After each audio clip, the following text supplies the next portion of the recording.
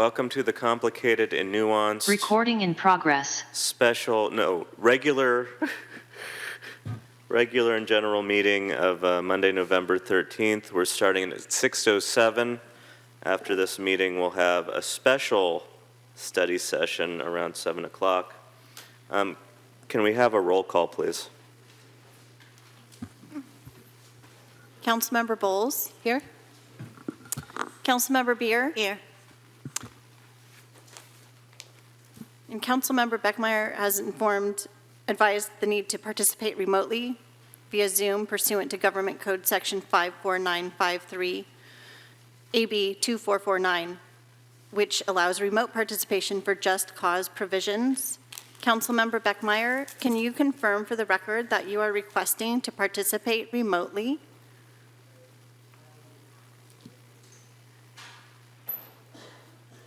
Just going to bring her video. Councilmember Beckmeyer, can you confirm for the record that you are requesting? I'm unmuted, but I can't hear anything in case you're asking me a question.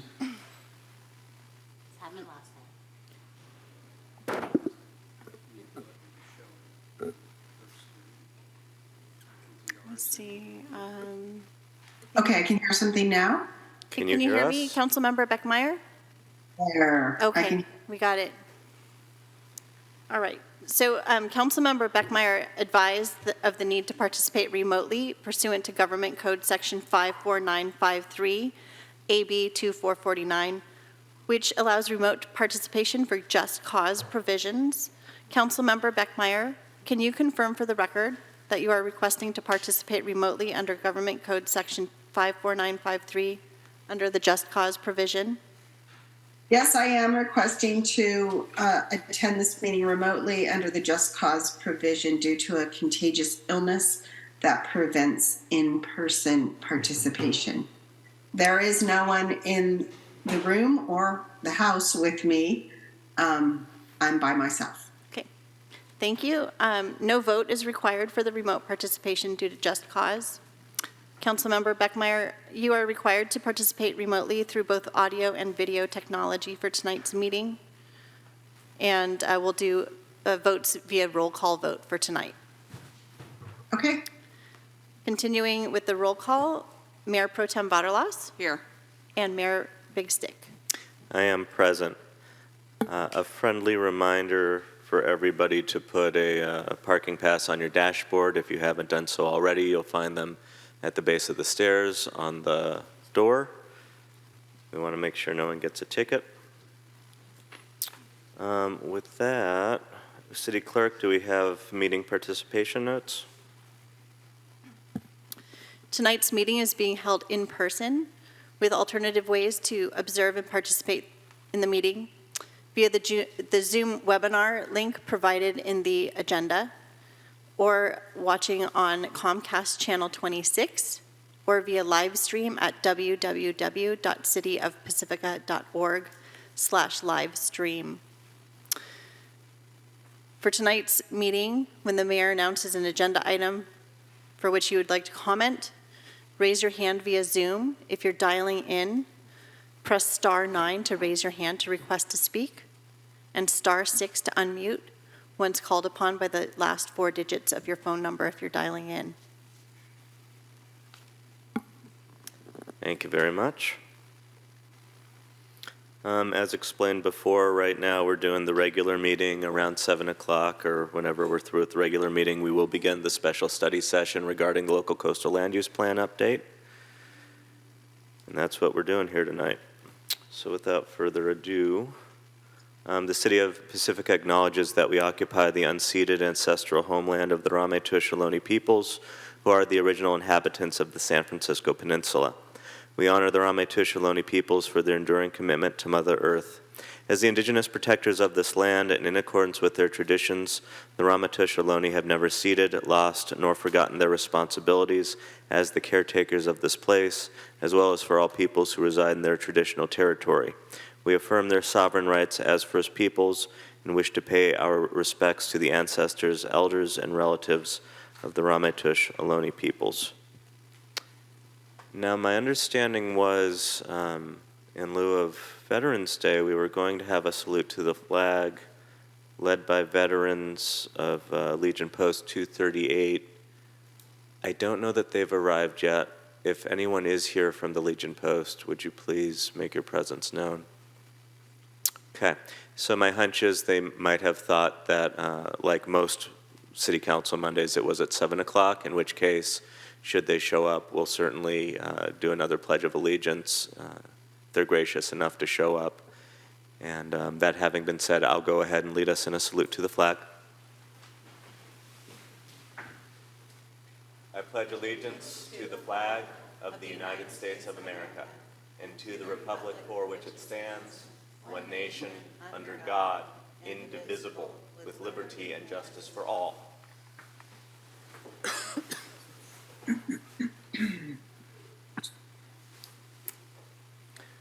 City Attorney, do we have a closed session report? No reportable action? Okay. So that brings us to special presentations. I think I'll save the public advisement for public comments for a little later, but I did want to read the solidarity statement one more time before getting into the meat of our meeting. The City of Pacifica welcomes all people regardless of race, gender identity, ethnicity, religion, political views, and other backgrounds, and the City Council has made it a priority to foster a diverse and inclusive environment in which all people may express themselves freely and peaceably. The City Council stands united against hate and denounces all forms of hate, racism, intolerance, and violence. The purpose of the City Council meeting is to conduct the important business of the city in an efficient manner in accordance with the City Council rules and Code of Ethics. The city recognizes that the City Council meetings are a limited public forum and that residents have a constitutional free speech rights, and the city welcomes input on agenda items consistent with the council rules and other applicable laws.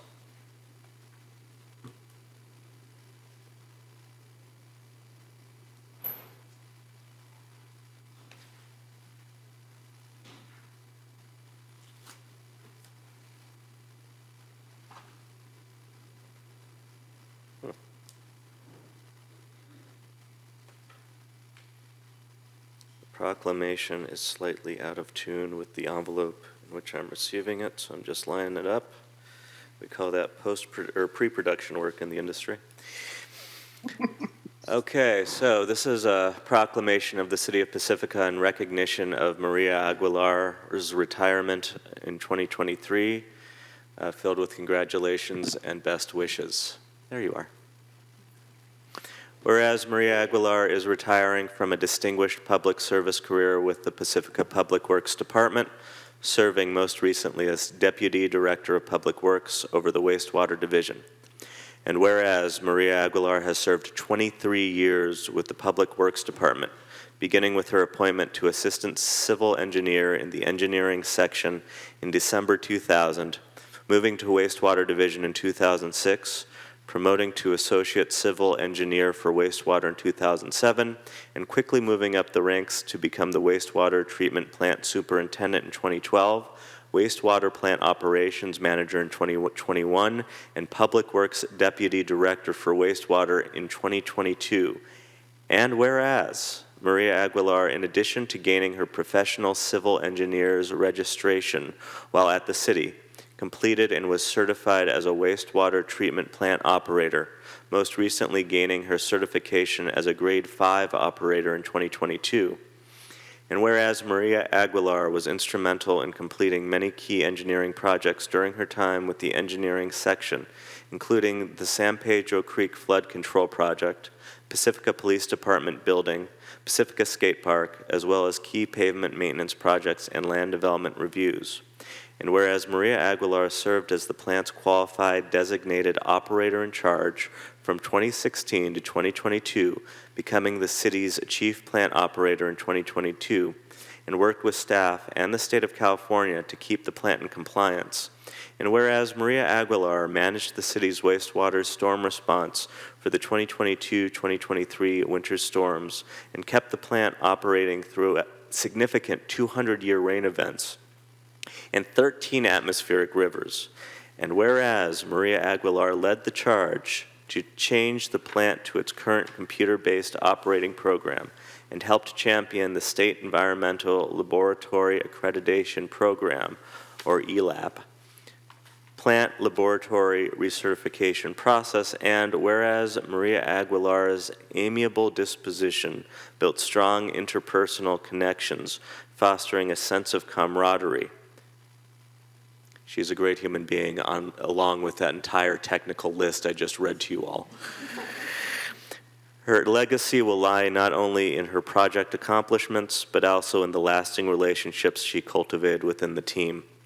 Now, therefore, I, Tiger Jazz Twirls Big Stick, on behalf of the City Council of the City of Pacifica and all its citizens, do hereby extend our grateful thanks and appreciation to Maria Aguilar for 23 years of dedicated and distinguished service to the City of Pacifica, and wish her all the best in her future endeavors on this 13th day of November 2023.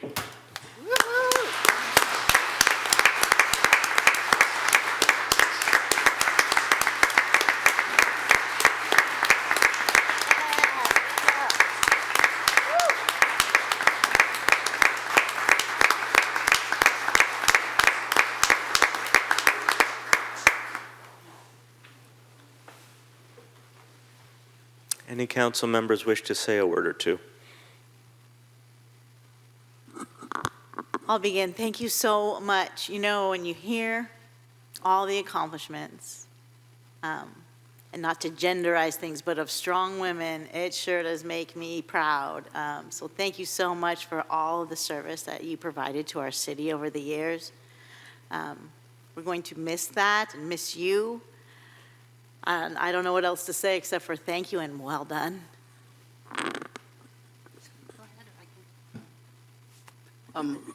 Again, an employee who's been here for 23 years. It's just amazing. It's a tribute to you and to everybody else who you work with that you stayed so long. And we thank you for that because the accomplishments are long. So thank you. I first met Maria about a year ago when I toured the wastewater plant, and I was so impressed with her. Obviously, she had a passion for the work that they're doing there, but also obviously very deep technical experience and, you know, very eager to answer any of my always many questions, trying to understand. It's such a unique plant that is still pretty much unique and visionary, you know, all over the world with the UV disinfection, and that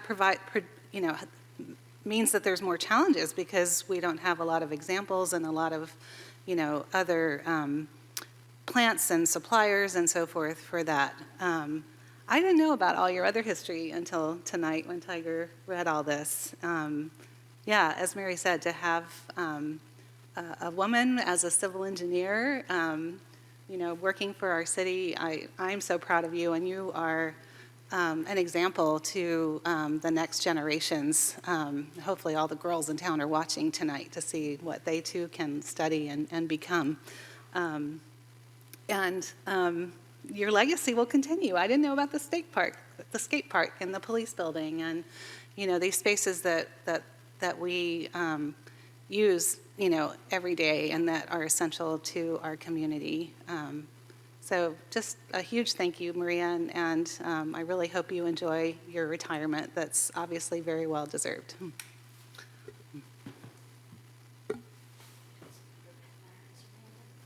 Councilmember Beckmeyer.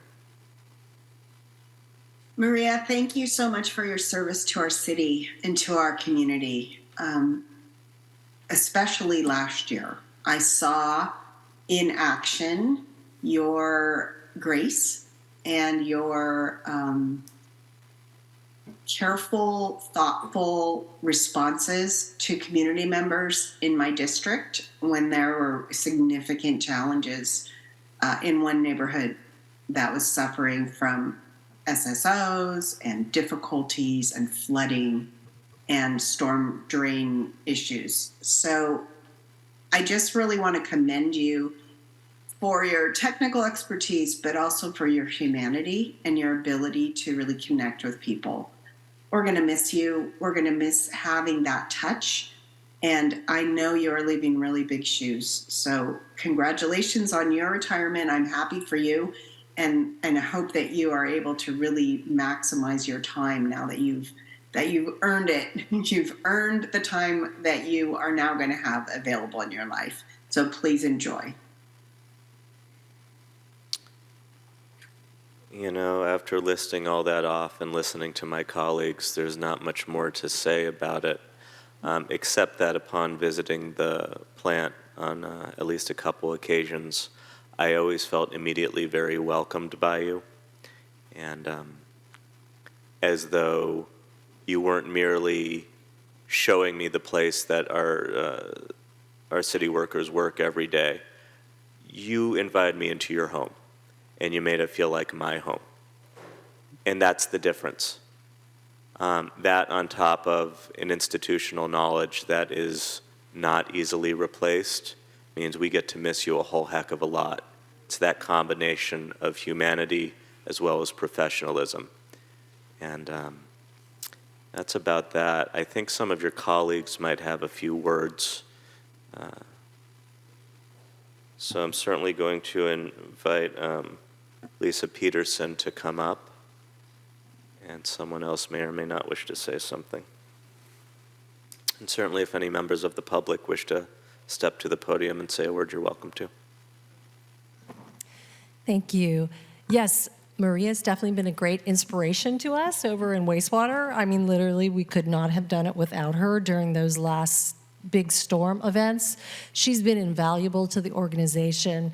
And, you know, as was sort of all said in the proclamation, I mean, on top of it all, she's just a really nice person. So in summary, we've been very lucky to have her. We feel fortunate to have her.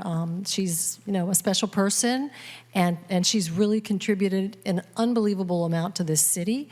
I think, you know, just in just those few projects we mentioned, I think additionally there has millions of dollars she's brought in for trail projects, also I think for the EQ basin. So there's a lot more on that list. We probably could go on and on for another hour, but I just want to really thank Maria for all her help and just really appreciate the fact that she was part of our team and really made it special.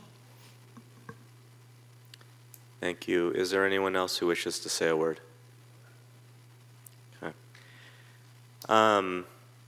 Maria, I can tell from your sitting position, perhaps you are reticent to step up to the microphone.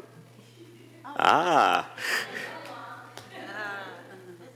The bravery comes out. Well, good evening, Mayor Big Stick, Mayor Pro Tem Butterlaws, and members of the City Council.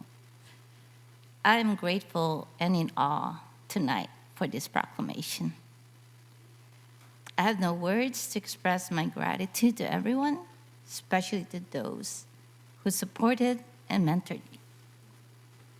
Their encouragement, diligence, generosity, friendship, and gratitude have allowed me to accomplish my goals and provide the best I can for the city of Pacifica.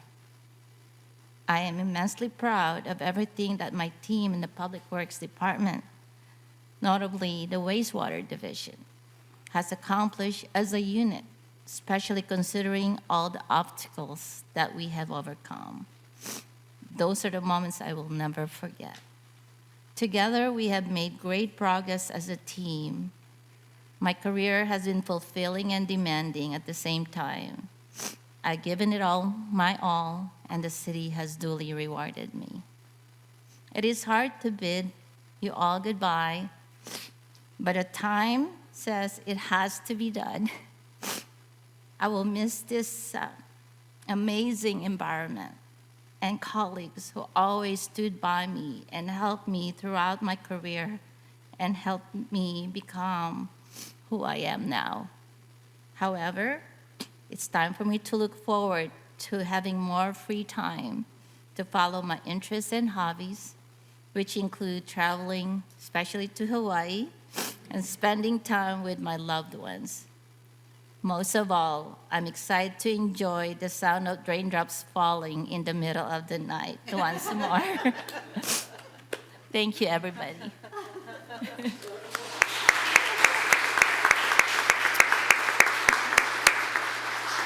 Maria, if you'd be willing to take a picture of us, we'd be very grateful. Thank you.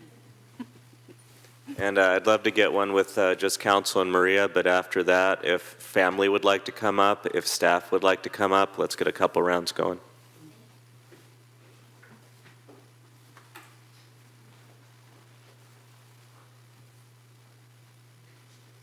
And Sue, I feel like we should wheel a monitor of you up here, and I apologize for that.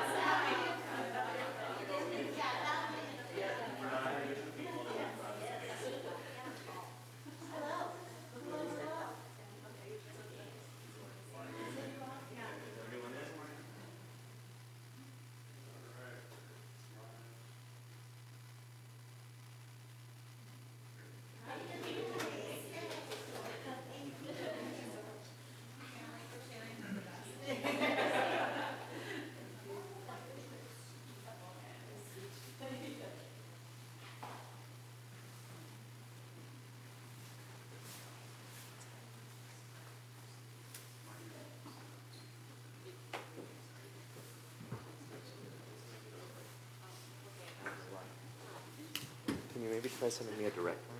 Yeah, I'll do the direct line. Might just be the app, too.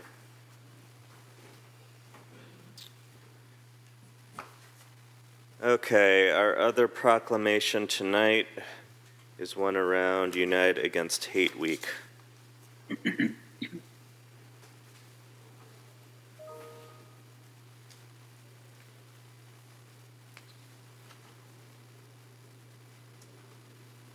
Whereas the City of Pacifica stands for diversity, inclusivity, and respect for all, irrespective of race, ethnicity, religion, gender, sexual orientation, disability, or any characteristic.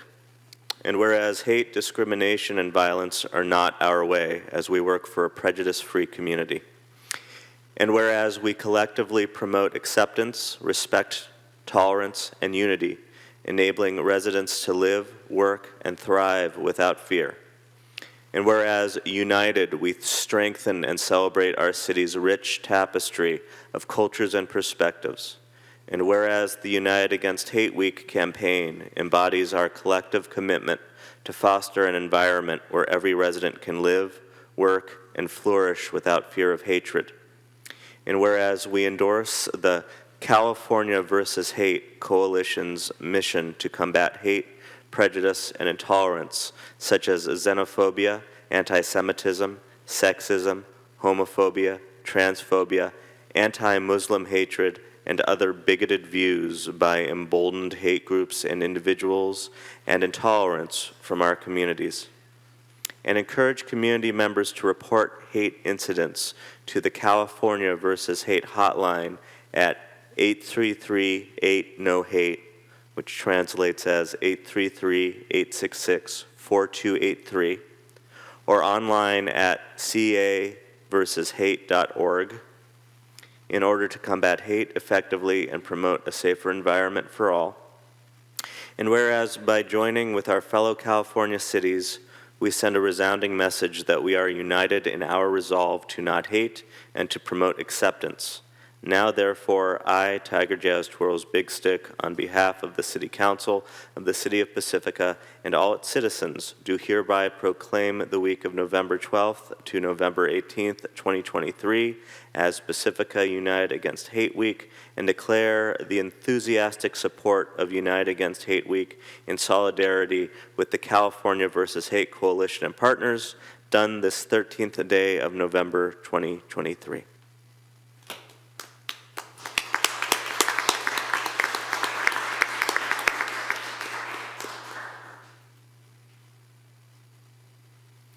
Council members, we have comments?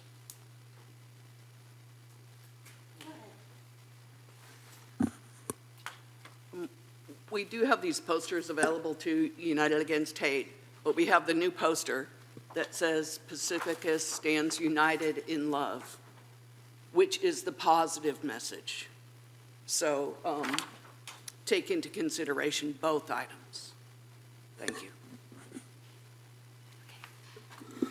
I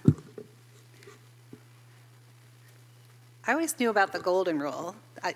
In this last week, I learned about the platinum rule, and I want to tell you about that, but I'm going to back up for a little bit. I found a little information about what some other religions talk about in terms of hate and how we relate to other people. So Confucianism says, do not do to others what you do not want them to do to you. Hinduism says, this is the sum of duty. Do not do to others what would cause pain if done to you. And Buddhism says, hurt not others in ways that you yourself would find hurtful. What was interesting about all this is these are all negatives. Don't do, right? And then the words of the prophet Jesus in the New Testament say, do unto others as you would have others do unto you, which is more of a positive active, not just not doing, but doing, which I think is really powerful and ties in with our posters, right? We're against hate, but we're also for love. Anyway, the new platinum rule, which I thought was really interesting, says treat others as they would like to be treated. So this takes away the perception of this is about you and about your lived experience and how you want to be treated and imposing that on someone else. But it means getting to know someone else to know how they would really want to be treated. And so I think that's the goal that we aspire to. Thank you. Councilmember Beckmeyer. Thank you for that, Christine. That was really powerful and really interesting to hear. I really have to say that when this whole notion of love and city governance was first brought forward, independent of the action that we're currently taking with this proclamation, it was during our goal setting a few years ago. And I remember being like, wow, there's a place for love, yeah, but I'm not sure that city governance is exactly where I would put it. And I grew to really embrace this idea and to stand by it and to incorporate it into almost everything I think about with regard to the city. And it's unusual. It was unusual for me. And I think maybe for other people it's unusual. But it's so critical. And so I have to say thank you, a huge shout to Stacy McLaughlin for bringing this forward. When she first brought it forward, I was like, that sounds kind of fringy. Okay, whatever. But honestly, it's just the way to live. It's the only thing that makes sense. And I'm so proud when I see our signs. I think we're really stepping forward in uniting in love. And thank you, City Manager, for getting those posters going. And thank you for taking time with this proclamation today. Councilmember Beer. I think we have so much to be proud of in our city. We have our Pacifica Peace people who work so incredibly hard to spread the word of peace. We have the Sanchez Art Center who brings the beauty of art to our community and is working on a project for a more peaceful and just community. And we're going to have Cindy come up and talk about that in a minute. But it's these things that bring us together. And the state of the world is just so messed up. And so we need to be able to come together in love and lead with love and come into conversations with love and make sure that we're taking care of each other, right? And that we're taking care of ourselves so that when we go out there, we can do exactly that. You know, promote peace, take care of each other. I brought the prompt to our students this past week at Oceana. What does kindness mean to you? And they have a lot of different ideas about what kindness means to you, but one of the main things they said was pizza. And bringing food, right? Creating a place where we can break bread together and eat together. And that's what it came down to, was creating a space of kindness with food. And so kindness comes out in all kinds of beautiful ways, and we're going to be able to see that across the sectors as we move forward with this project. So I look forward to Cindy coming up. But all in all, Pacifica is such a beautiful place. It's my home. It's the only home I've ever known, and I'm proud.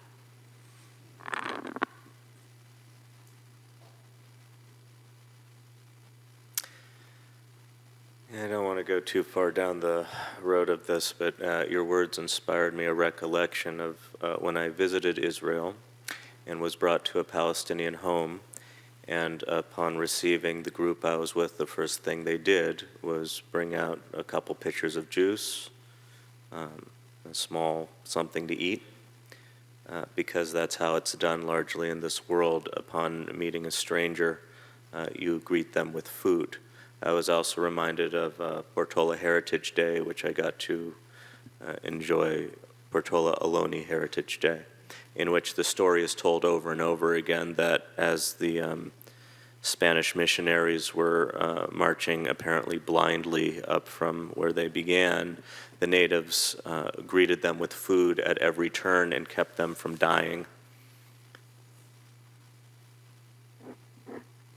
So I wanted to... place I actually wanted to start was, I was made to be known because I did not see this on PCT, but recently apparently PCT recorded the event Racism's Impact, a Community Conversation, that's the title, in coordination with Pacifica Peace People, the city and other partners. Apparently the event will premiere on PCT this Saturday, November 18th at 7 p.m., which is Comcast Channel 26. You can always go to pacificcoast.tv also to see it streaming. I want to thank Cindy Abbott for these charming cards that not just council, but everyone should have received on their chair when they walked in this evening. I believe all part of the Art for a More Peaceful and Just Community, and I'll be asking her to come up and tell us a little about it after I make my comments. But I wanted to respond to Sue Beckmeyer in saying that when the city was brought this idea that we should do our work in love, I did not find it the least bit counterintuitive. Quite the contrary, I thought, yes, this is how we begin to heal our process and foster the level of conversation and discourse that will help us to concoct policy that is most likely in the best interests of all parties involved in this community. And so I'm deeply grateful that that concept was brought into our work. I think that it's the only way to get our work done, frankly. I was also reminded of a John Trudell quote, another Native poet, who unfortunately I believe passed recently, but I got to be in attendance for one of his poetry readings, and it dug a deep hole in my chest when he said something to the tune of, don't try to fight the bad guys, just try to help the good guys. That struck me as such a quintessential peace-filled approach that I could immediately begin the practice of adopting, because heaven knows it's counterintuitive when someone's frankly trying to derive a hate-filled response. The easy thing is to give it to them. And while I think that the United Against Hate campaign is a very good one, so much more do I appreciate the wording of Pacifica stands in love, or Pacifica stands for compassion, or Pacifica stands for peace. Rather than the messaging being what we are against, all the more am I grateful that we are putting our work of our minds into articulating not what we are against, but what we are in favor of, and leading from that foot.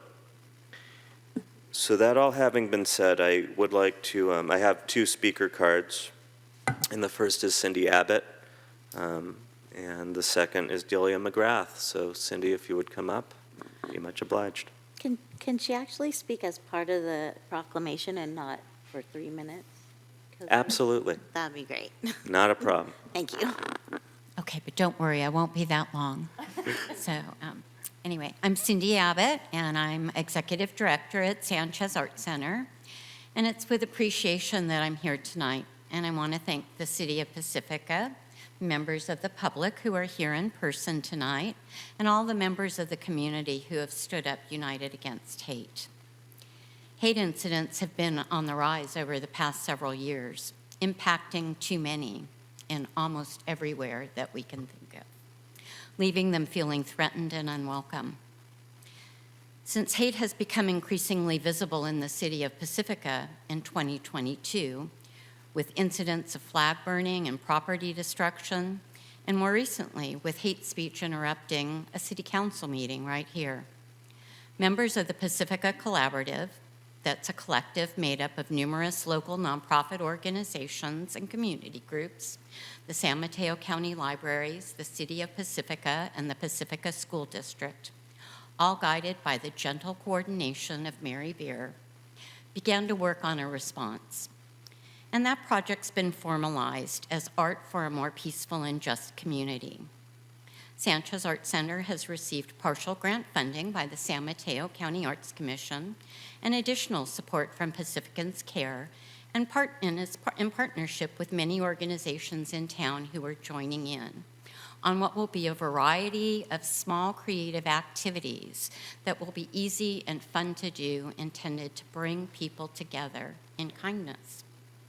Because as an antidote to hate, this evening we wanted to recognize that today is World Kindness Day, which provides an invitation to make kindness intentional and a norm in our homes, schools, places of work, and the community at large. As we plan for more activities and engagement, encouraging kindness, peace, tolerance, and justice, this evening we're sharing this small set of cards with photographs of our beautiful Pacifica home and inspirational reminders that the value of kindness is greater than anything else that one can give, and that it's these small acts that can have a tremendous impact and really diffuse that hate from ever beginning. We invite you to take these home. They're all over the chairs. Take a couple if you'd like, and share them with friends and family and yourself. You can tuck them into cards, lunch bags, leave them with people, give them to somebody at work. And the images and work are also in the back of the room there on the wall in the community corner, surrounding the beautiful mandala created by Councilmember Beer. So stay tuned for more to come as we flood the community with peace, love, and kindness. Thank you.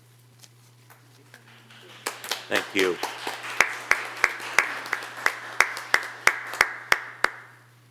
Delia McGrath.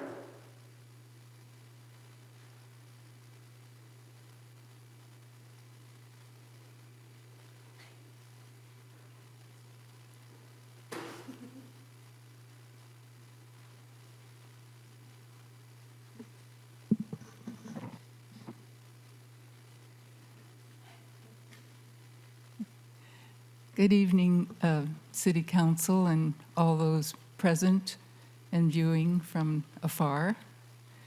We come together here tonight in love. I am here as representing the Pacifica Peace People and the People's Resolution Number 1, November 13th, 2023. A resolution from the Pacifica Peace People calling for a ceasefire in Gaza.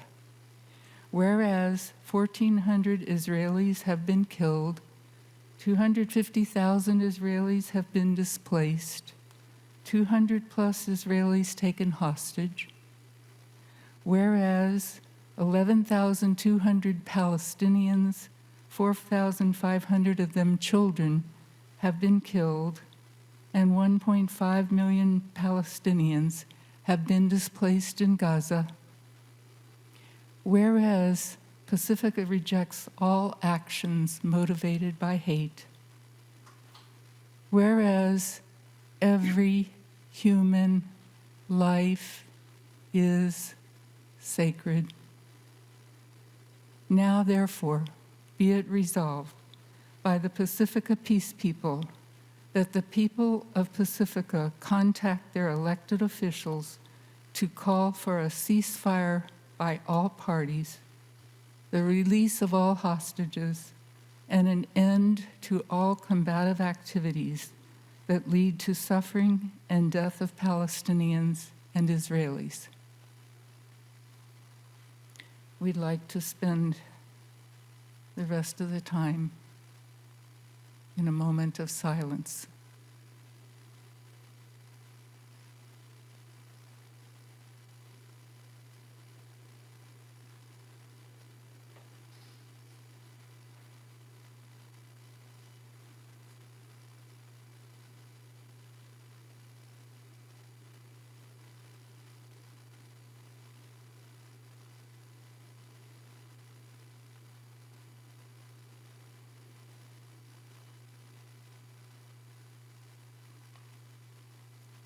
Thank you. Thank you.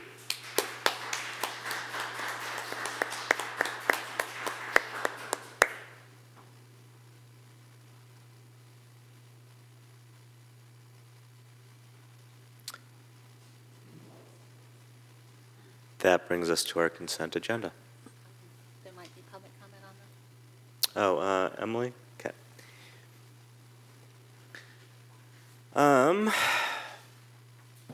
I just want to say that really was a charming way to begin this meeting. Are there any council members who wish to pull an item off of consent? Yes, please, I'd like to pull item number 13. Okay. Item 13 pulled. Any other council members wishing to pull an item off of consent? I don't need to pull an item, but I unfortunately had some questions that I forgot to send in ahead of time to the city manager, so I have a few questions on some of the other items too, but no need to pull. Okay. If you have no interest in polling, let's bring it to the public. So again, we are polling item number 13, so I'll be asking the folks who have consent item 13 card in to speak on that separately. Does anybody from the public have anything they wish to say about any other consent item? If so, please come on up. Okay. I don't think Delia does. No. And Emily, do we have anybody on the line who wishes to speak on consent? Okay. So we'll then close public comment on consent items and bring it back to council for questions and motions and deliberations. Not necessarily in that order. Okay. So I'm sorry, I noticed something that was missing on the minutes on page 48.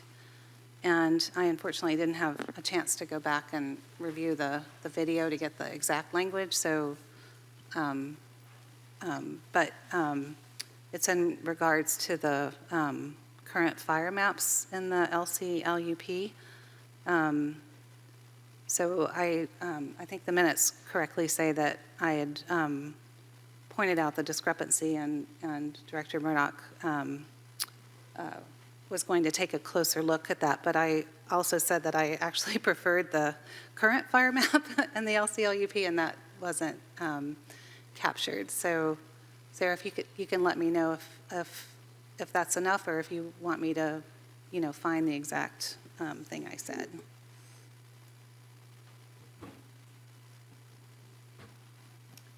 Councilmember Bowles, I'm looking at the paragraph that states Councilmember Bowles was in favor of the process and pulling the current submittal and resubmitting and working with the Coastal Commission in the process identified. Is that the portion that you're referring to? Sorry, I maybe actually on page 47. Councilmember Bowles referred to the fire map with discussion on page 349 and the map on page 444. She stated that this fire map does not match the fire map in the general plan or in the EIR.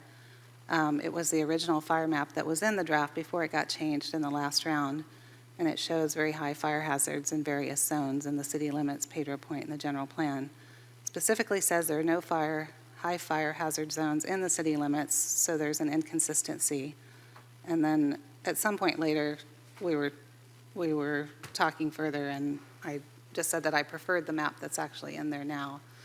Okay, so if I just add the statement that Councilmember Bowles prefers the Yes. current fire map? That's all it needs. Okay. Okay, perfect, thank you. And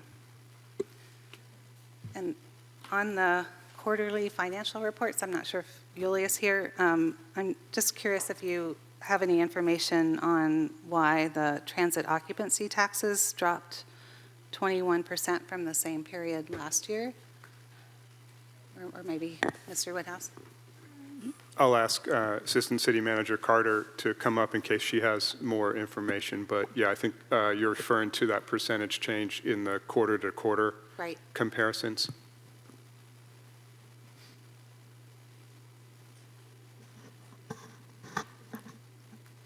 Hi, Assistant City Manager Yulia Carter. So I'm happy to answer your questions. So you're comparing quarter-to-quarter comparison, and it looks like in the quarter one of the previous year, we had some additional receipts from the prior period. So it's not really a fair representation of the revenues. So what you see in the quarter one of this current fiscal year represents 2 months of the quarter for the current fiscal year. And the previous year has some additional allocations from the prior year STR receipts. Oh, I see. So you should be looking at this year's quarter, which is a good news because we are showing 26% for the quarter when we only recorded 2 months of the revenues. Okay, great, thank you. Just wanted to make sure we weren't losing some of No, we are not losing. Yeah. It's just accounting for the previous year. Okay, thank you. And then on the pavement resurfacing project, I have 2 questions maybe for Lisa Peterson. Curious if we had an additional budget for construction management and inspection beyond the consultant's contract? Because I know that our consultant from CSG ended up spending more time than maybe we had originally planned. So just curious if we had a number before and if that went up. And then also just asking if there's a warranty for the work on the streets in Manor. Yeah, I'll ask Public Works, Mr. Dunginez. One thing I did want to say that's maybe not clear in the report, so we apologize about that, but this is the acceptance of the previous project, not the one that just finished. Oh, okay. Yeah, I did not understand that. Okay. Right. It may not be that clear in the report when it refers to the fiscal year. Okay. And then Mr. Dunginez can elaborate. So maybe I don't need to ask these questions now because they really relate to the current. The more current one. The more current project. Yeah, sure. Manner. Okay. Sorry. All right, no problem. If you want to say something, feel free. No, I just want to say, Raymond Dunginez, Senior Civil Engineer with the Public Works. The CM budget that's in the notice of completion is exactly what the council authorized when awarded contract. So there was no additional funds that was required. Okay, great. Thank you. And then this, I don't know if this might be for Lisa too, but the, what item was that, 14, about the Caltrans signs? That was exciting that we're getting new signs that say business districts in certain places, but it didn't mention Sharp Park, and I know the business owners were really hoping that we could get signage on the freeway for the business district there, so I'm curious why that's not included. Yeah, I think Deputy Director Yip has more detail about that as well. There was a whole collection of requests we had made to Caltrans. I do believe there's a downtown or a Sharp Park area one, but I'm not sure the status of what they're implementing in this phase. Thank you for that question. Good evening, Mayor, Mayor Pro Tem, and honorable City Council members. This is Deputy Director of Public Works Engineering, Roland Yip. So we did make a request for the exit signs within the Sharp Park area. The southbound sign going into Sharp Park area is an overhead sign, and this Caltrans project is only for the roadway signs. So that sign could not be modified as part of this project. The northbound exit sign can be modified, and it would be modified as part of a separate project with one of Caltrans' maintenance crews. Okay, and that might happen soon, or do you have any idea? That one may take a little bit longer to do because Caltrans is a little bit limited with their staffing at the moment. Okay, all right, thank you. And are they going to correct their errors on the signs? There are several errors on signs. Rockaway and Pacifica Manor. So. Those errors were just brought to my attention, and we're trying to verify what they are. The scope of this sign project, though, doesn't include correction to other existing signs, I don't believe, but we can talk to Caltrans. They're new. About They're what new. they are. They're new. Signs. These are new signs? Okay. And so we need more information. We can talk about it. Yeah, we need more information, Okay. and I don't believe they're related to the requests that we made, but we'll verify. Any other questions, discussion, or a motion for consent minus item number 13? I move that we approve the consent agenda less item 13. With a small modification to the minutes. Second. We have a motion and a second. The motion I heard was by Mayor Pro Tem Bartoloff, seconded by Councilmember Bowles, to approve the consent calendar excluding item number 13 with the modification as requested by Bowles to item number 2. Start the roll call vote with Councilmember Bowles. Yes. Councilmember Beer. Yes. Councilmember Beckmeyer. Yes, Mayor Pro Tem Bartoloff. Yes. And Mayor Big Stick. Yes. And that passes unanimously. That brings us to item number 13.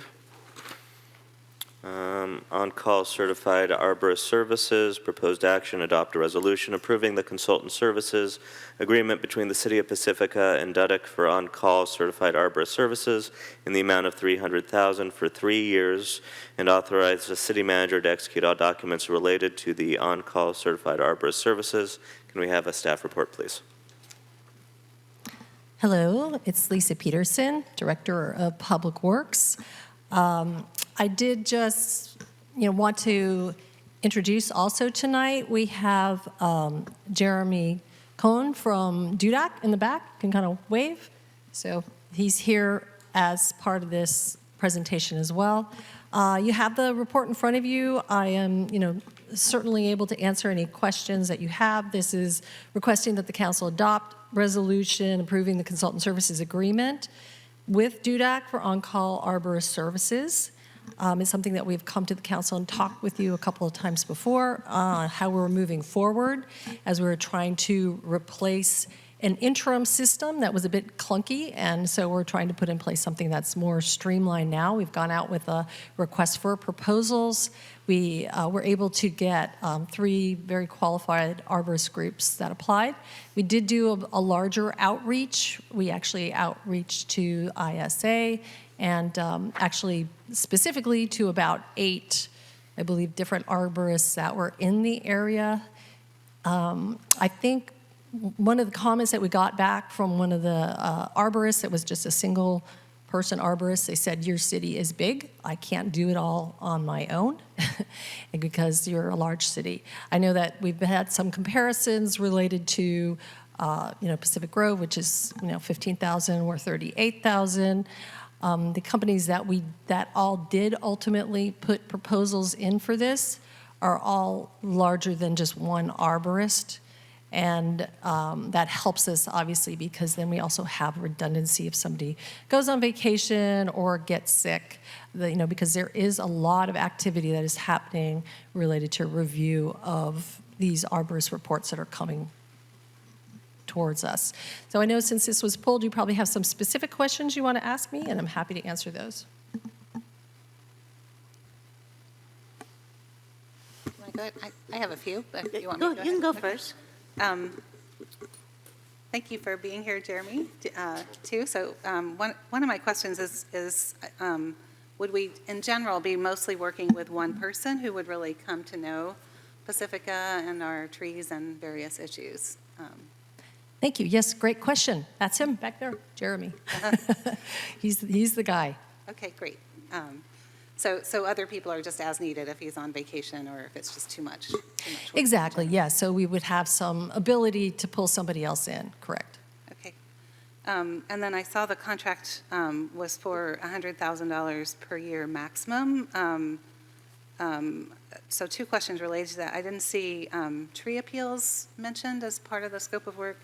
So, are those included? And then because these are permit related, maybe that we need more. I mean, can we pay more hourly if we need to for the contract? So ultimately, we're going to be able to ask DUDEC to do, anything related to trees that we need.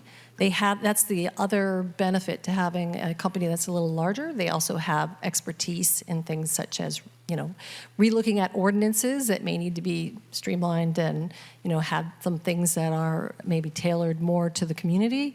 So that's another benefit to having them. They have a lot of areas of expertise within their group. So we could go beyond the 100,000? Yes. Okay. And would they be at appeal hearings? Yeah, sure. They'll be doing that as well. And of course, as we mentioned to council previously, we are hoping that ultimately this is going to be cost recovery, so we should be getting money back into the pot as things happen, such as building permits get approved and development applications get approved, and also people pay the fees related to the tree fee. Okay. And then just one last question. So I saw the contract is for 3 years. And I know we're going through a lot trying to understand our tree ordinance and what we really need here in town. There didn't seem to be a penalty for early termination. I mean, if we decide that we want to go a different route and hire someone, we're not committed to the 3 years. Right? Yes, great question. There is no penalty if we decide that it's not working out for the city. Then the city could back out of the contract. We have had that conversation with our city attorney's office. Okay, all right, that's all I had. Thank you. And so I pulled the item because I'm very concerned about hiring folks that can create a relationship with our community. And so I understand the general idea of this contract.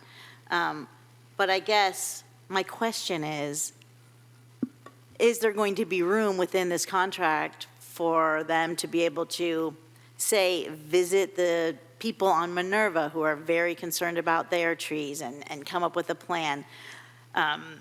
Is there room for that? Is there room for them to meet with Tree City Pacifica and address concerns? So really having that relationship building piece, so when folks are worried about their trees, that they can get a little, conversation and maybe a plan in place so they feel better about their trees. So you see where I'm coming from, Lisa?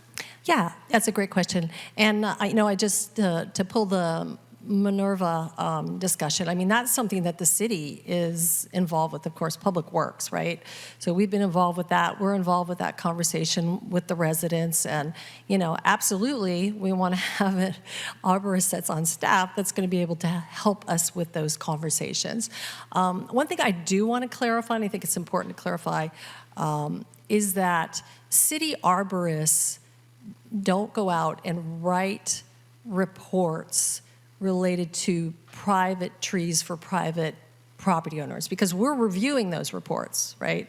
So I think it's just important for people to understand that. Even, I know that there was some discussion related to this, even in a call I just had with the Public Works Director from Pacific Grove, and actually their arborist contract, the way they have it put in place and how they're dealing with this arborist is going to be very similar to what we're doing as well, based on my conversation with the Public Works Director there, who was very nice.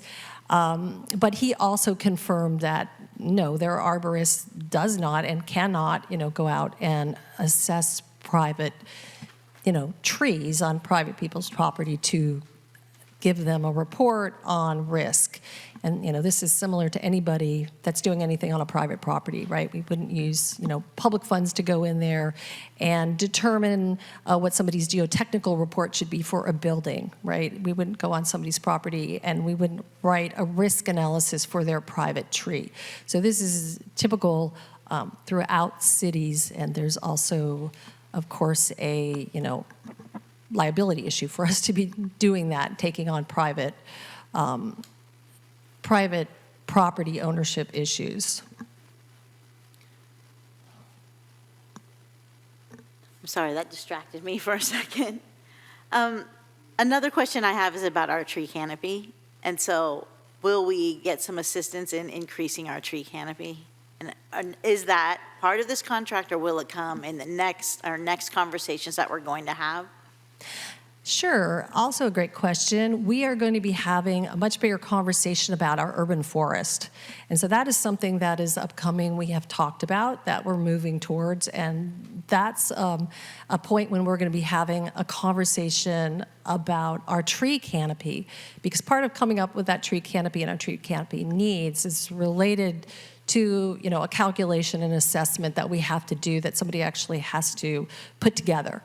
This is based on talking with Davie Resource Group when they were here previously. So that would be in the phase 2. You are correct. Okay. And I know there was a whole list of questions that came from Tree City Pacifica, so I wanted to make sure that you understand, Tree City Pacifica out there, that we do have answers to all of your questions. I don't think it's appropriate to go over every single one of them this evening. But they can ask questions and make public comment now, right? Yeah, but we do have your lists and answers, just so you know. And I'm here as well and happy to have conversations with anybody who has questions. Thank you. Sue Beckmeyer has her hand up. Councilmember Beckmeyer. I just wanted to thank you, Director Peterson, before you walk away, for making that statement about what is appropriate for a city arborist or an arborist under contract with the city to be doing with regard to private property and private trees versus the work as scoped in the attachment to tonight's agenda. I think there is some real fundamental confusion or misunderstanding about that, and about the idea of a city arborist and what does a city arborist do, what would be within the scope of their work.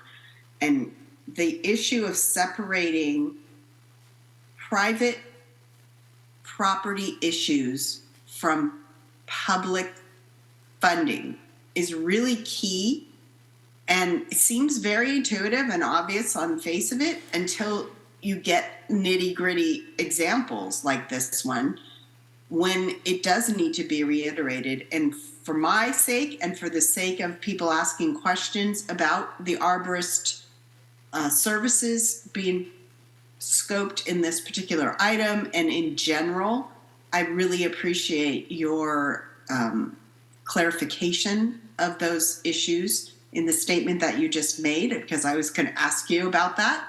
And I would ask to sort of in advance that you be prepared to reiterate that probably 1 or 2 or 5 more times, because I really do believe there's a fundamental misunderstanding about what would be included within the scope of services of a city arborist. Thanks.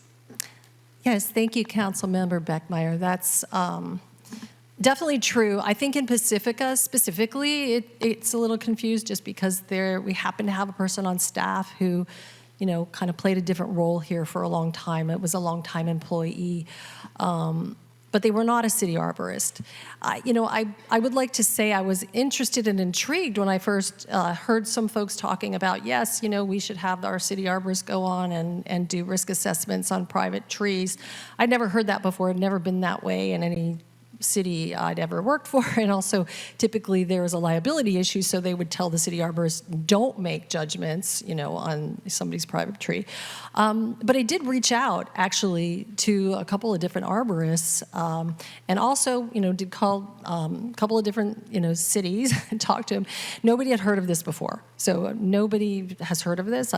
The arborists that I've talked to say within their group, they've never heard of any city arborists ever doing this. And again, for those reasons that I just mentioned, the same way we wouldn't do a geotechnical report for somebody who's doing, a building on their property.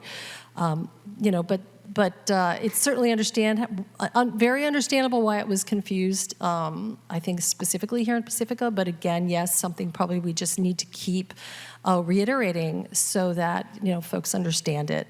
And of course, we do want to be here to help people, but there is that line, as you mentioned, between the public and private we have to be careful about because it is gift of public funds. Just thank you for clarifying it all. You made it so much more clear. Are there any other questions, or shall we go to public comment? Okay. I wanted to quickly note that our American Legion Post 238 veterans have arrived, and I apologize to you for the confusion. Generally, our meetings do start at 7 o'clock. Tonight, we start our general at 6, then we have the special study session whenever the general ends. So when our special begins, we'll lead in with you leading us to a salute. So thank you for your patience and your service.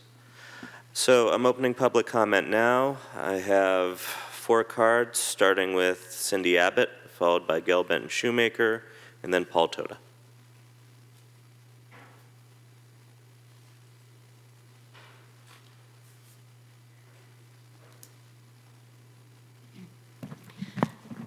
Hello, Cindy Abbott. I appreciate the clarifications from staff about this contract.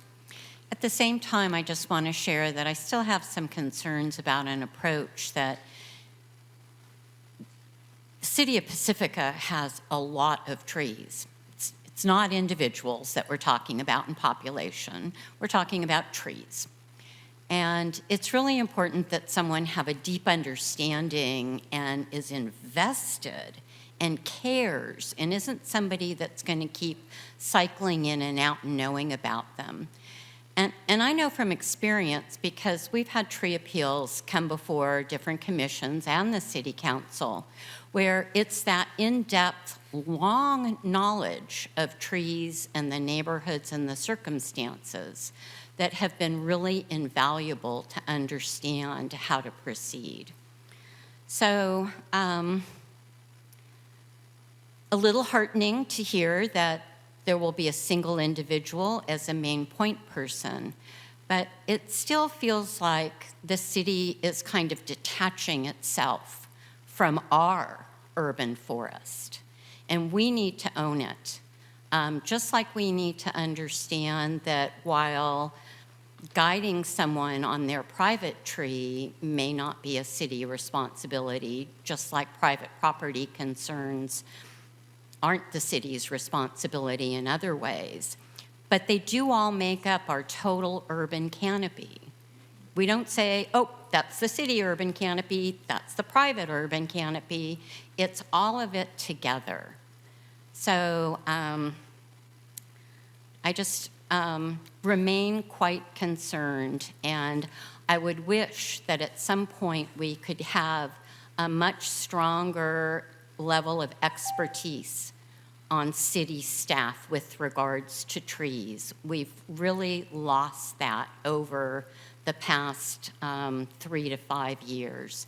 And I hope that city staff can work on having that person to really be the person who becomes the focal point if it's going to be a contracted arborist. Thank you. Gail Benton Shoemaker. Please state your name for the record.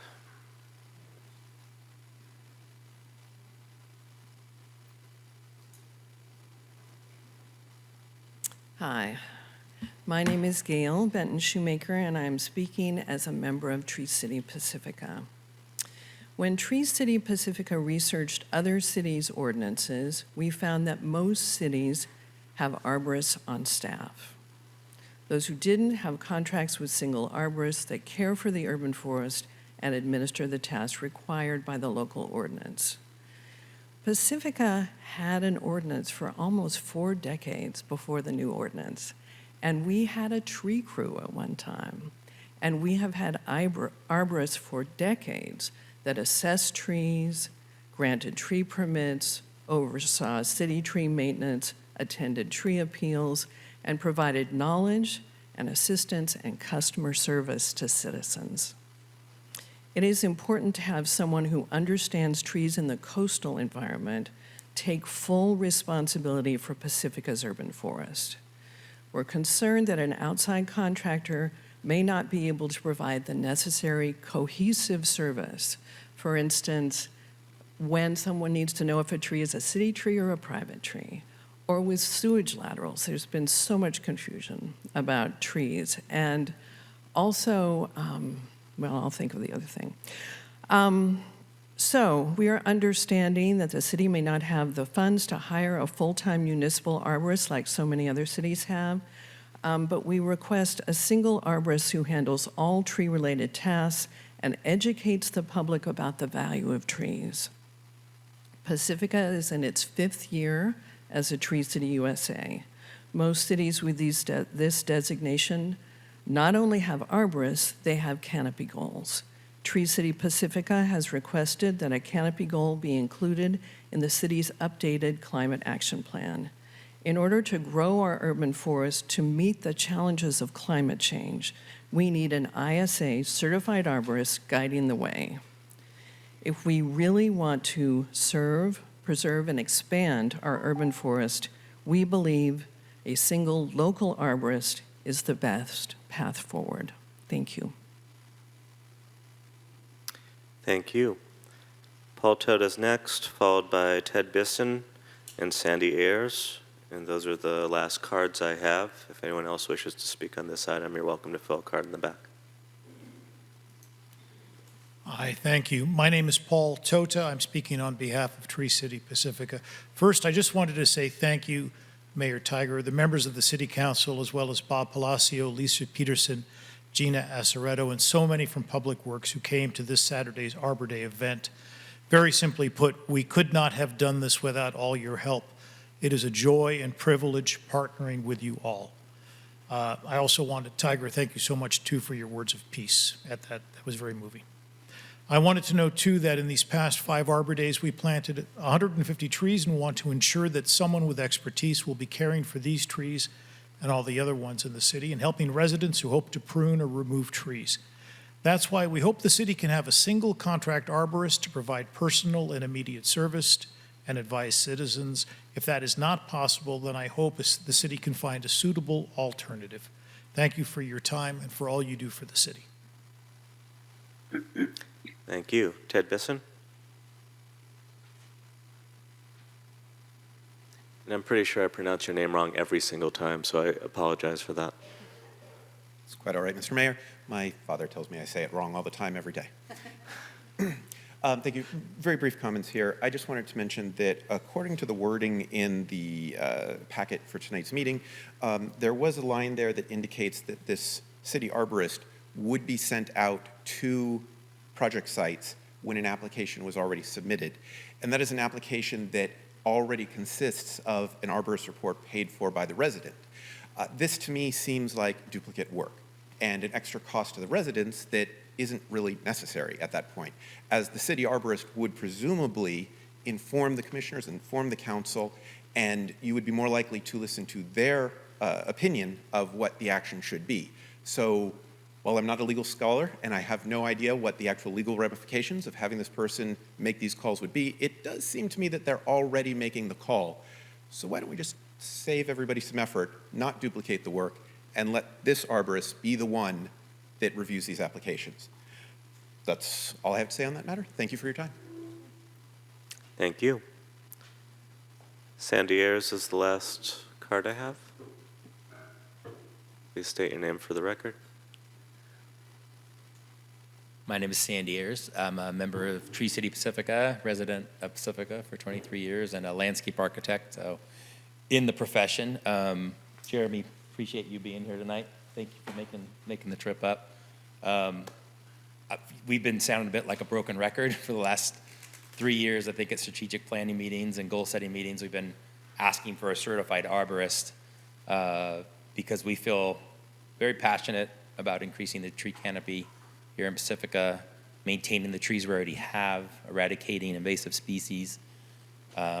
It's a big job, and I think we want a local person who's going to share our same passion. I do appreciate maybe the cost implications of that. Maybe it's a job too big for one person and we would need several. I also do appreciate Dusek and Jeremy's, even though they're coming from afar, they probably got into this because they're passionate about it too. So I think what we're really asking for is consistency, someone who's going to be our guardian of the trees. While it wouldn't be a city arborist's job to go onto private property to determine what could happen to a tree there, initially it is that arborist's responsibility, or Jeremy's if he joins the team, to push back against another arborist's recommendation. So it's very easy in the industry to get an arborist, especially one that works for a tree removal company, to say any tree should come out. I could find someone to justify the removal of any tree. I think we're asking for someone to stand by and push back against that, right? To make that second visit and say, no, there's a reason we don't believe this should come out. Fight back. And I understand that puts the city maybe in a little bit of a position of liability. But I think if we want to increase the canopy here and do what's right for Pacifica, we need that person, whether it be multiple local arborists hired or someone consistent like Jeremy that would stand up for us. That's what we're really asking for. Thank you. Thank you. If there's no one else from the public card-wise, Emily, anyone with a raised hand on the Zoom? There are no raised hands. Not seeing anyone else coming forward, we'll close public comment at this time and bring it back to council. Oh.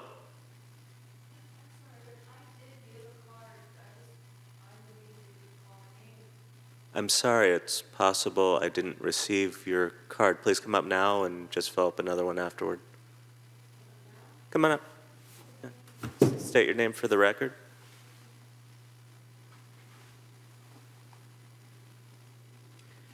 You know what? I think that I mistook your card as a duplicate for Ted's, and I apologize for that. Really? Okay. Well, my name is Nomi Harper. In that case, that's not what happened. Yeah. It got lost. Just fill out another one afterward. know, And I saw- Sarah, if you could restart her time, please. Thank you. I am here because, can I talk about a different subject? So right now what we're talking about is item number 3 on consent. So it might be that I have your card. 13. Did I say 3? We have 13 on consent trees. So it might be that your card is otherwise in the pile when it's time for you to speak. This is only for this item at this time. So only about trees? Trees. I want to talk about trees, but I can't talk about two things, right? Yeah, you can. I can? We'll talk about trees now and something else later. All right. Well, Yep. Okay, I'll be very quick. I love our trees and I want to protect our trees. I'm not sure what exactly is going on, but I've been here before to talk about the trees in our city. And I want to protect them and I want to do whatever it is that needs to be done to do that. And to preserve them. Our trees are getting, they're aging, but they do have a lifespan of 100 or so, 150 years. and some of these trees that have been taken down are only 60 years old. That's too young. So I want to just, just reinforce that idea that our trees are valuable to our coast. They're habitats for the owls and the birds and the squirrels. They're all, I want to protect our trees. That's all. Thank you very much. And I did find your card for public comment, which is coming up after consent. Thank you so much. Okay. I think we're ready to close public comment now and bring it back to council for deliberation. And any further questions? One of the commenters thinking they're sounding like a broken record. My response is I think we're doing everything we can to listen, and while we're perhaps taking it a bit more incrementally than you might like, we're trying to process this in the best way we can figure against what you're telling us. So please bear with it, as governance, generally speaking, runs far slower than the public would like to see the result. Also, there was a question that came up about redundancy, but I thought that the next speaker kind of answered to that, although if staff wishes to speak on the subject, you're welcome to, but I kind of feel like that probably got answered for the moment anyway. And then after that, I want to echo my fellow council people by thanking city staff for the clarification that was given.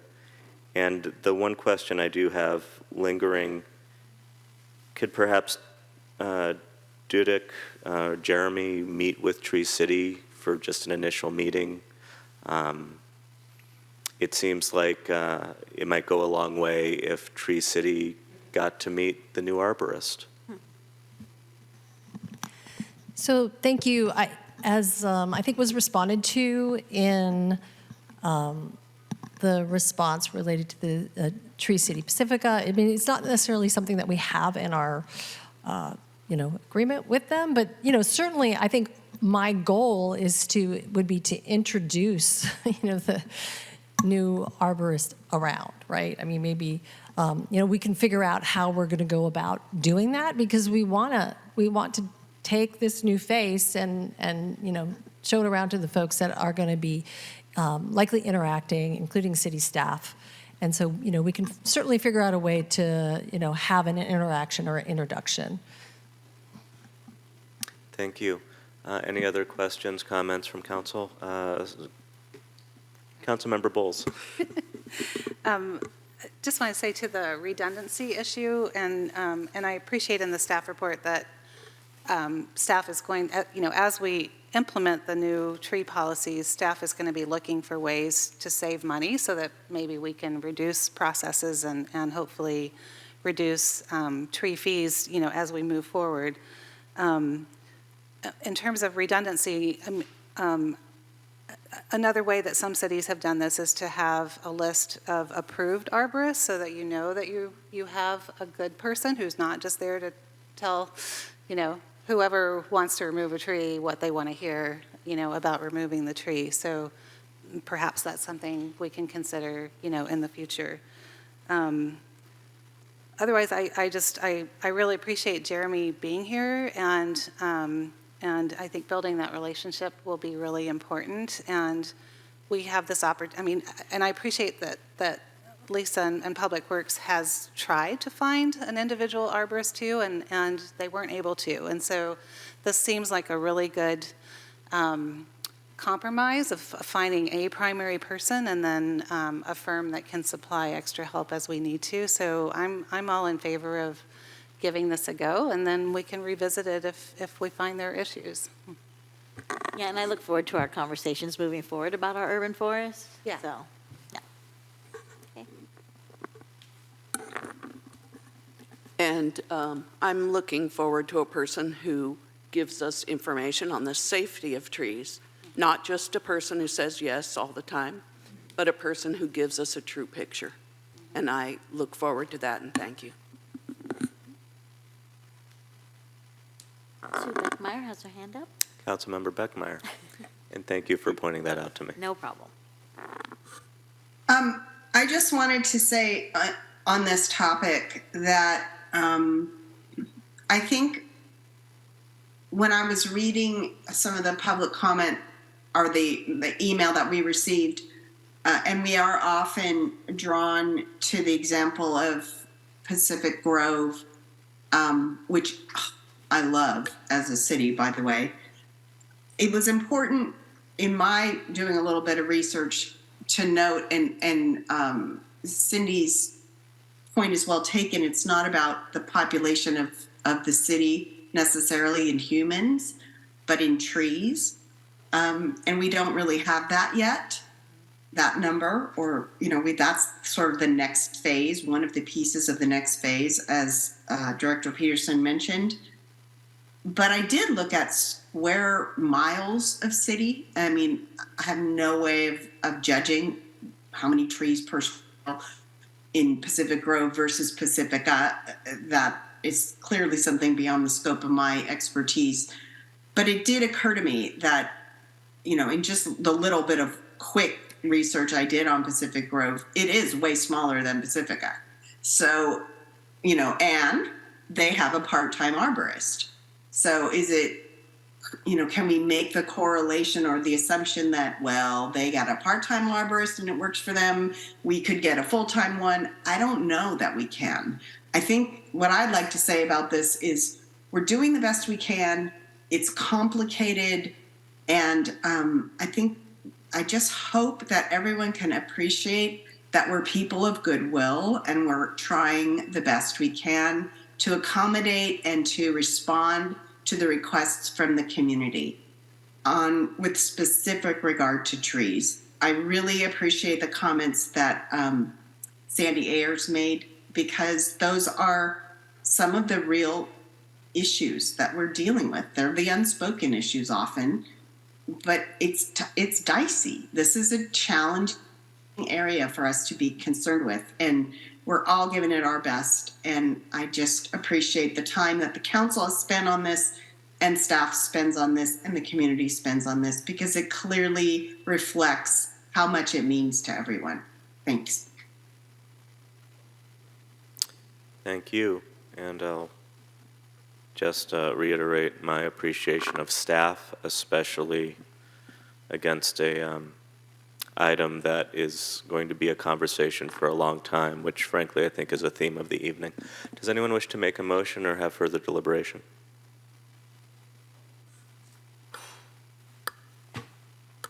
I'll make the motion.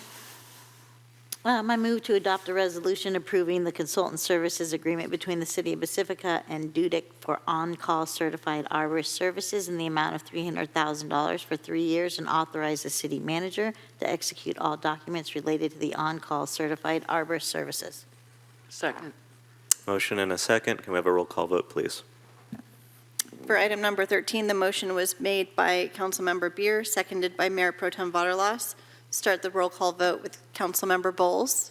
Yes. Councilmember Beer. Yes. Councilmember Beckmeyer. Yes. Mayor Pro Tem Vaterlas. Yes. Mayor Big Stick. Yes. And item number 13 passes unanimously. This brings us to public comments on items not on the posted agenda. This portion of the agenda is available for the public to address the City Council on any issue that is not on the agenda. Any person wishing to address the Council shall be recognized by the Mayor during this time, provided, however, that only items not on the agenda for that meeting may be addressed. Comments on non-agendized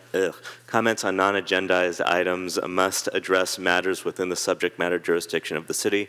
If comments do not address matters within the subject matter jurisdiction of the city will provide you with an initial warning to stay within the subject matter jurisdiction of the city.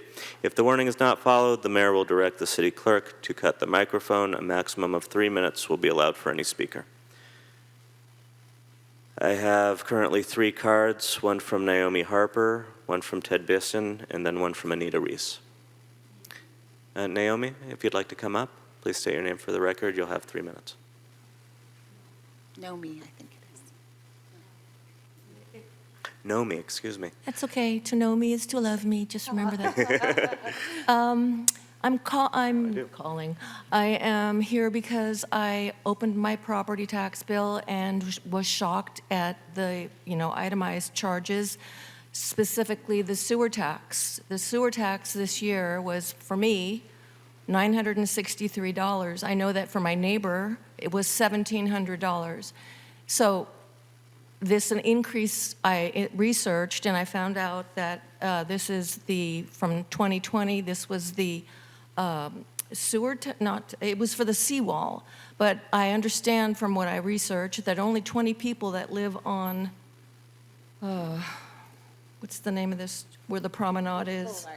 Beach. Boulevard. Yeah, they were the only people that were asked if they approve of a tax increase. And this is a tax increase. Okay, I know I may be wrong, so that's why I'm here.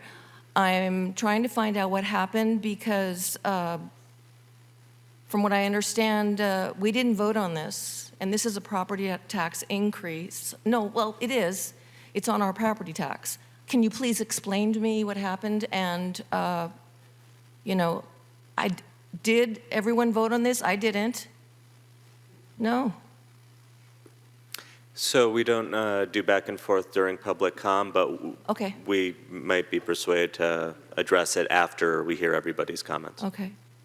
And There's if one other not, thing I if wanted not, to say. I can fill you in, Nomi. Who's talking to me? Your email. Oh, Me. okay. If we can't address it today, because I think we're behind on our agenda, I'm happy to talk to you All right. about it. Okay. I know I'm not supposed to say anything else about trees, am I? So it's public comments on items not on the agenda. If it doesn't pertain to the arborist we just hired, then you're welcome to say whatever you'd like about trees. Well, I wanted to say there was a question about, identifying public city trees and private trees. I know that if the trunk of the tree, if the middle of that tree is 5 feet from the city curb, the city street, that's a city tree. So I just wanted to clarify that. Do you understand what I'm saying? From the from the center of the tree, if it's 5 feet to the city sidewalk, if the center of that tree, that's a city tree. Otherwise, it's private. Again, we don't respond, but we do hear you. Okay. I'm new to this. No worries. No worries. All right, that's all I'm going to say. We all were once. Yeah, that's all I'm going to say, except that I had a city tree that used to be considered a city tree, and then after a few decades, it was my tree. The city decided it was my tree. So. Thank you, Nomi. Okay, thank you for everything. No worries. Ted Bisson, followed by Anita Reese, and that's the last card I have. If anyone wishes to speak, please fill out a card in the back. They'll bring it up. Thank you again, Mr. Mayor. Members of the council, city staff, and my fellow residents, my name is Ted Bisson. At the last meeting, I discussed a conflict of interest that took place regarding the recent removal of a protected tree near my home. A second issue involved the neighbor who objected to the removal of the tree, who was also the spouse of a member of our city government. Now, usually, in a dispute like this, it is recommended that the neighbors try to work it out amongst themselves. I reached out and was dismissed. I offered the arborist's report and was ignored. When I pressed, I was told that the city attorney told them not to talk to me. The city attorney didn't talk to me about this. Now, I believe that the city staff did their best, but when I went to the commission hearing with facts and a visibly flawed tree, I was stunned at the level of hostility some commissioners seemed to show in favor of my neighbors, whose own arguments seemed to largely consist of unrelated complaints. At its conclusion, even the commissioners did not understand why the matter was resolved as it was. And I believe that the owners of the tree were inappropriately punished as a result. So what happened here? We're members of the city government who've worked together for years, who in some cases depend on one another for current or future positions, colluding. I don't have any evidence, and I am not accusing anyone of actually doing anything wrong. But there was no transparency, and I completely felt that something wrong was going on behind the scenes. Now, in the end, I got the outcome that I needed for the safety of my family and my home, but it came at a cost. Now, again tonight, I come to you with a recommendation. In the future, If there is a dispute that involves any member of the city government, the staff, a member of their household, a spouse, a child, a roommate maybe, the city must ask everyone involved and those who are directly impacted. And if anyone in that group feels that the impartiality or the transparency of the process is compromised, the city must, at city expense, hire and be bound by the decision of an independent third party. Now, after 48 years, this whole experience has cost me my faith in Pacifica's ability to operate with integrity. Fix it. Do better.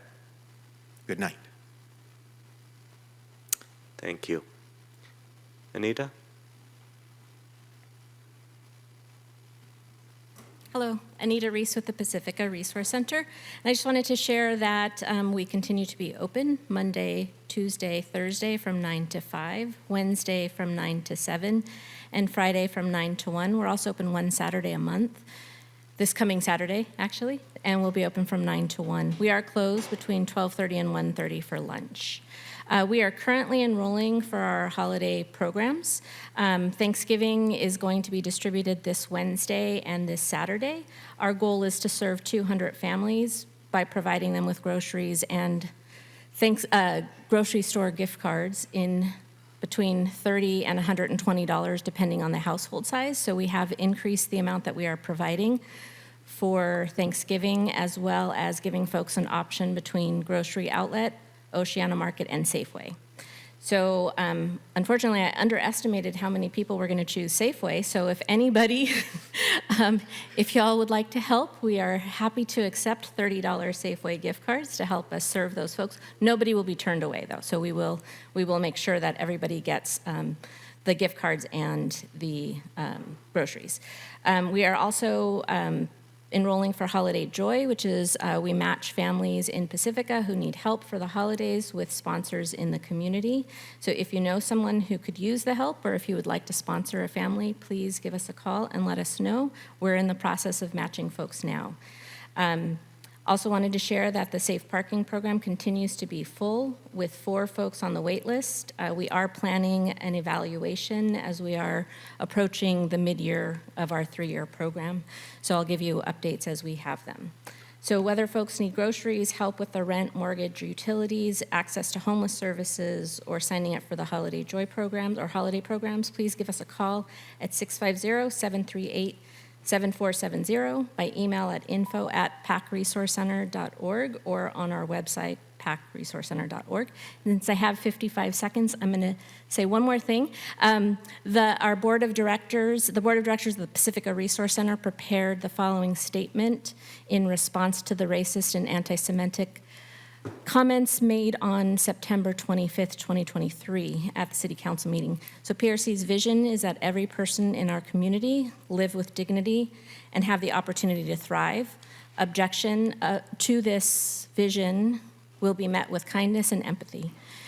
We firmly stand with the City of Pacifica in honoring and welcoming anyone who needs our assistance. Compassion, love, and positivity are guiding principles of PRC.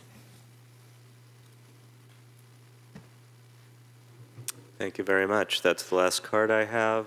Emily, anyone on Zoom? There are no raised hands.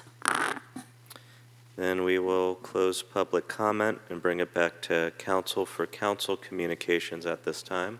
Who would like to go first? I'll go quick. I attended Smart Coast California, which is working on local coastal plans throughout the state. It is an independent organization. We went to Council of Cities and got to see, before everybody else, the brand new library, council chambers in the city of South San Francisco, who has so much money they're dripping. It was jealousy overload. I did attend the service for Judy Heldberg. I went to the City of Pacifica Halloween event at the community center, which was amazing. Even our police chief was decked out and ready to go. It was a great event. I also went to the city employee Halloween lunch, the Ohlone Portola Day, the EV Expo. Happy to see 20 cars and a lot of people looking at the EVs. I walked by the bioswales and saw what they were doing at Cabrillo to clean out the bioswales. I tried to plant a tree, it didn't work. So.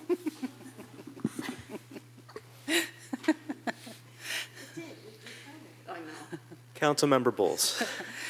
I'll go fast too because we're behind. While you're talking about trees, I just want to thank Tree City Pacifica. It was really a wonderful event and so neat to walk past and see the trees that were planted. I also did not help plant a tree because I have a bad back right now, but I enjoyed watching everybody else do the work, including my fellow council members here. I had another meeting with the county housing office, just talking more about emergency shelters and affordable housing, trying to understand the county process and possible grant opportunities for us, and those conversations will continue. Yes, and the South City grand opening, I just want to say that we also can go use their library and their makerspace, and they have a wonderful playground and bike trails right there. So just because they're not in Pacifica, we all have reciprocity at all the libraries in the county. So do go and check it out and come back with ideas so we can work on our library. Thank you, PB&R staff, for the great Halloween event.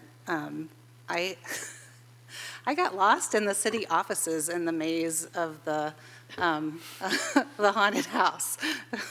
It was really well done.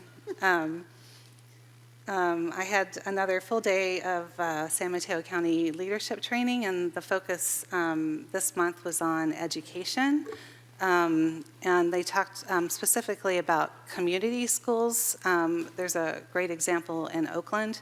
And this is where it's not just that your kid goes to school in their community, but there's actually social services there at the school for the students and for the parents.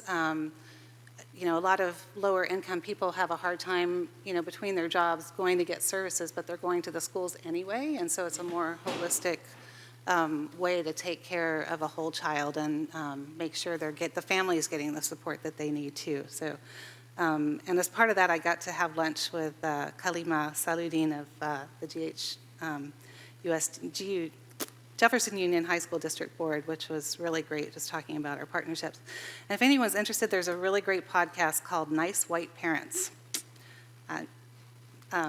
about parents and schools. But yeah, I won't say more. And then just preparation for tonight's meeting and meeting with constituents on the local coastal plan update. And I got to meet with some coastal scientists and engineers too, at really trying to dig in and understand our policies and what we're doing. So thanks. Thank you. Councilmember Beer. Yeah, I was out of state. There was a family emergency, so I want to thank my fellow council members for attending meetings. I had to miss out on a lot of fun things. I didn't get to go to the Halloween festivities, which was a bummer. But I did. So I'm part of HEART of San Mateo County, which is the Housing Endowment and Regional Trust of San Mateo County, and it's a monthly meeting, and unfortunately we haven't been able to meet quorum. And it seems to be a problem because it's a really important meeting because there's so many things that we talk about and vote on that affect first-time housing loans and things like that. And it turns out that, so it's a 3 o'clock meeting, and obviously I work. Well, I guess some of these people don't. They're like, oh, you have a day job? I'm like, yeah, well, yes, I have a day job, so it's hard for me to get there. So anyway, hopefully we can figure that out and perhaps change the meeting date just because it's such an important board. We are going to start planning for next year's Pride celebration. So we have a meeting this week coming up. Yeah, that's it for me. Thank you very much, Councilmember Beckmeyer. My health hasn't been terrific lately, and I did miss a lot of Halloween-related activities, as well as I'm not presently with you in person. So I don't have a lot to report tonight. I'm going to defer to the next meeting once I figure out if there's something important I need to share. Okay, thank you very much. I'll take an extra minute or two over my other council members. I've been very busy over the last 3 weeks. First of all, happy belated Veterans Day. I see Jack Burgett, President of the Water Board, in the back. Thank you for your service, sir. Seated next to Christian Murdoch. Thank you for your service, sir. And then just standing a little bit to the side there, Chief Maria Sarasua, thank you for your service, along with Alan Hale and Greg in the audience. And those are the ones who I'm readily aware of. So I apologize for those of you who have served who I'm not personally thanking in this moment. But thank you for signing up to and including, thank goodness, the sacrifice the folks in this room I'm seeing didn't have to make, but so many have and did. And it's hard for me to say enough on that. And I look forward to you gentlemen leading us in the Pledge of Allegiance shortly. Ukraine and Israel is always heavily on my mind. It doesn't have much to do with city business except for to say that with so much craziness in the world, along with the sentiments we were expressing earlier, I think it's important that we double down on peace in our area, because since it's not as easy to look at somebody elsewhere in the world and say, stop it, cut it out, be peaceful now, we sure can't do that here where we stand. And when we see our brothers and sisters losing their way and becoming overheated, perhaps here we actually have an opportunity to help folks cool down and find a better approach. Met with Margie, who does the Leadership Council with Kevin, and that was a lovely meeting. Had a LAFCO meeting around the Broadmoor Police Protection District still, which is ongoing. It seems like we're holding our breath to find out if they're going bankrupt, because obviously they're going bankrupt, so I'll leave it there. This Wednesday, the 15th, and that's the Local Agency Formation Commission, for those who don't know LAFCO off the top of your head. East Palo Alto is holding a special meeting about the sanitary sewer district this Wednesday evening in East Palo Alto. For LAFCO, that's going to be a big deal meeting. Attended a Peninsula Clean Energy meeting. We talked about the solar billing plan, which we're implementing, which is our answer to the net billing tariff, which is to say we're basically going along with everybody else's plan, but we're adding a penny to the energy export credit. If you have solar, you might have just followed that. If not, suffice to say we're trying to make a slightly better deal than PG&E is, which is our MO. We had an update about our diversity, equity, inclusion, and accessibility policy, in which we're implementing 43 actions, and we heard about where those in process those actions are. And we had a strategic plan update. One of the big ticket items is 99% time coincident power by 2027. The idea being that at all times of day, it's only clean power powering us, which is slightly more than what we have currently going on. I'll leave it there on the strategic plan for now. We heard about the Council of Cities. It's a triple, there are council chambers, parks and rec, space and library, and it's beautiful. Attended the ribbon cutting in South City the next day, where Jackie Spear was in attendance along with Kevin Mullen. Later that evening, enjoyed the Halloween Spectacular. It was considerably spookier in that haunted house than I thought it was going to be. Had a PCE, Peninsula Clean Energy Surplus Funds Committee meeting a couple days later. Suffice to say that we have slightly more money in our reserves than we're actually comfortable with, so we're trying to figure out the best way to apply those funds. We'll be voting on that shortly as a full board. I taped a couple episodes of that little talk show project I'm doing, one with Mark Berman, which will be airing in a week or two, I think. But there was one about diversity, which I actually meant to mention earlier. If you go to YouTube and look up Mayor's Office Tiger Jazz, it's the one that comes up as Against Hate. It was Maurice Goodman of Millbrae, Andres Fung of Millbrae, Mark Nogales of South City, and myself discussing, amongst other things, the hate speech we've been experiencing in our cities, we've been processing it, and also experiences from a diverse perspective and why it's important that we discuss these issues. Of the handful of these shows that have been put together, I think it's probably the most important one that I've enjoyed doing, and if you have a moment to check it out, I think that one is particularly worthwhile. Okay, so there was the Halloween lunch at the Moose on the day of Halloween, the Portola and Ohlone Heritage Day and hike on the 4th, and I got to check out the EV Expo, as most of the cars were gone by then, but I did get to talk to a couple of the car owners before they fully wrapped up, and so I had a more robust education leaving than I had going in. Attended Mark Berman's campaign kickoff. There was a Right to Read documentary held in Redwood City at the Fox. This was an offer given to us who are board members of the San Mateo County Library, JPA, Joint Powers Authority. It was a documentary about why reading is a civil right, why science-based, evidence-based reading approaches to learning are the way people actually learn, the way young people actually learn, rather than the look at the picture, fill in the blank, guess what it is, holistic approach that's being peddled, which is utterly ineffective, apparently. And then there was a charming panel discussion afterwards. I attended a MTC webinar on toll freeways. Believe it or not, our freeways might become freeways that are tolled in the not too distant future. Of all the people who attended, nobody thought this was a good idea. MTC seemed to be of the mind that that might be the only way we can actually pay for our roads. So I'm sure will be more to come on that. Stay tuned. I attended the PRC board meeting last Wednesday. They're looking for warehouse space. Anita touched on the holiday programs. I think Thanksgiving might be closed at this point, but Christmas is still very open. And there was an update on the big fundraiser of the year of Palmapalooza, which we enjoyed in September, and it was apparently successful.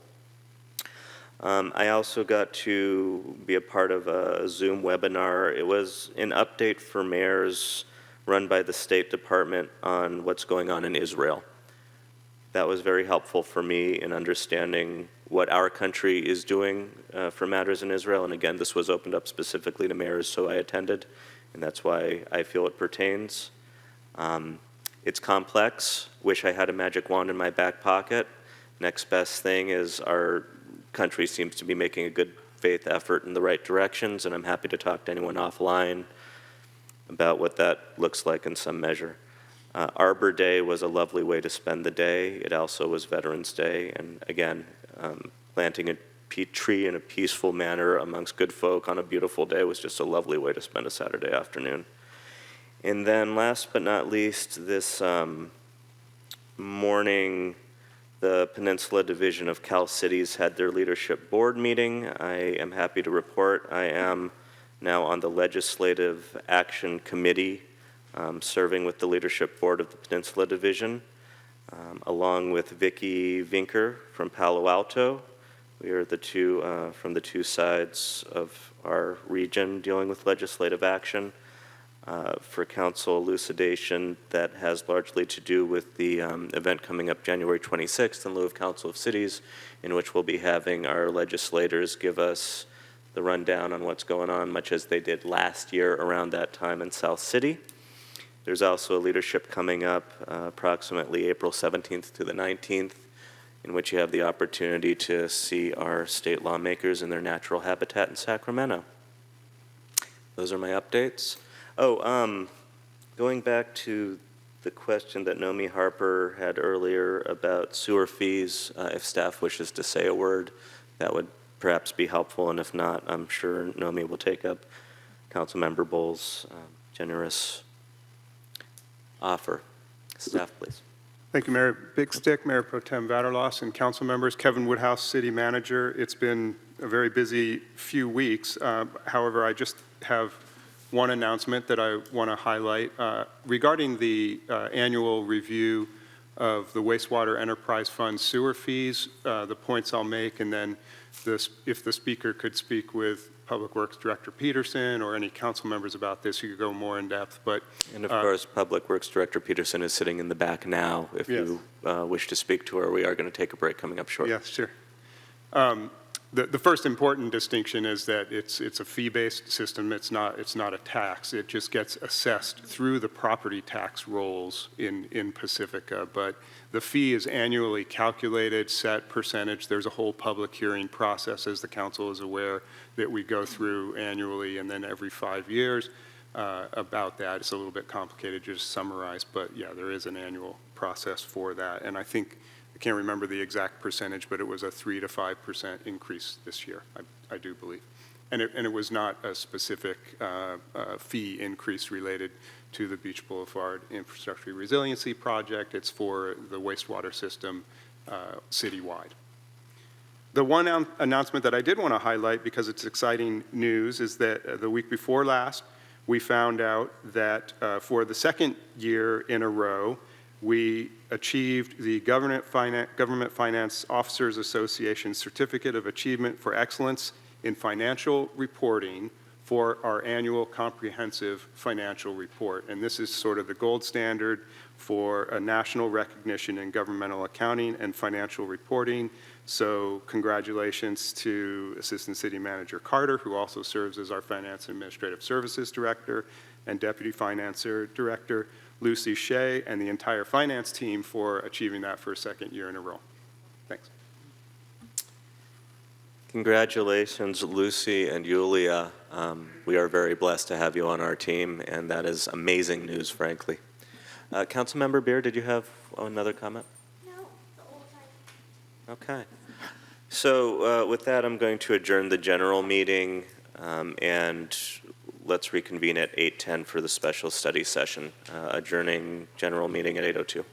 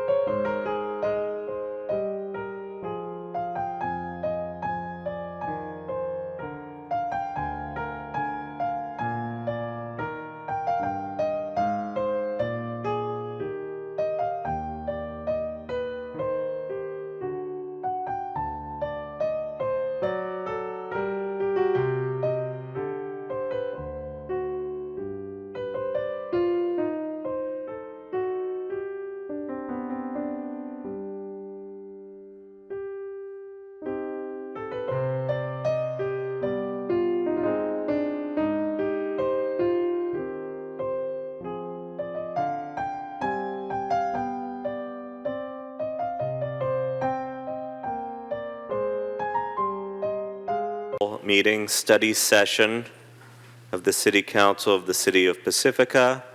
We are beginning at 8:15. We apologize, our regular session went a little late. Can we have a roll call, please? Councilmember Bowles. Here. Councilmember Beer. Here. Councilmember Beckmeyer has advised that she will be participating remotely this evening pursuant to Government Code. Section 54953, Assembly Bill 2449, the just cause provision due to a contagious illness that prevents my in-person participation. There is no one present in the room or in the house with me. Thank you, Councilmember Beckmeyer. And Councilmember Beckmeyer, for the duration of this meeting, you are required to participate via both audio and video technology. Any votes at tonight's meeting will be conducted by roll call vote due to Councilmember Beckmeyer's remote participation. No vote is required for the remote participation due to just cause. I'll continue the roll call vote with Mayor Pro Tem Vaterlas. Here. And Mayor Big Stick. Present. If anyone joined us late, friendly reminder to place a parking pass on your dashboard. If you're parked in the parking lot outside, you'll find it at the base of the stairs on the door. And do we have notes to read regarding our meeting, City Clerk? Tonight's meeting is being held in person with alternative ways to observe and participate in the meeting via the Zoom webinar link provided in the agenda, or the dial-in information with webinar ID provided in the agenda. For those may also watch the meeting on Comcast Channel 26 or the live stream at www.cityofpacifica.org/livestream. For those making public comments at tonight's meeting via Zoom, press *9 to raise your hand to request to speak if you're dialing in, or press the raise hand button when the public comment on the agenda item is called. Press *6 if you're dialing in to unmute when it's called upon by the last 4 digits of your phone number. As I said earlier, we did already have our regular meeting. What we are having now is a special study session regarding the local coastal land use plan. Before we get into that, we are very fortunate to have local veterans from American Legion Post 238, Veterans of Foreign Wars, here to lead us to a salute in the flag in lieu of Veterans Day. Welcome, gentlemen. Thank you for being here, and we will follow your lead.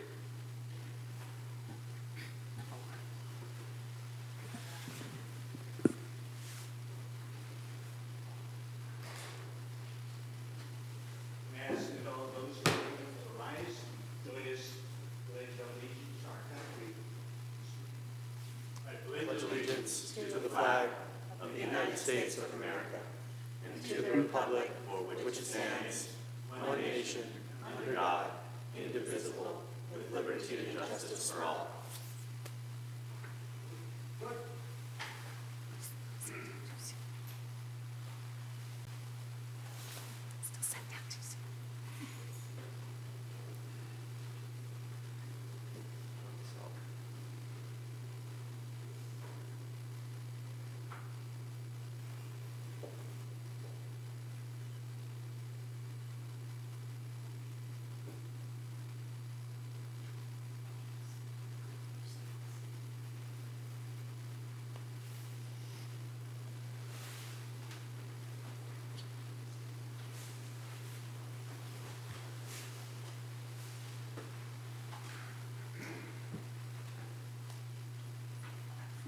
Thank you for being here.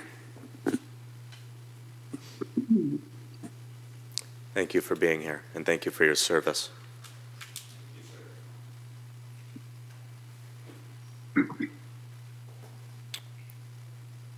Okay, tonight's consideration item, study session to hear an informational presentation and respond to questions regarding the California Coastal Commission staff's March 8, 2023 suggested modifications to the city draft local coastal land use plan, LCLUP. Proposed action: receive an informational presentation and respond to City Council questions regarding the California Coastal Commission, CCC, staff's March 8th, 2023 suggested modifications to the city certification draft local coastal land use plan, which you're going to hear a lot, LCLUP, so the council and the community clearly understand the California Coastal Commission staff suggested modifications in advance of the next community meeting. Before we get into staff reports, it occurs to me there's a number of instances in which I want to make a few reminders, none the least of which is important now. What's laid before us is a process. And this process is beginning tonight in the most benign way a really robust, vigorous process can. As somebody who was present during one of those meetings around sea level rise when shouting was literally going on in that auditorium, I know exactly how contentious this item can be for our public. And I think that we've done it in a rather wise manner where tonight, where we are starting, is merely understanding the question at hand. Tonight's purpose and scope is not to discuss these items so much as merely to see what these items are, what they mean, get clarification around what the suggestions the Coastal Commission has made, so that in about a little less than a month, we'll have a second meeting in which the public can sit around the tables and in a civil format discuss it. I've been in this community my entire life. I have no illusions about the degree of passion with which our community sometimes vigorously disagrees on these items, all of which affect many people's livelihoods deeply. I think the approach here is that we are not shouting at each other across the room until we get to the final meeting sometime in January. Not that I'm suggesting that that's what we want to see, but I think that we're trying to give council as much opportunity to hear your voices, which are much more difficult to hear when those voices are raised. I'll probably make comments around those lines again at least once or twice over the course of this meeting, but all this is to say that tonight what we're doing is not discussing the issues. We're getting clarity around what the issues are so that the community can discuss the issues, and then we can discuss the issues with the community at a third meeting. So I just wanted to lead in with that. Thank you for allowing me to do so, and can we have a staff report, please? Good evening, Honorable Mayor and Council members. I'm Planning Director Christian Murdoch. As mentioned, tonight is the first of 3 community meetings scheduled to continue the city's efforts towards certification of an update to the Local Coastal Land Use Plan, or LCLUP. The goal of each of these meetings is slightly different, with tonight's meeting focused on learning, the second meeting focused on listening, and the third meeting focused on deciding. Tonight, learning about the Coastal Commission staff's suggested modifications. At meeting number 2, listening to community reaction to potential alternative modifications the city can propose to the Coastal Commission. And at meeting number 3, deciding whether and when to send a comment letter proposing those alternative modifications. The LCLUP is akin to the general plan for the coastal zone, guiding land use, infrastructure, recreational amenity, environmental resource protection, and other decisions in the coastal zone. The LCLUP is one part of the city's Certified Local Coastal Program, or LCP, with the other part being the implementation plan, which consists of the zoning regulations and other specific regulations to guide implementation of the LCLUP. The city started this process to update the LCLUP about 15 years ago in parallel with the general plan update process. The most significant milestone to date in the LCLUP update process was City Council adoption of the certification draft LCLUP in February 2020. Following City Council adoption, staff transmitted the certification draft LCLUP to the California Coastal Commission, or CCC, for certification. Staff worked with CCC staff to address various filing requirements for the next 2 years until Coastal Commission staff accepted the document as filed for processing and later released a set of suggested modifications to the certification draft LCLUP for a Coastal Commission certification hearing in March 2023. The March 2023 suggested modifications proposed by the Coastal Commission staff are the subject of this evening's study session. The goal this evening is to ensure the council and community understand the roughly 125 suggested modifications from CCC staff and their implications for Pacifica. All modifications are included in an attachment to the staff report, and staff is available to answer questions on any of these items. However, given that in staff's judgment, most of these modifications are relatively minor, staff has prepared a subset of approximately 30 suggested modifications to focus this evening's discussion, and we'll only be covering these modifications in the initial presentation this evening. In staff's assessment, these modifications would be most impactful for Pacifica and require thoughtful consideration. To guide council through any questions it may have, we can also later put on the screen each page of attachment B of the staff report, so any questions council may have prepared while reading through the agenda packet can be addressed in that order. As noted earlier, tonight is focused on learning about CCC staff's suggested modifications. To ensure we can get through all of them, tonight's discussion is not structured to get into substantive discussions of potential alternatives, which will be the subject of meetings 2 and 3 in this process. As part of the learning process this evening, staff will be listening to public comments and noting any questions related to clarifications required to understand CCC staff's suggested modifications, which staff will answer once public comment has concluded. At this point, Senior Planner Stephanie Cervantes, to my left, will begin our discussion of the CCC staff's suggested modifications that, in staff's judgment, would be most significant for Pacifica if made part of the LCLUP.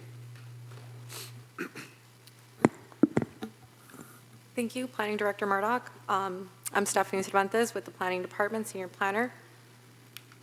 So, as Planning Director Murdoch mentioned, it is staff's opinion that a majority of these suggested modifications are minor and do not alter the policy direction that City Council has previously approved.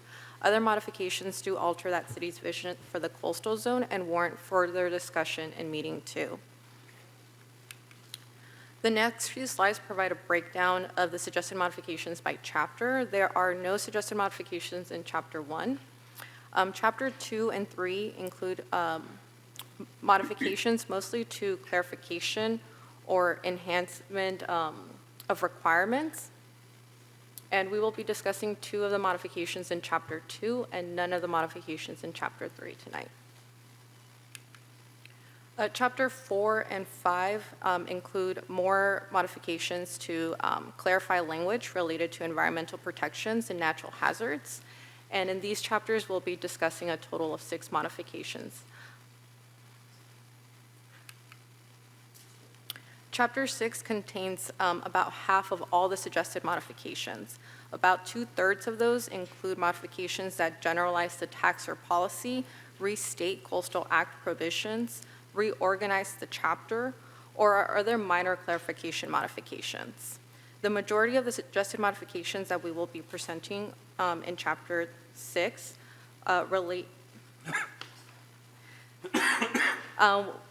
we'll be discussing 18 of the suggested modifications in Chapter 6.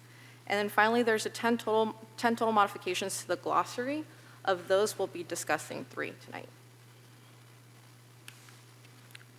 As we go through the key suggested modifications in detail, it's important to keep in mind the key issues to fully understand how the Coastal Commission staff suggested modifications will impact Pacifica's coastal zone. Many of the suggested modifications will impact a broader number of properties and include additional project types than those previously intended in the city certification draft LCLUP. The suggested modifications will have a direct impact to the city, private property owners, and residents. Specifically, some of the suggested modifications will affect the city's existing development and potential future shoreline protection structures, which protect critical public infrastructure, protect public access to the beach, protect important visitor serving and tax generating commercial business, as well as protect existing residential areas.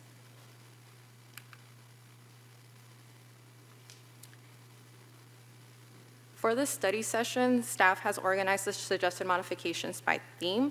While they are mostly in order as are seen in the document and in attachment B, we will be doing a little bit jumping around in order to ease the city council's and the public's orientation of the modifications. The slides do include 2 separate page numbers. The first page number, they are reflective of the agenda packet. The first page number is the modification as will be found in attachment A, and the second page number is the modification as will be found in attachment B. So that will help you. You can pull up both documents and you can see the modification as staff is discussing it. The first theme that we will be discussing today is direct city impacts, and these modifications include the expansion of city responsibility, including added costs for evaluations of infrastructure relocation opportunities and shoreline monitoring. So the first modification that we'll be discussing today is modification 2.6, which can be found on package page 50 within attachment A and page 264 on attachment B, the summary table. The modification adds language to policy LD-I-14 to explicitly state state improvement projects on the Promenade area need to consider coastal hazards consistent with the LCP. The implication being that it will impact the design and siting of improvements to the Promenade area, as well as requiring smaller improvements and non-permanent improvements to also address coastal hazard constraints. That added language is language that the City Council had not previously considered. Modification 2.12 can be found on package page 59 and 267. This is new policy language that was added by CC staff. The policy states that development can only be approved if it can be accommodated without significant impacts to coastal resources. Additionally, it limits development of public services such as stormwater improvements within the coastal zone. The city's existing infrastructure in the coastal zone supports existing and future development outside of the coastal zone as well.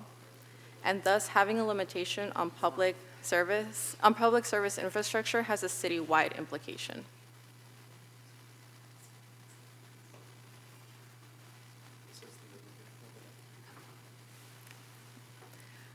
So now we are going to be jumping to Chapter 6 for Modification 6.7.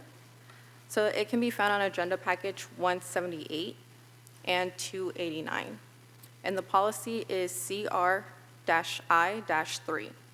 As written by the city, it formalizes a shoreline protection program that would survey the coast, measure coastal damage, and inform the city's adaptation plan.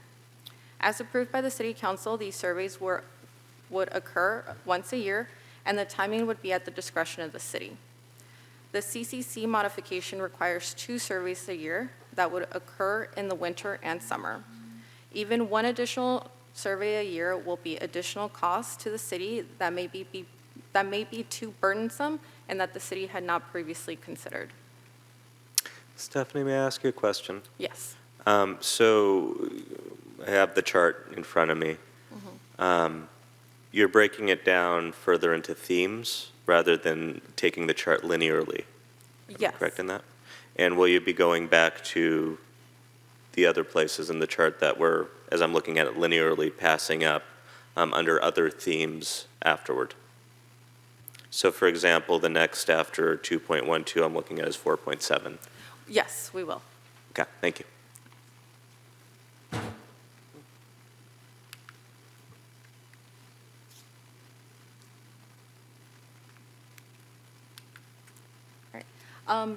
So just to summarize, these modifications are highlighted to demonstrate the expansion of the city's responsibilities between the city certification draft and the CCC staff modification.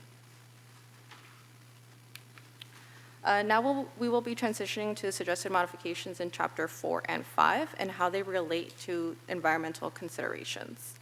So under these themes, we will start with modification 4.3 to policy -I-1. So please turn to page 111 for under Attachment A, and 272 under Attachment B, which shows the modification in the summary table, Attachment B. So the policy overall calls for maintenance, protection, and restoration of Pacifica's Creek. The city certification draft contains language requiring minimum buffers and exceptions. The CCC suggested modification essentially deletes the city's exemption language and rewrites them with strict guidelines of when buffer exemptions are appropriate and how to implement them. Additionally, the second part of this modification can be found on page 112 and 273 of the agenda packet. And that portion of the modification adds new policy language, which specifically outlines the types of permitted uses and temporary disruptions within the buffer area. And that is whole new language. So these suggested modifications formalize buffers around sensitive areas, reduce developable areas on some properties, and affect the type of uses that would be allowed within the buffer areas.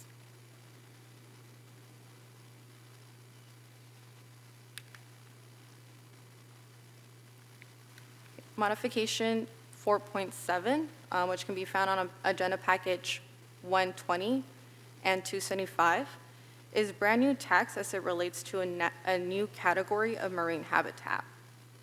The suggested modification adds the category of dune habitat and characterizes dunes as environmentally sensitive habitat area.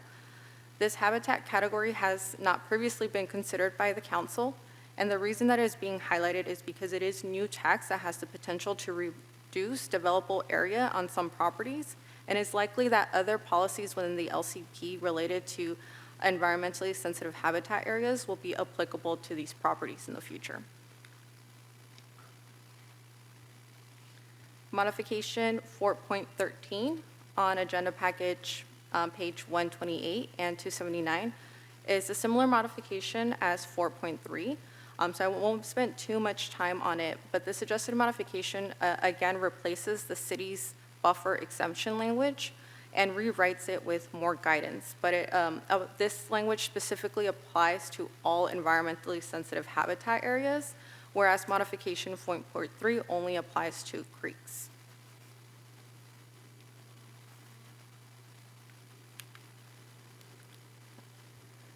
Now we're going to jump to Chapter 6 just for a brief moment. This is modification 6.42. It is in Chapter 6, but it does relate to buffers. So we are going to just briefly discuss it here. So the modification can be found on page 193 and 304 of the agenda package. The policy CR-I-51 requires sea level rise buffers to habitat areas to allow the habitat to migrate as sea level rises. The suggested modification adds the word additional to the first sentence, the implication being that this is an additional buffer that would further reduce developable areas on some properties. Additionally, the suggested modification clarifies that the sea level rise projections shall be determined by the type of development and the state guidance at the time of application. Again, this suggested modification is highlighted because it formalizes the buffers, the buffer exemptions, and it will impact future development within the coastal zone by reducing developable area. All considerations that were not previously considered by the City Council.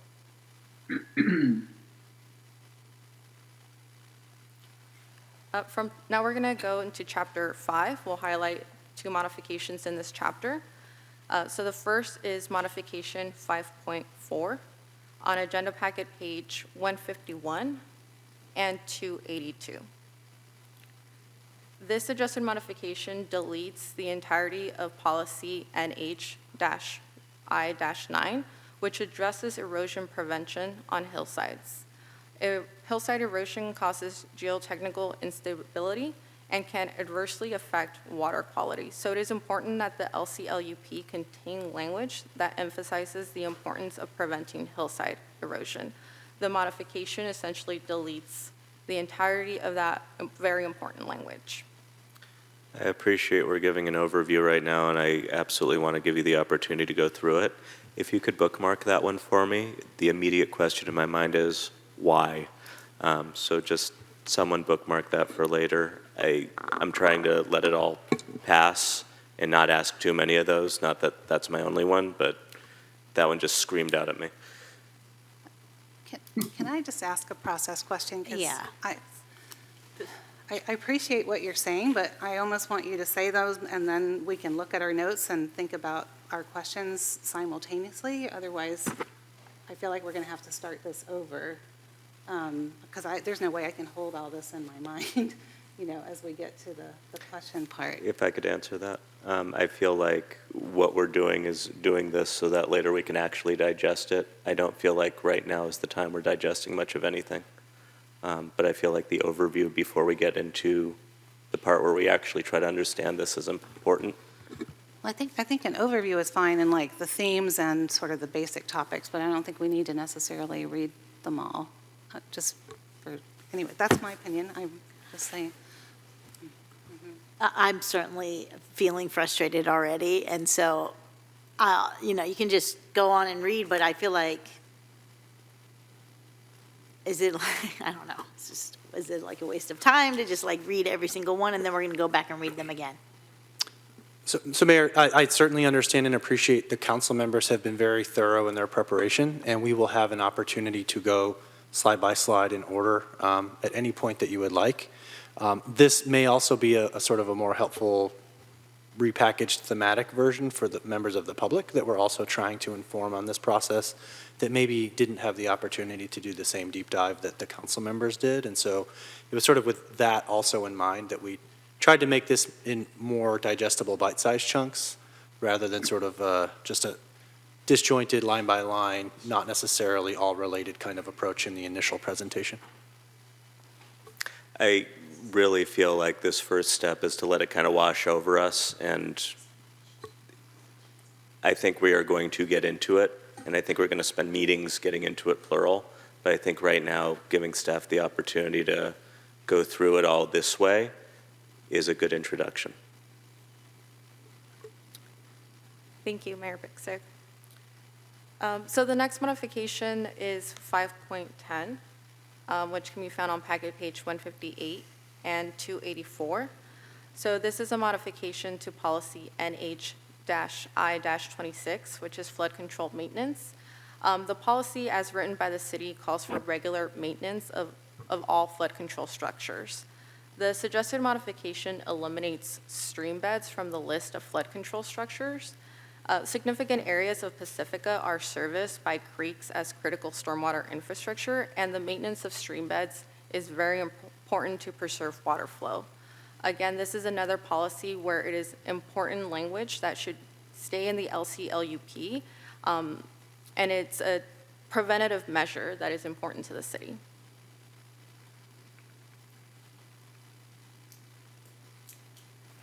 Okay, so now I'm going to be transitioning to the suggested modifications in Chapter 6.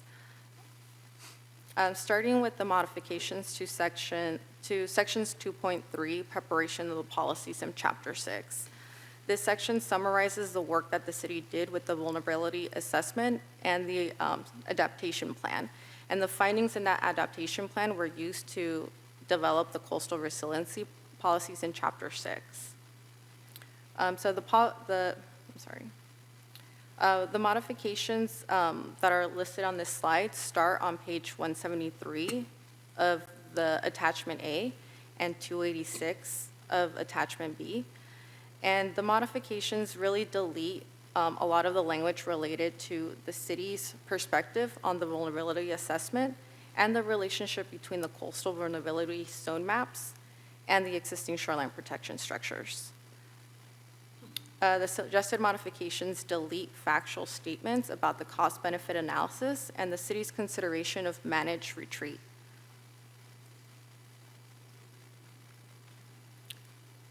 Additionally, there's a modification 6.3, which also deletes reference to managed retreat.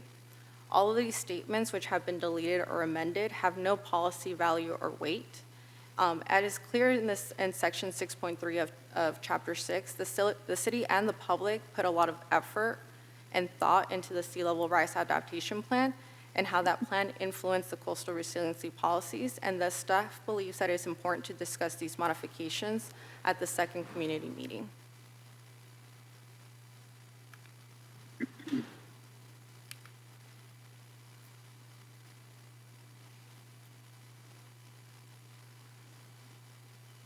So modification 6.1 is similar to the previous modifications.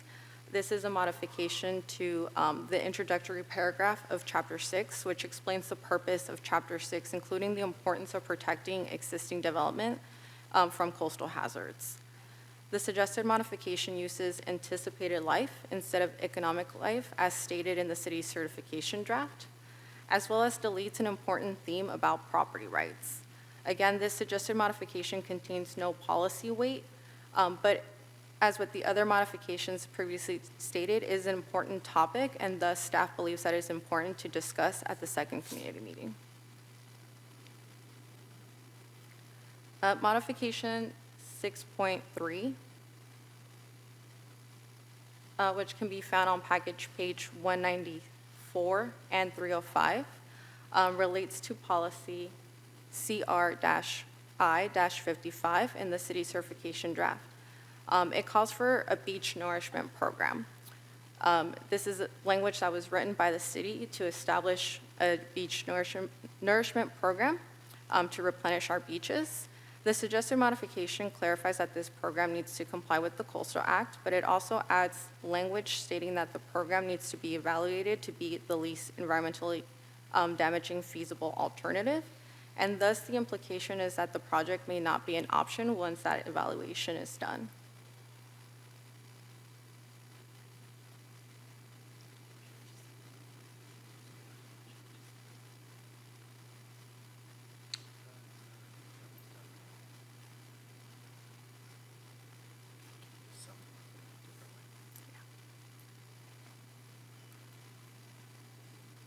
Okay, in an interest of time, I'll be rushing through some of these slides and just referring to the big themes. So the modifications to shoreline protection structures.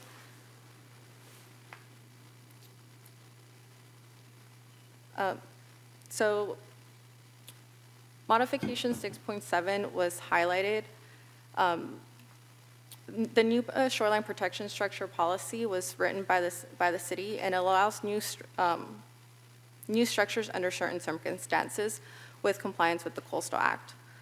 While there is additional language that requires this option to be the least environmentally feasible and damaging, and it requires mitigation for impacts, the modifications to policy CR-I-57 is to really highlight that there will be an additional evaluation needed to permit new shoreline protection structures. The modifications from the Coastal Commission do not limit the city's ability or do not prohibit new shoreline protection structures, but instead they add new requirements, and essentially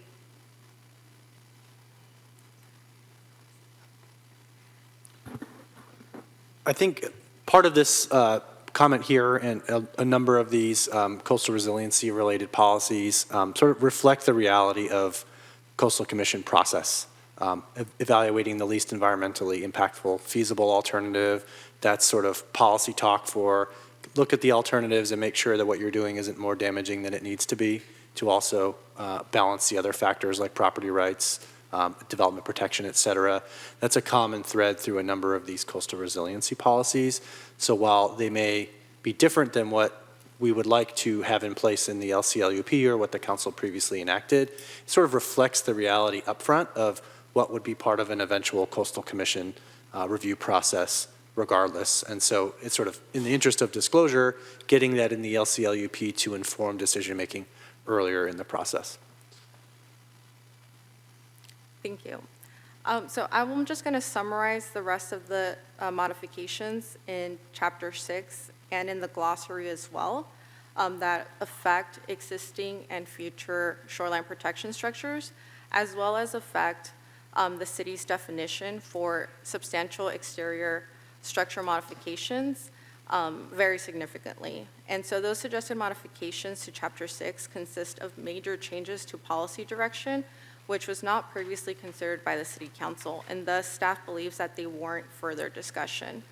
These modifications expand the circumstances in which policies are applied, including it increases the area in where these policies are applied to the coastal vulnerability zone instead of just shoreline properties, which is a considerable amount more properties that these policies will be applied to. The modifications also add the type and number of projects that these policies apply for, which is not only important to property owners and residents, but it also affects city resources, as staff will have to review those projects for consistency with these policies. Additionally, because implementation of the suggested modifications create a burdensome process for development, it could lead to reduced investment in the coastal zone. Reduced investment in turn could lead to deteriorated housing stock and blighted conditions in Pacifica's most visible and frequently visited neighborhoods.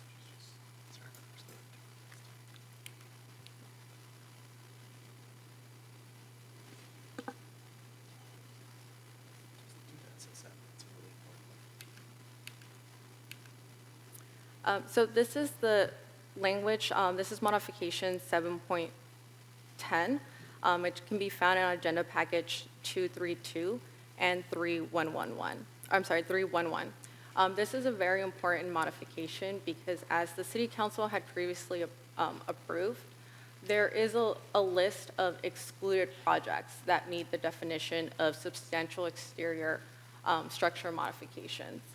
And so some of those excluded projects include demolition and reconstruction of single-family homes.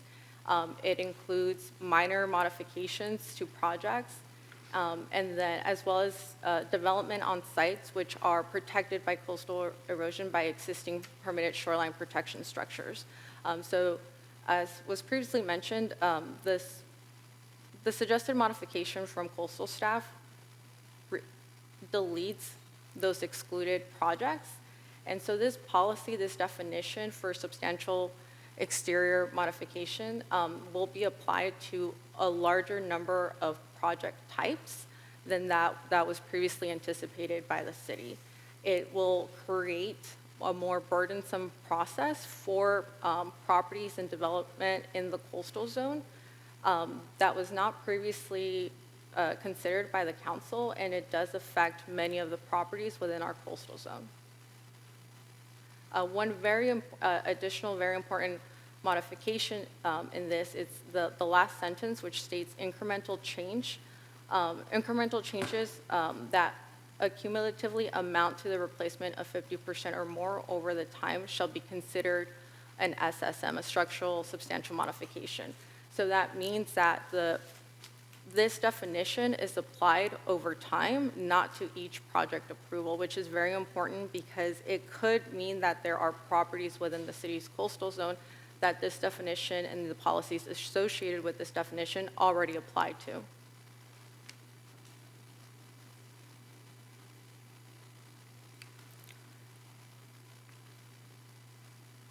So just want to highlight one additional policy here.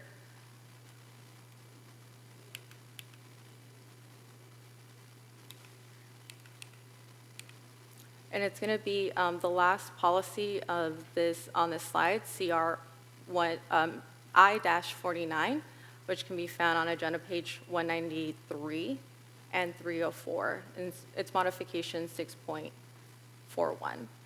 So this is a modification to the policy, substantial modifications to existing structures as it relates to that definition.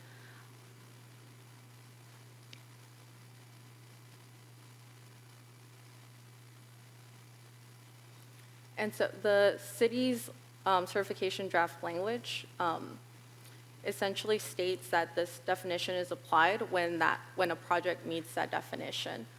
The amended policy excludes existing structures and it adds a clause that requires that these developments address existing legal nonconformities as well to the project. So not only are we going to have project types that previously were not subject to that definition and to this policy, but now those project types will have added regulations to them and added requirements that will require them to address existing legal nonconformities.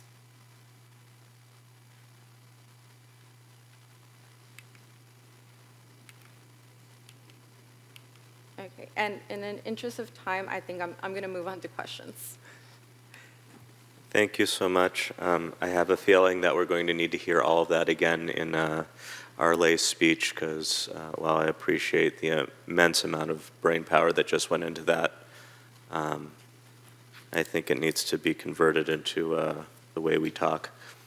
I do want to thank you. As I was going through this, I was surprised that I was able to go through all of those modifications in one weekend, not just the highlighted ones, but all of them in one sitting.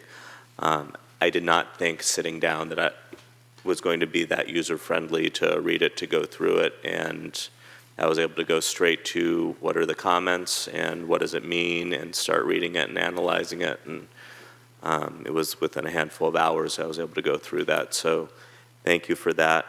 I think the lingering question overall is, okay, fine, but what does it actually mean?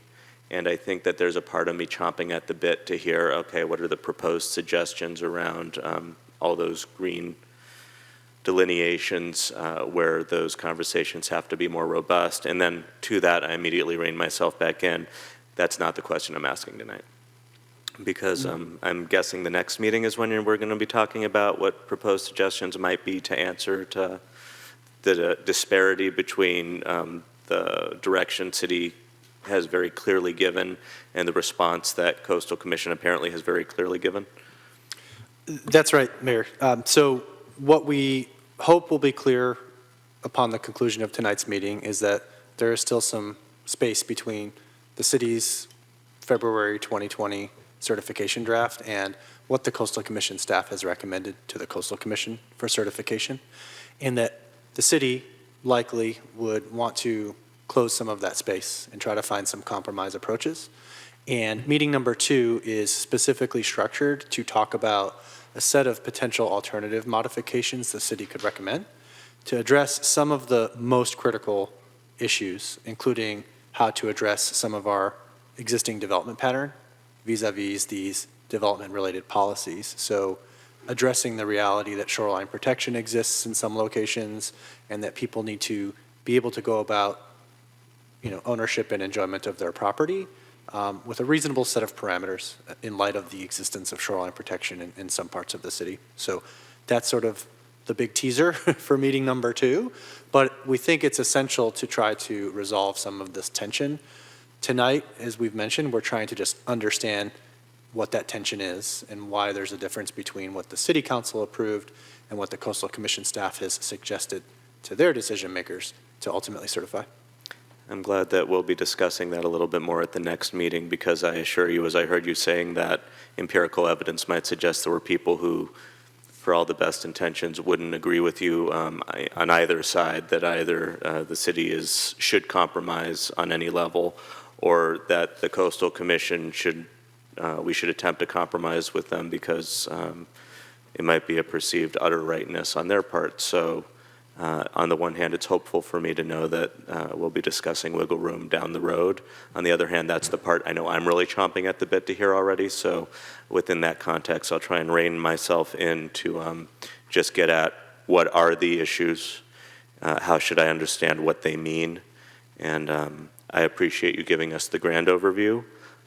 Let's get to it so that we can understand what any of this means. So, Council, questions, clarifications? I'll accept lights, although I see you reaching for your mic. Councilmember Bowles. Well, I'm just still kind of a little puzzled about process, so maybe just talking about that first. I have some general questions that aren't specific to the actual policies. So I was thinking that might be a good place to start, and I don't know if we want to, I don't know what your intention is for public comment, if we're going to take that before we delve into these questions, in case we might have some questions that we want to ask that come from that.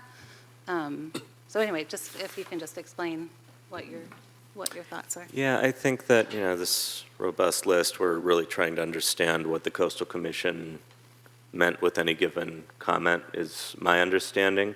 I'm happy to entertain general questions to a point, but I want to get back as quickly as possible to what specifically we're looking at that we're discussing going forward. Those recommendations from Coastal Commission that diverge from what we originally sent to them. I have no problem taking public comment sooner than later, given the robust nature of what I think our conversation is going to be, but also as somebody who has spent plenty of time in the audience, there was always benefit for me to hear some of the council's thoughts before public comment, just so I could kind of gauge what I would want my comments to be, et cetera. So, Sure. And I'm also happy to take any suggestion from any other fellow council people as to the best way to go, but right now that's what I'm thinking. And there's Sue Beckmeyer. Oh, Councilmember Beckmeyer, I see you in a little window now. So I'm does, here all along. but I couldn't see you, and that makes all the difference. Well, good, then I guess you couldn't see me eat my sandwich. No, but I am happy that you are no longer hungry. So diversions notwithstanding, does anybody have initial questions? And let's just do it that way and see where that takes us. I think there was way too much to do initial questions. It was. Exactly. I think we're going to have to go through and pull the slides back up in that order or chronologically, actually. And following a different order than the order I have in front of me. I know. Trying to go from one place to another, and the page numbers on one are different than the page numbers on the other. It was, I know that when I was reading it, I was not reading it thematically, I was reading it linearly. Councilmember Beckmeyer? I was going to say that I think that staff has done a pretty amazing job of navigating all the changes and condensing it into this table and admittedly articulating between attachment A and attachment B and referencing two different page numbers is challenging. I agree 100%. But I appreciate the references because it gives me someplace to hang on to and make notes and come back to. So I think what I'm hearing is that, hearkening back to something you said a minute ago, Mayor, we're going to need to go back through this. I'm hearing from my co-council members, we are going to need to go back through this and sort of restate it in as you said, I think the way we speak. I think so that we can be sure we have a grounding and an understanding of what the issues are, which is what I also heard you say at the outset. So am I right in that? We weren't going to, the goal here tonight is not to debate the issues, but to make sure we have clarity on what the issues are. Yes, that is absolutely what I've been saying so far. And what I think the intention is of this first meeting of a three-meeting series in which we go more and more into conversation and less into technicalities until our conversation invariably pulls us back to the technical aspects of the letters we'll be sending. Mayor Big Stick? Yeah. If I may. So part of what I'm hearing, which I think we can do now, but the council and you need to decide when we'll get questions from the public or comments from the public, but we can go through the matrix that you're following linearly and talk about each of the green ones. You just heard an overview, which, as Director Murdoch established, maybe the biggest takeaway from that overview is there's still some significant issues between our certified draft and coastal staff's recommendations. And then you saw the work that was done. There's certain themes that relate to those big issues and those big gaps. So given that the focus of tonight's session is to come away understanding what it is coastal staff is recommending, but not discussing and trying to evaluate what that is, but just understanding what it is, and that leads into the next meeting. I'd suggest we go through this matrix, each of the green ones, and say, are there any questions that we need to answer to understand what coastal is saying here? And then, after we finish all the green ones, if there's some questions about some of the white ones, let's hit on those. But that's a recommendation. It's a lot of work, but we can do it and go through and just really everyone focus on, we're just trying to understand what the coastal comment means. And I appreciate, because I'm coming into it with some clarity that I like along the white ones, and going into reading this, I had some idea what the white versus the green meant. If I were one of the public right now listening to this who maybe has a cursory interest and hasn't even read the staff report, I'd be thinking to myself right now, what green ones, what white ones, what in tarnation does that mean? So if we could start like at the simplest place, when we're saying green ones and white ones, what does that mean? And go from there, please.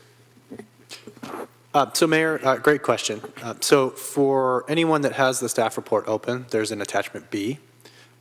Attachment B is the matrix that we've been talking about. That Big has chart at the end of the document. Big chart at the end of the document with columns, chapter, page number, city certification draft. That's our version that the city council approved. CCC suggested modification. That's as modified by the Coastal Commission staff's suggested comments. And then a brief summary of, at a very high level, of what type of comment it is. It doesn't have the same level of detail as the slides that were just presented. So this includes all of the suggested modifications in the document. Among those, there are ones that the staff, in our judgment, has identified as critical modifications with the greatest impact. We've highlighted those in a green cell, so you can see an example here. We've also, in attachment A, color-coded along the right margin, comment numbers 2.6, 2.7, 4.1, to allow folks to tie together attachment A, which is the document produced by the Coastal Commission staff, to this matrix. So you can see exactly where in the document a particular suggested modification is located. So there's different ways to digest it. You can read the Coastal Commission's version and jump to a red comment number, 2.6, 4.7, et cetera, or read the matrix and jump back to the Coastal Commission document, or both, whatever is more sort of digestible or convenient for the reader. So I think the colloquial version is don't sweat the petty things, and I think in general, my understanding is that in staff's estimation, the brief summary blocks that are highlighted in white are more or less the petty things. And I say that with the caveat that I came into this meeting with a few of those items that I thought, wait a minute, how is that not a thing? So to city manager's point, I'll be happy to ask those questions after going through the green shaded blocks, which presumably are the places where we think we really need to have the discussion. Okay. Before I keep going down this road, Councilmember Beer, did you? Well, I had a question a little while ago. I think it's just going to be super important for me to really understand the issues that the Coastal Commission has. I know it's spelled out here, but I think we just need to state it plainly and then help us to then understand the implications, which I think we'll be talking about the next meeting. Am I correct? That's right. Meeting 2 and meeting 3 are Yeah. really implications and what do we do about it conversations. Yes. Okay.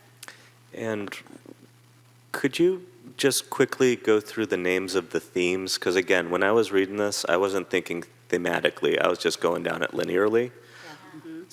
It might be helpful, especially if we're discussing in themes, which could actually make things easier to a point. But what are those themes, just so I know what those themes are? And will we get a copy of them? Yes, staff can provide a copy of the presentation.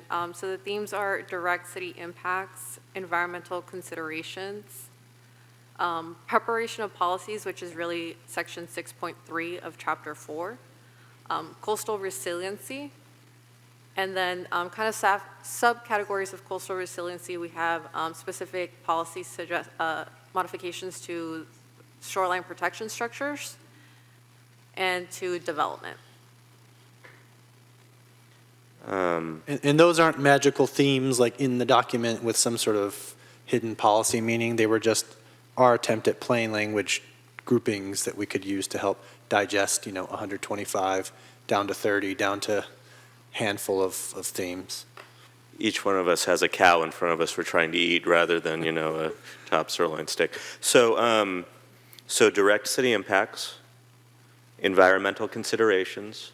What was the third one? Preparation of policies. So narrative about the city's process, for example, where the certification draft may have said something about the process and one of the outcomes and the Coastal Commission's modifications to that. So specific example is narrative about the cost-benefit analysis and how to characterize that in the overall LCLUP context, and modifications that the Coastal Commission would suggest to that sort of non-policy language, but sort of more process language. And then coastal resiliency. And then I got 2 subcategories of shoreline protection structures and development. Correct. Okay. Keeping up with that so far, that might help break up our cow into bite-sized chunks eventually. Councilmember Bowles? I just had a few, again, general questions before getting into this. And I'm new in this. I haven't been involved in the meetings before, and I've been trying to read the documents and understand. But it's been going on for a long time, and even the people who were deeply involved have forgotten some of the things too, is what I'm learning. So just as a first question, because we are going to talk some about the vulnerability assessment and the adaptation plan, can you just explain the relationship of those 2 separate documents to this document? Sure. So the chronology can add confusion to the process, but I'll try to take it in sequence. So 2008, 2009 timeframe, the city kicked off comprehensive general plan and LCLUP updates. Processes started and stopped for a variety of reasons over time. Sort of midway through the process, if you will, around 2017 timeframe, as climate change and sea level rise related matters really grew in prominence for the state government as well as the Coastal Commission specifically. The city was awarded a grant, I believe in 2017, to undertake some focused sea level rise planning. Coincidentally, right, this LCLUP update process was underway, and so we hit the pause button to say, let's take this grant and let's do this important work related to sea level rise planning. And so the way that unfolded was to first do a vulnerability assessment of our coastline, get some greater understanding and data about what types of buildings, uses, people, infrastructure, et cetera, would be vulnerable to different sea level rise scenarios. Trying to apply an analytical approach with the best science about sea level rise projections, understanding it's inherently unclear, right? And we're trying to tell the future. Once understanding of vulnerabilities was gained, then shifting to a second stage of adaptation planning. Okay, we have these vulnerabilities. What do we do about it? Do we armor? Do we relocate? Do we do some combination of that and or other things? The adaptation plan was intended to try to break the city into sub-areas and say, given these unique vulnerabilities and the existing development pattern, what are some measures that could be implemented under different scenarios, initially year-based and then later sea level rise depth or height-based to trigger subsequent adaptation actions. And then the way that ties into the LCLUP is that adaptation plan that was concluded was integrated largely into the new Chapter 6 Coastal Resiliency chapter. And so the adaptation plan and vulnerability assessment were not intended to be standalone ongoing documents.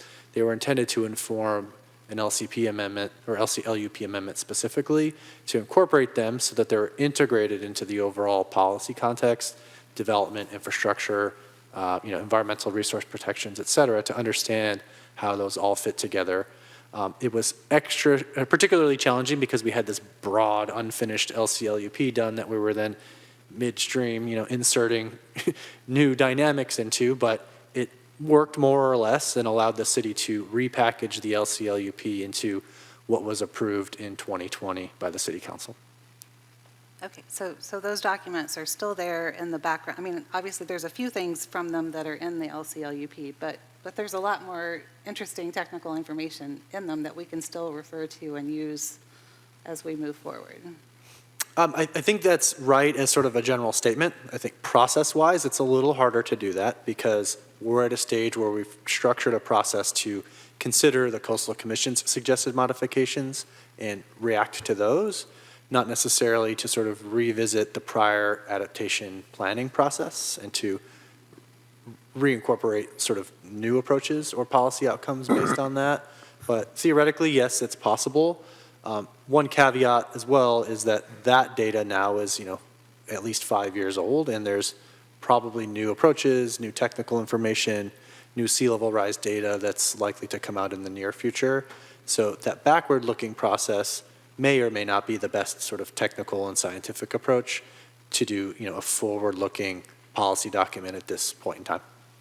And if I can just add, a clarifying note on that, I think the way to view both of those vulnerability and adaptation plans is the council at the time that the LCLUP was first being discussed and, ultimately submitted to the Coastal Commission, those plans were,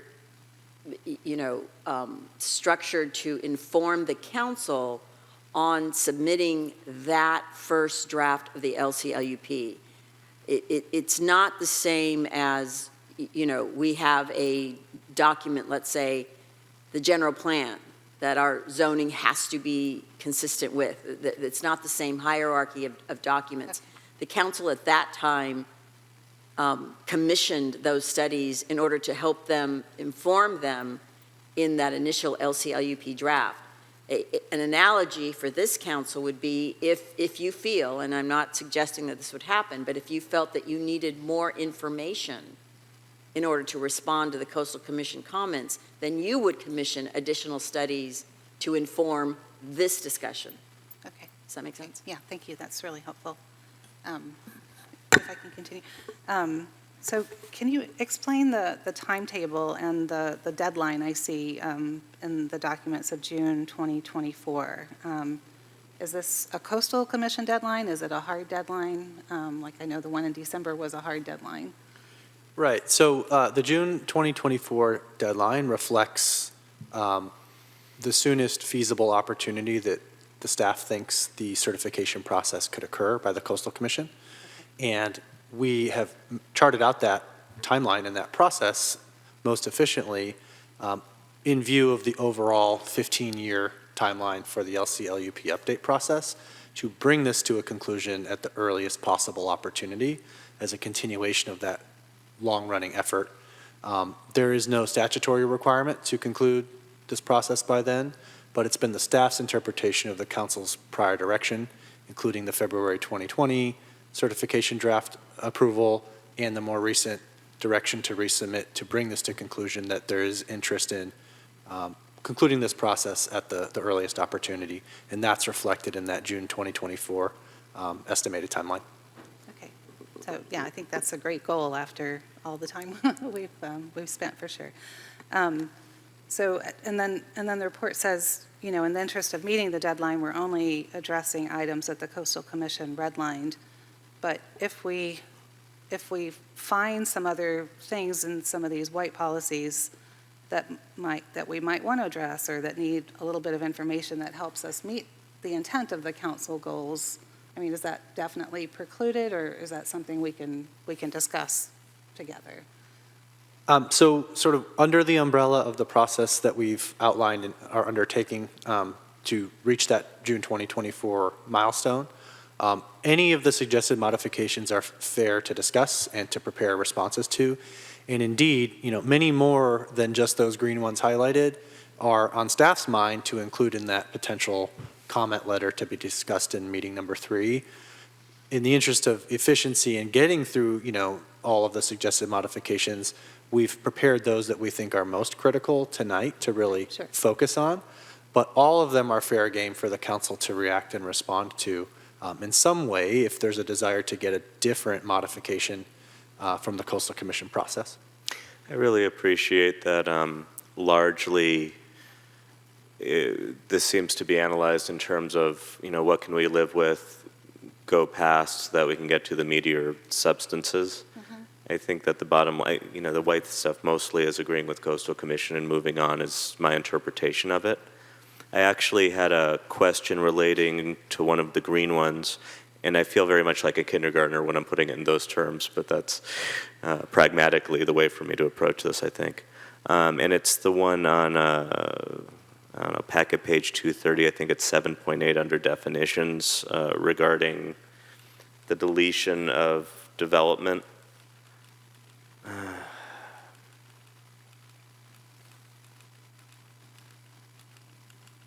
220, which matches up with, I'm sorry, so it's the document page 220, packet page 230, which winds up getting us to 311 on the chart.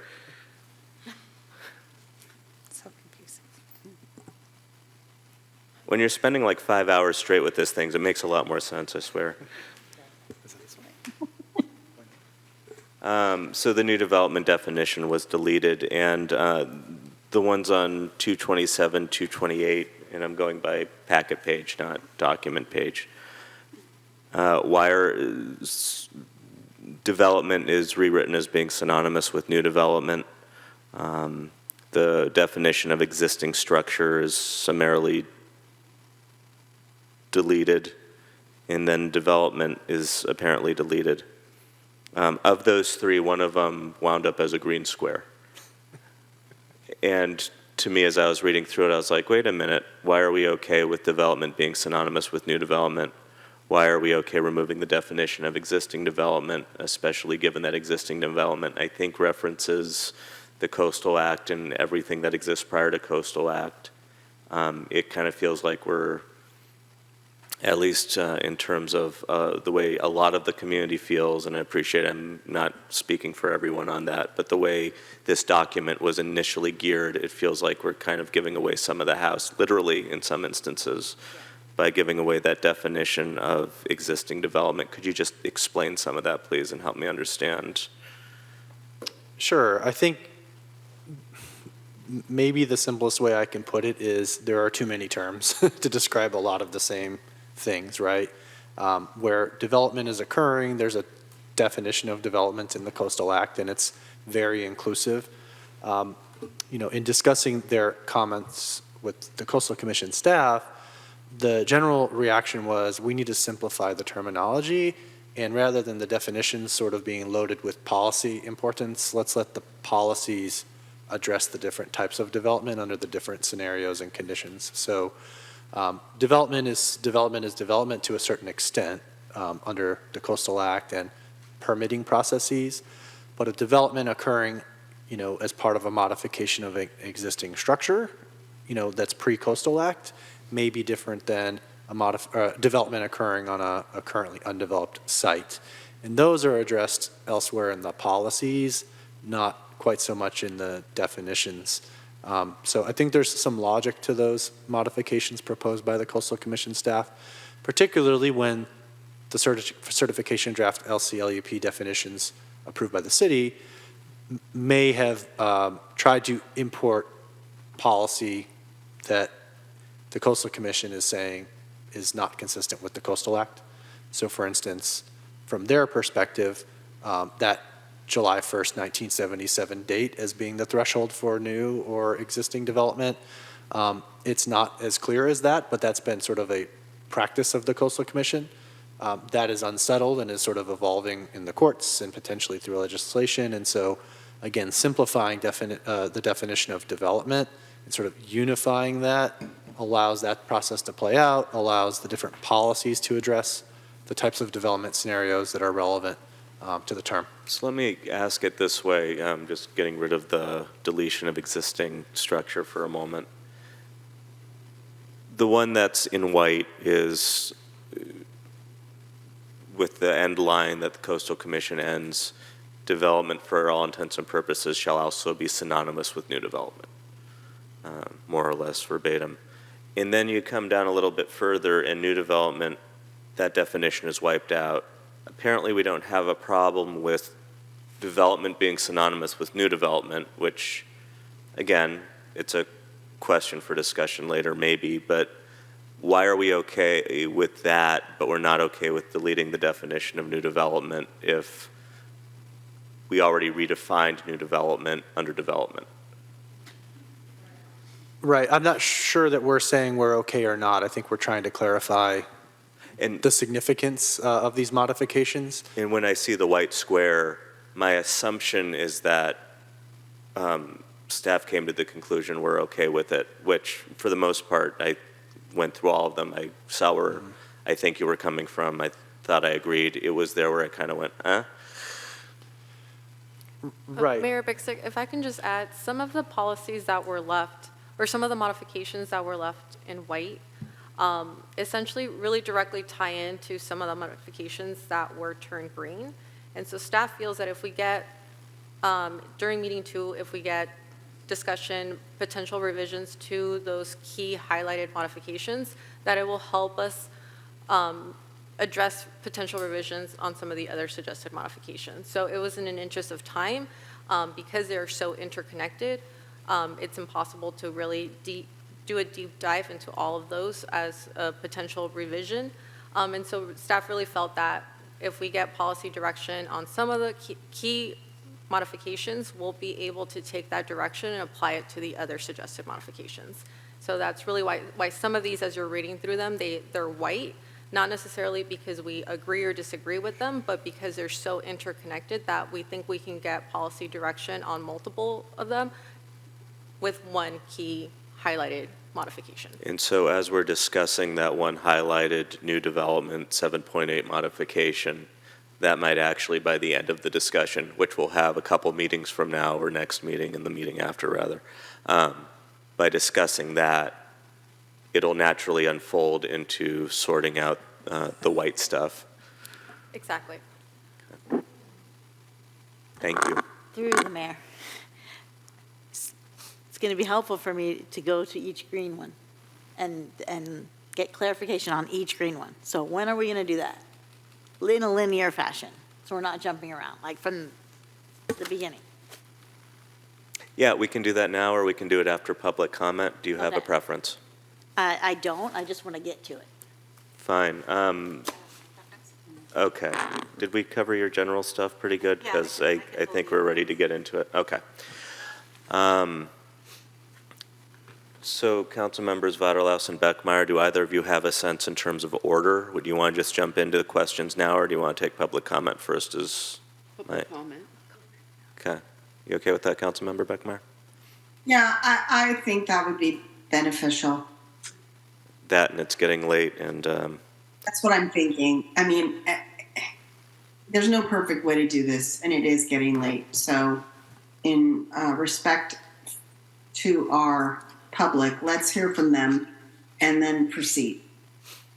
And bear in mind, we do have 2 more meetings. So again, what we're discussing about is clarity around these policies, especially the bigger ones that we're going to be discussing robustly down the road. And comments to those effect are what's really helpful for us tonight. I think that staff is going to be monitoring questions to pull out those clarifying questions. And certainly council will be listening for them also, but I certainly trust staff to listen for them tonight. Where normally council is also asking not just for clarifying questions, but discussion questions, which again, we're reserving for another meeting. So that having been said, I have 4 cards in my hand. I think Sherry Chan has left. Right, Sam? Okay. So with that, I have 3 cards in my hand: Sam Casillas, Suzanne Moore, and Jeff Guillet. Actually, I don't see Suzanne either.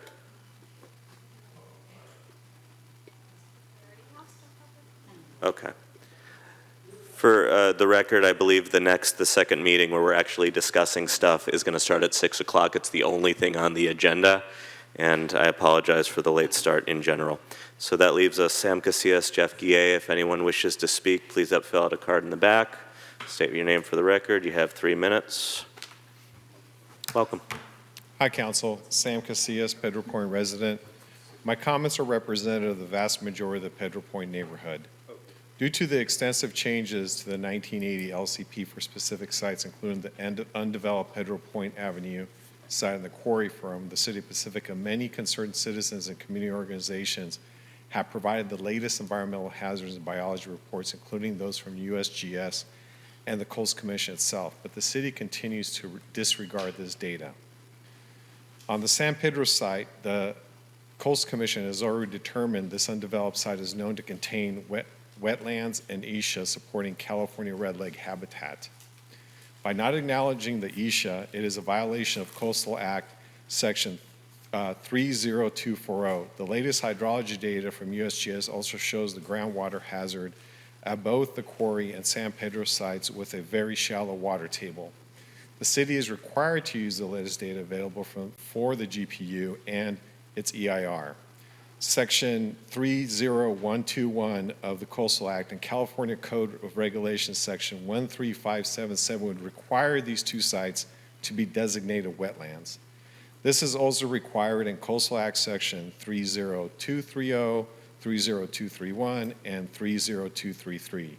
Since the city has chosen not to utilize this data, it is a violation of CEQA and other state laws, and therefore may invalidate the whole 2040 GP. CEQA Guidelines Section 15125 explicitly prohibits use of future plans and permits as the baseline. It clarifies the correct baseline conditions should be physical, environmental conditions as they exist. The city is aware that they should be using existing conditions to determine the new land use designation, which would heavily favor conservation for these two sites.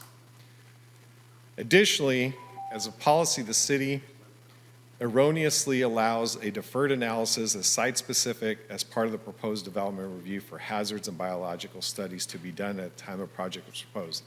The city is advised that this policy is in violation of CEQA and may end up invalidating the whole 2040 GPU. By changing LDUs without proper CEQA review, the city is also purposely setting itself up for a taking of private land and would therefore violate its fiduciary duty to protect the city from potential liability. The city is also required under SB 379 to utilize, restore identified appropriate sites to employ as nature-based solutions for climate resiliency. Yet the city is again deferring the selection of SB 379 sites without explanation.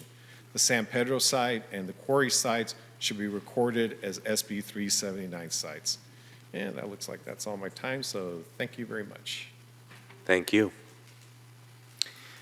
Jeff Guillet, followed by Cindy Abbott and Suzanne Drake. Those are all the cards I have currently.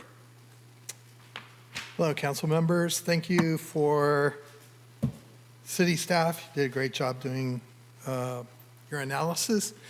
This went a whole way different than I was expecting. I thought we were going to do it linearly. My comments that I wrote out were expecting that, so if it's disjointed, I'm sorry.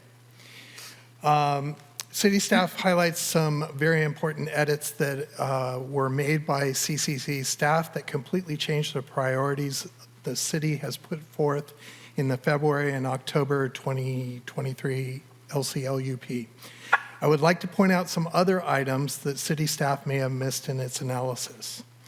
There are significant changes to the theme of the LCLUP to focus on protecting beaches and shoreline over existing property owner rights. That was covered in another one, but there are multiple times where they changed the language excuse me, to remove managed retreat as a strategy, but then implement it. The development in hazardous areas section disallows rather than allows flood damage prevention control programs. That was marked as a comment or was for clarification. It was a white area, and that I feel like it should be green because it completely flips what we said. They expanded the site-specific and assessment requirements for the entire coast, not just the coastal vulnerability zones, which again affects the entire coastal area, not just the ones that are right on the beach.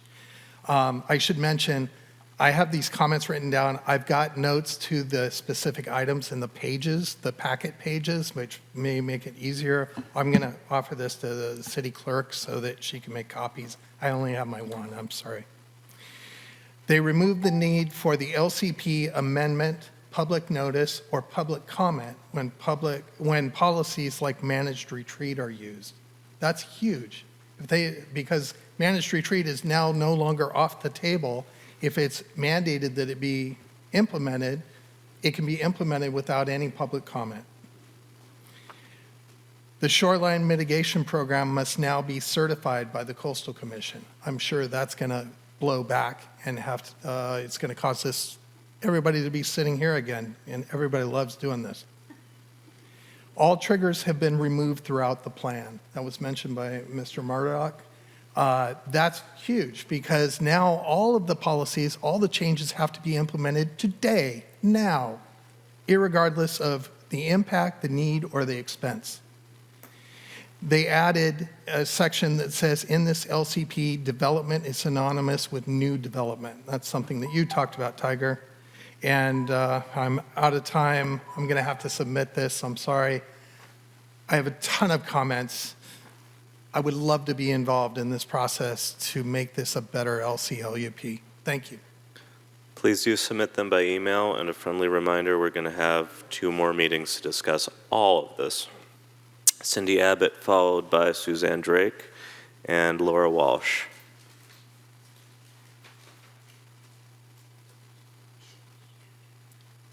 Good evening, Cindy Abbott. Third time's a charm. Anyway, I'm kind of confused. I'm going to withhold on some kind of substantive comments and share maybe what I was hoping or what might be helpful to everybody.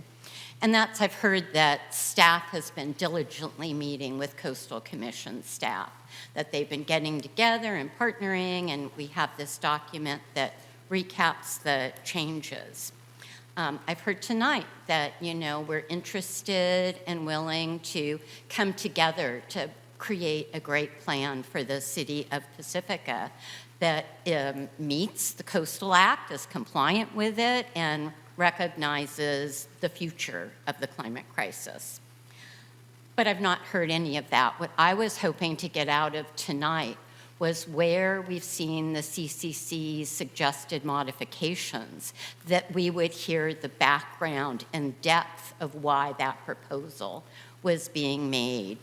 What was the background on that change? What conversations took place? So,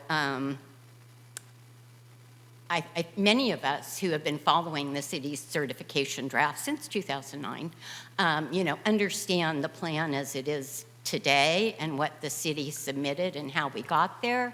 But I'd like to know what those conversations have been and how we're going to reach that conclusion. Why were these modifications recommended? They're to be compliant with the Coastal Act because we know that managed retreat is something that we should talk about. They've graciously just removed that wording from it. They didn't put it into here. Was that part of the compromise?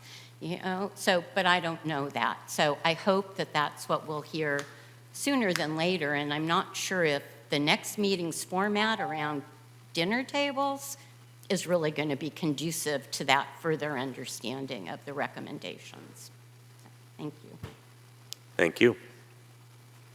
Suzanne Drake, followed by Laura Walsh. Those are the last cards I have currently.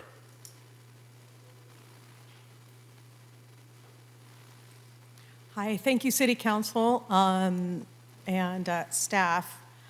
I'm probably going to say something that is maybe unsavory for some, but I will actually say flat out that I think that the California Coastal Commission is acting in bad faith and they're not a very good partner. In fact, I went to a California Coastal Commission meeting, let me tell you when, February 9th, 2019, I vocalized some of these comments and concerns, especially over managed retreat. Commissioner Brownsey responded with basically the layout of what we're doing with this LCLUP. And she said, here's a planning document. We want you to take it back to your local governments, municipality, the homeowners, blah, blah, blah. And the intent of this document was not to mandate to people how they should make decisions. You're supposed to look at these elements and formulate your own community response. Now, it's a much longer, and I don't have enough time to read the whole thing. I'm going to email each one of you directly, as well as City Manager Woodhouse. And it also includes the link to the video. This is during public comment, which is in the very beginning of the meeting, so you don't have to like really sift through it, but you'll see the public comment, you'll see the commissioner's response. And I also have it written out exactly what her wording is, which is contrary to what we're reading right now. What we're reading right now is a throwing back in our face of things that they're not going to approve or that they're like actually deleting. Mayor, you indicated about development and this verbiage. They're deleting it for a reason. Do not think that they are acting in good faith. They are not. And again, I will be emailing this tonight to each one of you, to your work emails. Please read it, please watch. You'll find out for yourself the two double talks, the double speak. Or, better yet, what I've heard is that staff seemingly doesn't know what the commission is saying, or vice versa. Now, the right hand can't know what the left hand is doing, so someone is lying or acting in bad faith. Please look for this email. Please watch the video. Find out the evidence for yourself. Thank you. Thank you. Laura Walsh is my last card.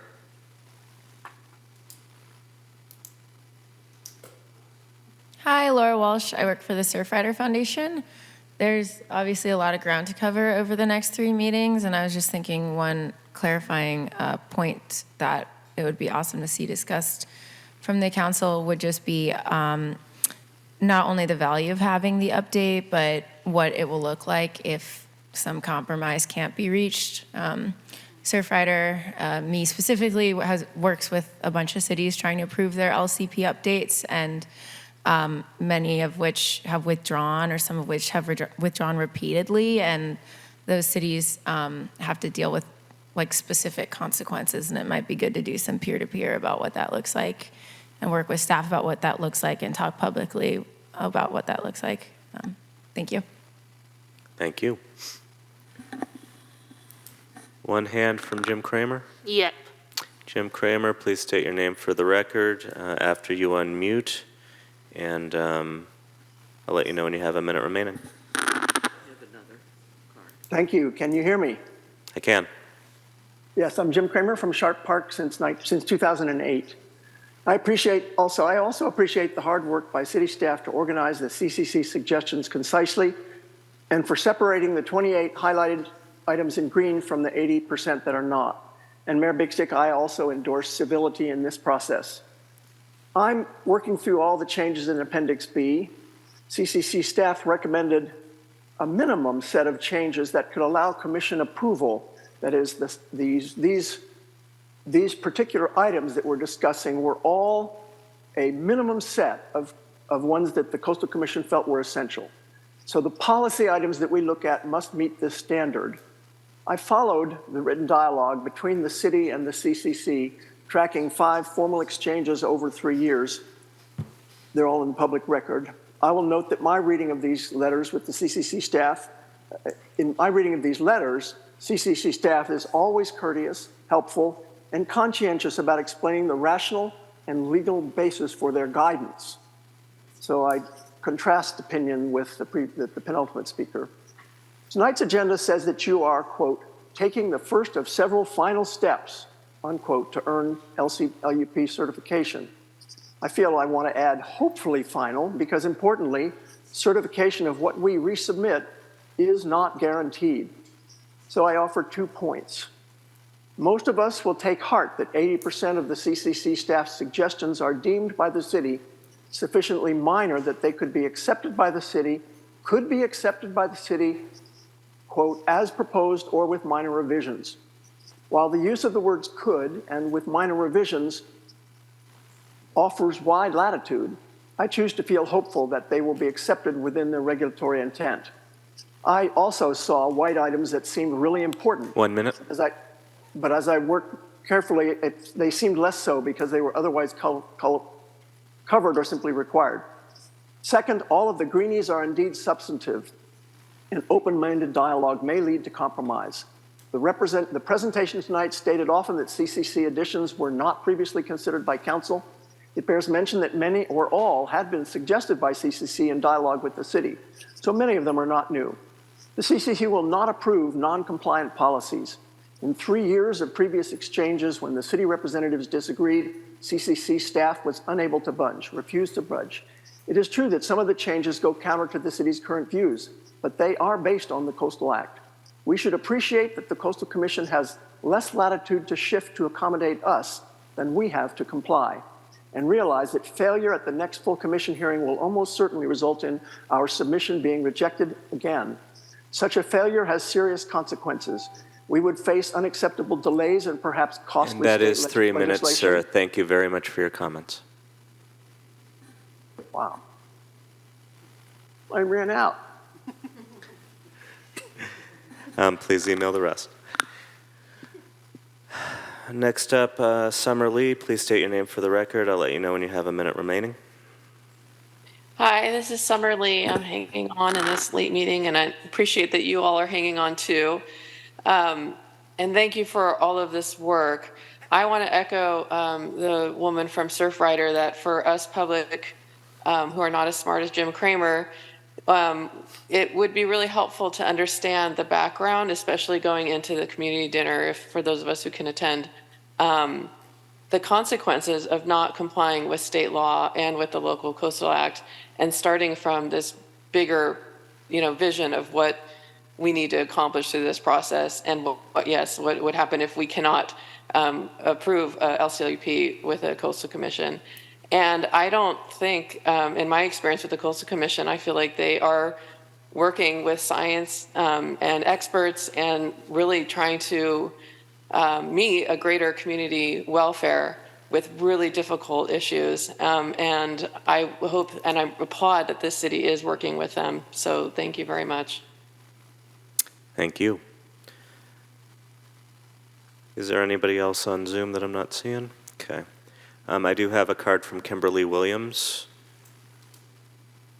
If anyone else wishes to speak, please fill out a card in the back or raise a hand on the Zoom. Hi, thank you, Mayor Big Stick and council members. My internet went down, so I had to run here. Welcome. I agree wholeheartedly with what many of the people who have spoken before me have said. I think there are serious problems with the LCP that the city has submitted to the Coastal Commission. And I'm representing our local chapter of Surfrider in San Mateo County. And the city's of Pacifica's plan for addressing sea level rise includes damaging policies that would wall off the coast and make erosion worse. The plan would allow expansion of the use of coastal armoring to protect private development at the expense of our beaches, bluffs, and waves, while prohibiting proactive solutions like migrating structures landward out of high-risk zones and engaging in long-range advanced planning to thoughtfully manage relocation over time. The city's LCP as submitted endangers our popular surf and recreational beaches such as Lindemar, Rockaway, and Sharp Park, and it fails to consider alternatives and dooms our beaches fronting Beach Boulevard, including Esplanade and Palmetto. So essentially, the city's rewriting of definitions in this LCP ignores the science and the impacts we are already seeing, and prioritizes a few individual property owners over the many other residents of Pacifica and the thousands of people, both locals and visitors alike, who use the beach every year. It would create a significant impediment as well to communication with local and state agencies and organizations who rely on common definitions to navigate and collaborate on sea level rise issues. The issue of sea level rise isn't going to go away, and it deserves a holistic approach and an LCP that can guide responsible infrastructure decisions in Pacifica. Having an LCP in place that meets Coastal Commission requirements puts Pacifica on a path to smarter solutions rather than preparing the way for more buildings to literally fall off the bluff. We want to see beaches in Pacifica in the future, so we strongly urge the city to adopt Coastal Commission's suggested modifications to Pacifica's LCP. Thank you. Thank you, and thank you for running down here all the way on short notice. That was the last card I had. I don't see any raised hands. Anybody wishing to speak before we close public comment? Seeing no one. Mayor Big Stick, we have one raised hand. Cherie Chan, please state your name for the record. I'll let you know when you have a minute remaining. Can you hear me? I can. Hey, hi, Tiger. This is Cherie. Sorry, I had to pick up my kids from. Just reiterating my neighbor's request to not rezone the undeveloped San Pedro Avenue site, which you actually have on the screen right now. The PPCA has presented loads of evidence that this is going to conflict with CEQA and with the Coastal Act. And I've been working with y'all since this process started, since we moved here in 2008. And the neighborhood has been very clear about the number of biological and legal constraints relating to this field. We have so many big issues to deal with. Let's not make things worse by making a change to what's already an established certified plan by changing this San Pedro Avenue site from something which works. We've been more than willing to and ready and happy to work with the existing landowners under the existing established land use as it is. Making a change will just complicate an already very difficult process. Thank you for your time and thank you for all your service, and thanks for actually keeping Zoom open so that all families and people who are other caretakers can participate in this public process. Good night, or not good night. Continue your good work. Thanks again. Thank you, Cherie. Is there anybody else who wishes to speak? Okay. If not, we will close public comment at this time and bring it back to council for further questions and deliberations. I know that staff has been monitoring before you answer some of what you heard. There was this theme from a couple folk about understanding consequences. I don't know if tonight's conversation bears hearing that response, but certainly going into the next meeting, that is important to hear.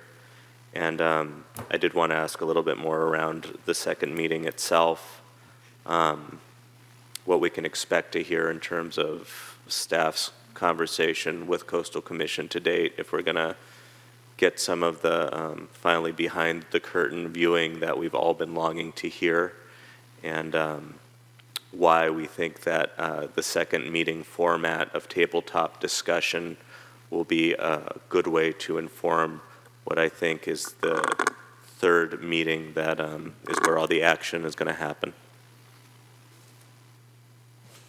And Sue Beckmeyer has her hand up, just so you know. And Sue Beckmeyer has her hand up.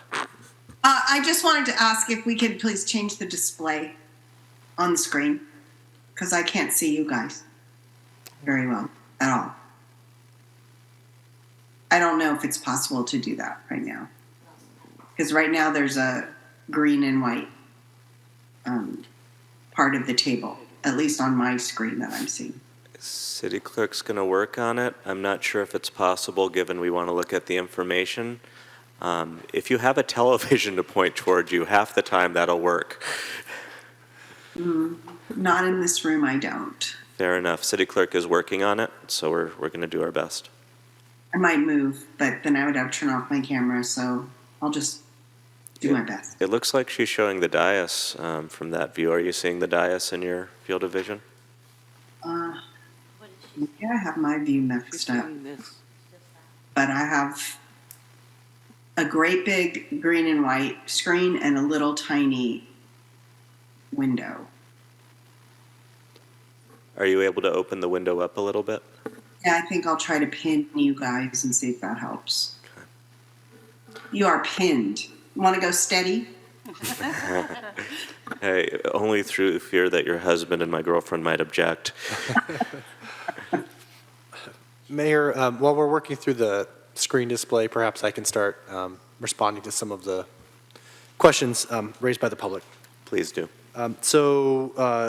Sort of in the order that they were stated, I'll try my best to respond to those related to suggested modifications discussed tonight. So There was a comment about the undeveloped San Pedro Avenue site, which is covered in comment 2.8, policy LDI 20. So the Coastal Commission comment is not about the land use designation. The City Council has settled that point. The Coastal Commission staff did not comment on that. So really what the discussion is about that site is the site-specific policy where the City Council further specified an allowable range of development. And so I think what the Coastal Commission comment may have inadvertently done is actually increase the range of development density by discussing low-density residential generally, whereas the City Council previously determined to allow the low end of the low-density residential range of 3 to 5 units per acre, whereas the Coastal Commission comment would allow 3 to 9 units per acre, arguably. And so I think this is one where we would, suggest at some point pointing that out.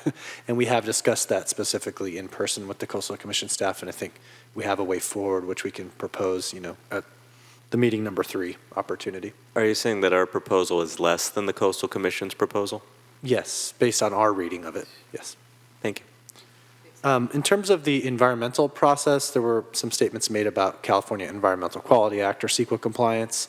Under state law, local coastal program amendments such as this, cities are not required to comply with CEQA. That burden is placed on the Coastal Commission in its review and certification using their CEQA equivalent process. So we don't need to worry particularly about environmental review issues in this City Council action. Related to comments about flooding and flood protections, I would need to see more specifically the public commenters' points that they've made when they submit their email comments. It's our assessment that the LCLUP, even with Coastal Commission's suggested modifications, would provide significant support for flood proofing and adaptation to flood hazards to protect property. So if there is some other interpretation coming out of the commenters' read, we would certainly like to see that after tonight's meeting. To the point about shoreline adaptation plan requiring Coastal Commission certification, to me that falls into the sort of stating the obvious type of comments where it's the reality that any new major program that could affect the coastline is going to need Coastal Commission certification. So this is just explicitly stating what I think is already the reality. And so I don't think there's a particular significant concern on the staff's part with that. Related to the city staff and Coastal Commission staff conversations, we've had 6 meetings in fewer than 6 months, which is a pretty frequent meeting tempo for interagency meetings. In the course of those meetings, we've had discussions from the very high level to the very minute level and everything in between. We started out similar to how we're starting with our community tonight, which is to say, let's go line by line and talk about what you've suggested in terms of your modification and why and what's the significance. We see things differently. What's most important to you, and is there middle ground to be explored? And so we did that essentially through 125 suggested modifications, painstaking multi-hour meetings where, we each showed our cards to a certain extent, at least as the city staff is trying to reflect and respect the City Council certification draft approval and explain why that was important to the community and to the council, and to hear why the Coastal Commission staff felt like modifications would be needed to achieve Coastal Act consistency. And it's not necessarily a black and white or binary, one way or the other approach on some of the issues.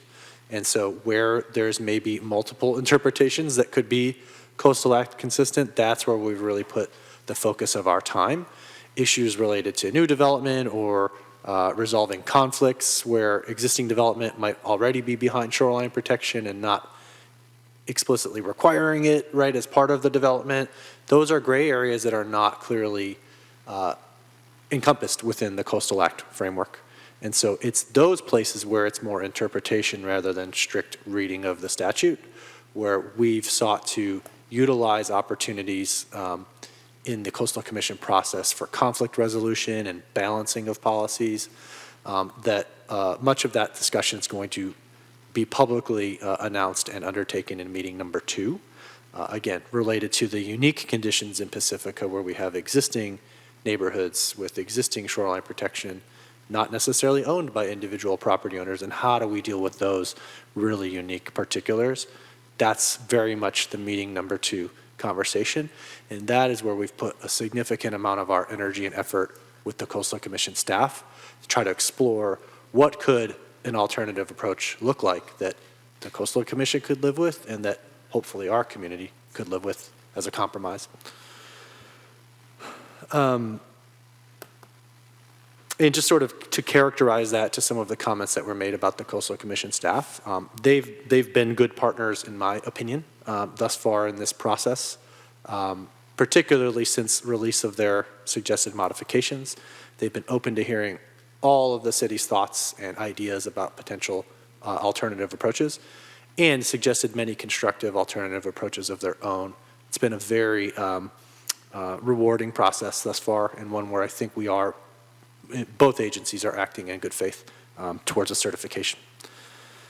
To the very important question of what happens if this LCLUP is not certified, that would be, I think, a very disappointing outcome from my perspective for this overall process and for our community. I think there were a lot of examples demonstrated in the general plan update process about why we needed a new general plan, right? And everyone kept pointing back to, wow, this is from 1980. This can't be right. This can't be the best thing for our community. The same thing is true at this point in time about the city's certified local coastal land use plan. It's from the 1980s, and it's sort of the companion again to the general plan. And all of the warts that the 1980 general plan had exist with the 1980 LCLUP, and for those reasons it needs to be updated. Some really specific positive outcomes are we would get updated maps and other information to support decision making, enhanced environmental protections to benefit coastal resources, enhanced economic development and more housing, including affordable housing based on updated land use designations, and alignment of policies in the coastal zone between the 2040 general plan and the LCLUP. And the converse of that is we would get none of those things in the event of a failure to certify the new LCLUP. Beyond that, I'm not sure that I agree or have the understanding that there would be any particular legal consequences or Coastal Act violations that would result. But certainly it's the case that the information and the data and the policies supporting a lot of the activities in the 1980 LCLUP are no longer reflective of the condition of neighborhoods in Pacifica or the community's needs for the next 20 years rather than the past 40 plus years. And so it would be, I think, a lost opportunity to end up without a certified LCLUP at the end of this process. And we would certainly, I think, have a setback potentially of multiple years of trying to start over and regroup and figure out how we get to a certified LCP, if that were the case. And I think that covers my list of clarifications that I noted. Stephanie, do you want me? Thank you. One was, why were the triggers removed? Sure. So to start, triggers such as those based on a particular amount of sea level rise that may be observed, something I think that the City Council has decided makes sense for Pacifica, and it's something that the Coastal Commission staff thinks can be an appropriate adaptation approach. It's my understanding from the Coastal Commission staff that they perceive that the way that those were incorporated into the LCLUP was not complete, and it wasn't robust enough to actually have significant policy value. And unless and until a more robust set of policies and actual actions that could be undertaken were included and described how they would actually be carried out, until that could be put together, I think it was the sense of the Coastal Commission staff that it wouldn't be appropriate to have, not my term, not theirs, but a half-baked set of sea level rise triggers and adaptation actions, when really it's so important and so significant for the community that it needs to be done the right way and be fully undertaken and contemplated. Councilmember Beer, you had your hair light up. I did. Christian, you said 3 questions, and I think these are the 3 questions that I have for each one of these green things, which is, why was it suggested? What was suggested? Why? and what was the significance? Like, those are the three things I really want to know in plain language. For all of them. As we go down the list, you mean? For the green ones. Yeah, yes. yeah. Yeah, your light's on. Okay. Okay. I wanted to follow up on the triggers too. That was something that I wanted to talk about a little bit more. I appreciate Jeff Giet's comment, and I've been talking to Jim Kramer about this in depth, and he was, deeply involved in this process, and again, thought that that was actually just a beautiful way forward, that we're defining policies when something happens and not like proactively saying what we need to do in a certain time in a certain year, but so it gives us flexibility. It's not so scary immediately now.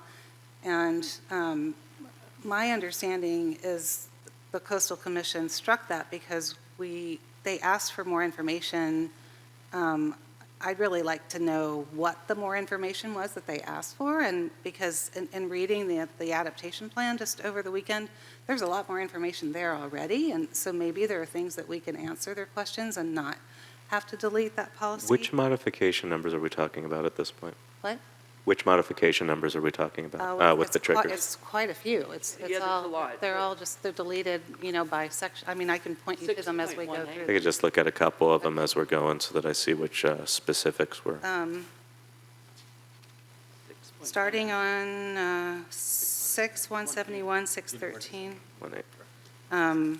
But then the document is actually kind of confusing because some of the policies and triggers were like for Fairmont or for Manor, and that's not written, so it's crossed out multiple times, but that's because it's crossed out for each of the sub areas.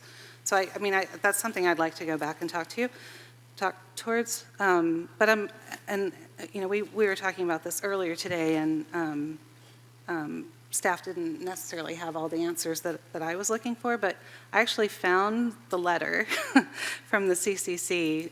So if you can, maybe for the next meeting, it's the February 19th, 2020 letter, I believe, and I'll confirm that.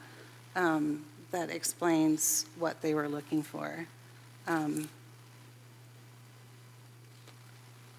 Yeah.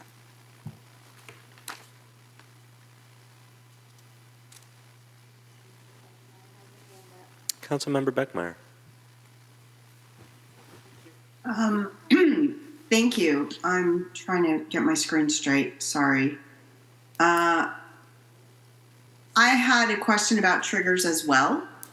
And I was wondering if, Kristen, if you can comment on this. Was it your sense that the triggers, some of the trigger language was questioned or removed by coastal staff because of the age, if you will, of when and how that came about? If I'm remembering correctly, it was part of the adaptation plan that was prepared in 17, 18, around there, in early 18, I think. And I'm wondering if the science that was based on is even inaccurate at this point, or less accurate, let's say. And in light of the fact that OPC is coming out with new numbers in the next, I don't know, month or so, 2 months, is it possible that it's not the notion of triggers in general that is objectionable, but it's the specific trigger language that was reflected in our adaptation policy or adaptation plan? Sure. So I would say definitively that the notion of triggers is not objectionable to the Coastal Commission staff, that they see a role for sea level rise triggers based on a routine monitoring program and good science to suggest what the triggered adaptations should be. I do not have a sense that the Coastal Commission staff's modifications that they've proposed were a result of a perception that the science was out of date. The city did use, in my opinion, the best available science at the time. But I do think you've hit on a key point, that the council needs to consider about how to move forward, which is, do we put the time and effort into trying to salvage a process that's already 5 years old, when we know we're on the cusp of having a whole set of new sea level rise projections that might change the timing or the trigger category. And we also have the benefit of 5 years of our community and other communities and the Coastal Commission having gone through these types of planning processes. So do we go back to the version 1.0, or do we think about how to structure in the near term, within the next 1 to 2 years, a version 2.0, using the new science, using lessons learned, maybe benefiting from new technologies that other communities in our state or elsewhere have come across, and really think about the best way to do it, with the lessons that we've learned. That's a tough choice because there is some benefit, as Councilmember Bowles has mentioned, to getting it into the document, because we could hit some of those triggers at any time, or maybe already have. It's hard to say. But what do we do, to try to make this the best document long term? Last point for me on that is, if you do look at the adaptation plan, it does contemplate needing to periodically revisit it and update it with new science. And so, given the amount of time that's gone by, maybe we just internalize that we need to do it again. It's already time to update it, rather than trying to shift the focus retrospectively and look back to incorporate what was done in the 2018 process. Just as a follow-up question, I guess the overall question I have is if the triggers were still in there, or I guess since they've crossed it out, are some of the new policies that they've added that are maybe some of these green items that are more difficult because we don't have the triggers, right? So I don't know if that makes sense, but just like an honest conversation with the Coastal Commission, if we did these triggers, are some of these other policies maybe not necessary to put in the document? Yeah, I think it's an interesting question, Councilmember Bowles. I think what I would say to that is, you don't need the triggers to do the right thing in terms of adaptation. You can still study or plan, whether it's for the city's infrastructure or guiding and encouraging individual property owners to plan and adapt. Similarly, a lot of the triggers actually related to new shoreline protection structures or other types of coastline improvements. And as we know, if conditions can be met, by age of development and certain other factors, it's already possible, right, to seek a permit for shoreline protection structures. So I don't think you need the policies to end up doing the right thing, but the policies give a cover for the city. They give an objective trigger that can be identified to actually begin the hard work.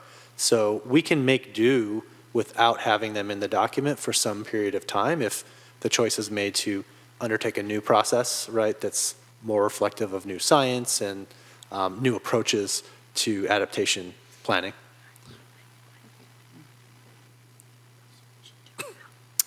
So would we like to start from the top of the green list and go down?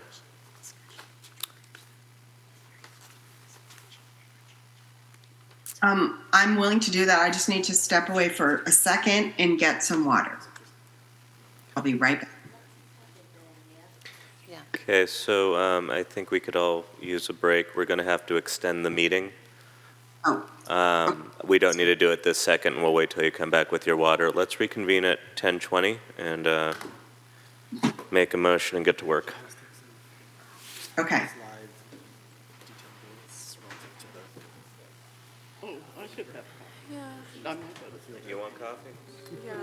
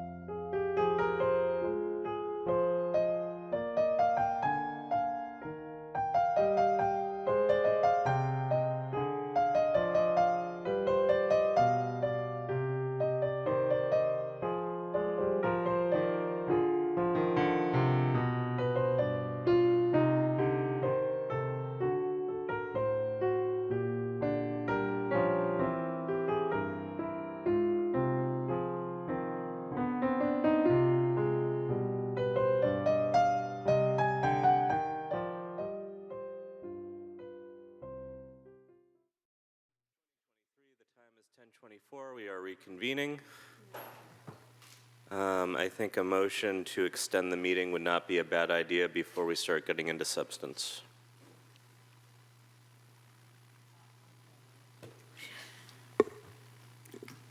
I don't know how long we need because we haven't started.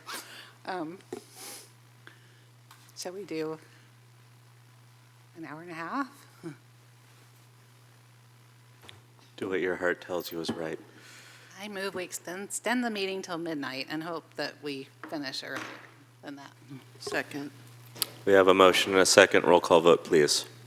A motion to extend the meeting till midnight made by Councilmember Bowles, seconded by Mayor Pro Tem Vaterlas. I'll call the roll call vote, starting with Councilmember Bowles. Yes. Councilmember Beer. Yes. Councilmember Beckmeyer. Yes. Mayor Pro Tem Vaterlas. Yes. Mayor Big Stick. Yes. That motion passes unanimously. Staff, if you'd be so kind to start us from the beginning of the document and just go straight down the line, no themes, just take us chronologic. And that having been said, I do want to take a moment to thank you, Stephanie, for giving us that overview to begin with and for all of the ridiculous amount of work I know darn well you've put into this. So thank you. Thank you, Mayor Bixter. Green number 1. All right, so I'm ready to start. So the first modification that was highlighted is modification 2.6. We can see it here on the slide. So the city's certification draft, this refers to policy LD-I-14, and it relates to the promenade area and the Beach Boulevard property. And so the city's language essentially states that that area will become a community and tourist destination. The modification by the Coastal Commission staff does not take away from that, but instead it adds language that requires that any improvement to that area respond and address coastal hazard considerations consistent with the LCP. And so essentially the main implication is that it does not take into account small or non-permanent improvement projects, and because of the need to address coastal hazards and be consistent with the LCP, there's additional policies within the document that will apply to small and non-permanent improvement projects within that area. So it's not to say that they have any issue with the future of that area, but it's going to affect the permitting for that area. Councilmember Beer. And so what does that, maybe you can't answer this question tonight, I don't know, but what does that mean for our Beach Boulevard Infrastructure Resiliency Project? I'm not sure the policy directly relates to the Bieber project. I think more importantly to this site that we're on tonight, the 2212 Beach Boulevard site, particularly the policy about the hazard considerations. If you were to just play that out textbook, it would be as though the current seawall or a future seawall are not there. And so how much of the site would remain developable in light of those hazards? This is a direct interface with meeting number 2's potential alternative policy discussion. So perfectly well-intentioned and sort of textbook Coastal Commission comment, impactful in terms of hazards and reflecting the existing armored condition of this particular area. Awesome, that's exactly the kind of information I was looking for, so thank you so much. So just a basic question. I mean, so within the coastal, what are we calling it? Coastal vulnerability zone, right? Not just the properties now right on the beach, but broader, defined by, I'm assuming, the vulnerability assessment. I mean, so we're just saying that we have to comply with that as we do in any other coastal hazard zone, right? That, or are we looking for a specific carve-out for this area? So the policy as it's drafted, I think, says what you would expect the Coastal Commission to say, which is largely what the Coastal Act says. Right. Analyze the hazards and avoid them so you don't need shoreline protection at some point in the future. So not objectionable necessarily on that level, given what the Coastal Act says about new development. But it is impactful, and the Coastal Commission's calling it out. And it could only be addressed by some sort of alternative modification, potentially, to minimize the impact on this site and other sites in this vicinity. And that's why it's important to be aware of and to discuss.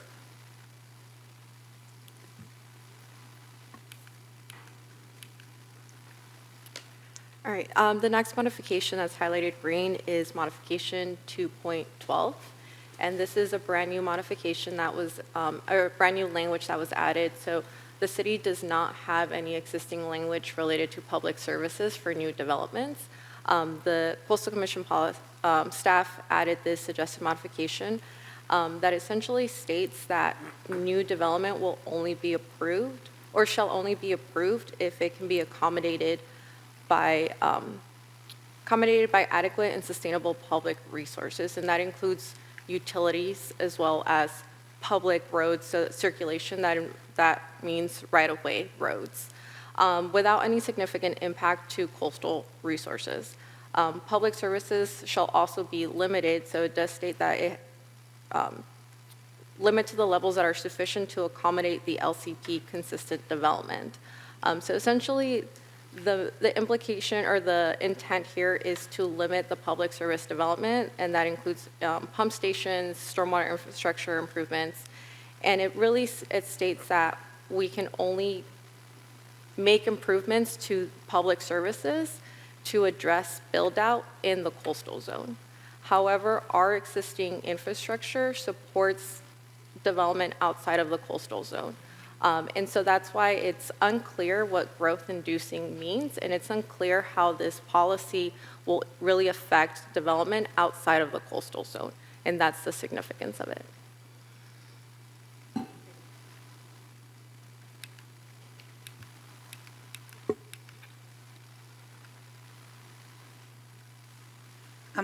And sorry, just a follow-up question. So it says including at build-out.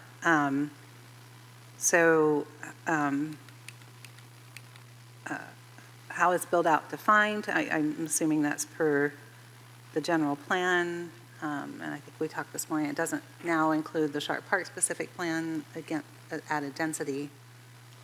So it's the build-out of the projections within the LCLUP, not the broader general plan, and so it's a much smaller subset of potential development in Pacifica, and it does not yet include the Sharp Park specific plan and the modest intensification of development that would result from that plan. Okay.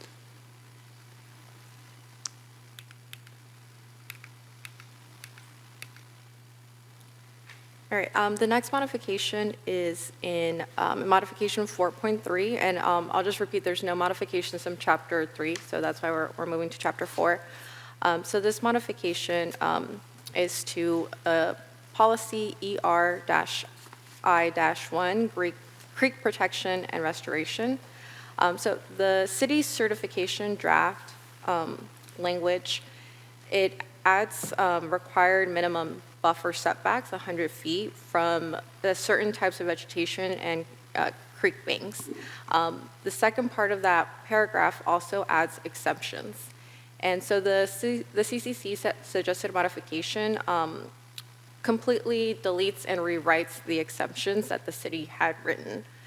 So while the policy does, the main part of that policy is what the city had previously approved in our certification draft, the way that the exemptions are written do reduce, they're very strict to how and when those buffer exemptions can be applied. So this policy, the implication is that it reduces the developable area of some properties within our coastal zone because it is going to require that 100-foot buffer, and it's the exemptions that would be allowed under our certification draft are not the same. I have a question about that. Moving forward, will we be able to have like a visual of what that will look like? When you say some of the properties like within the coastal zone, it would be good for me to understand what those properties are. Not necessarily tonight, but at some point, is it possible to get information like that? So I can quickly let me go to an exhibit. So this is an exhibit that is in the LCLUP. So as many of the city certification draft policies were drafted, they say shoreline. And so shoreline that are just oceanfront properties, many of the modifications were changed from shoreline to include coastal vulnerability zones. And so as you can see on this map, the coastal vulnerability zones, there's multiple different types of zones. And unfortunately, I can't read that legend, so let me zoom in on my screen. So at the bottom, you'll see there's different zones related to wave run-up, storm flood area, coastal erosion. So those are the new zones that are the suggested modifications in many of those policies. So instead of the policy affecting or being applicable just to the shoreline properties, they're now, as suggested by the CCC staff, they're applicable to all the properties that are within these areas of the blue lines, the red lines, and the green lines as well. So they're going on to the other side of the highway? No, the regulatory impact of that would be limited to the coastal zone. Okay. These maps reflect the actual conditions, but it wouldn't extend the jurisdiction of the LCLUP beyond the coastal zone. And for this particular item, it's really talking about creek banks, riparian vegetation. Do we have a map that actually shows where those are in town, so we know like where these policies would be in effect? Not specifically available for tonight. I'd say probably the two most significant examples would likely be San Pedro Creek and Calera Creek running through the quarry. There are some other smaller creeks, but some of which have been undergrounded in the past, and so aren't as immediately obvious at surface level, for example.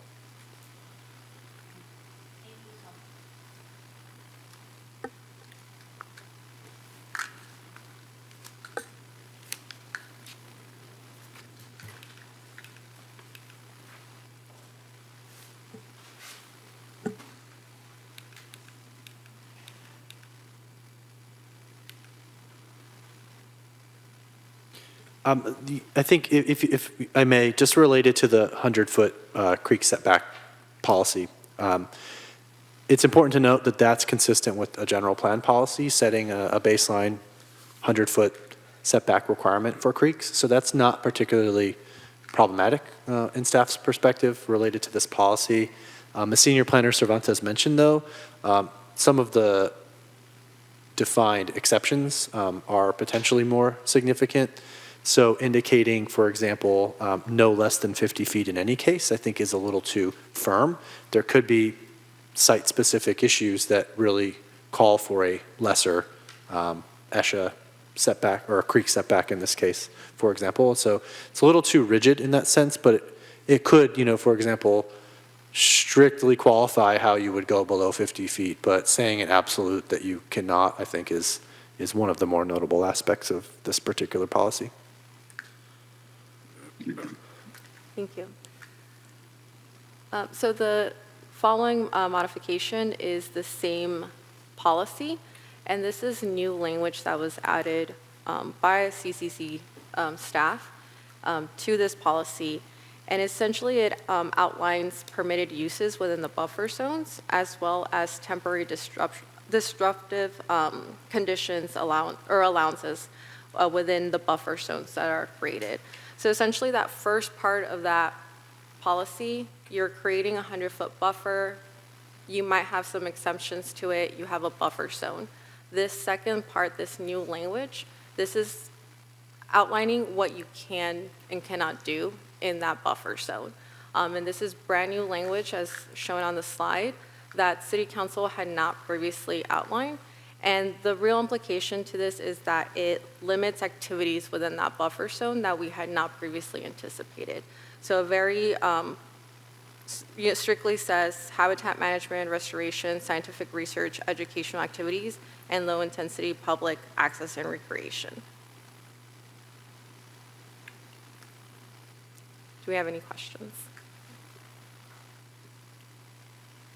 I don't have a question about this right now, but back to some of the other questions posed earlier by my fellow council members. So as we get into discussion of this in the next two meetings, you might be providing more information from the Coastal Commission on whether there is some flexibility, what is really important to them to keep, and where we might be able to change things. Is that right?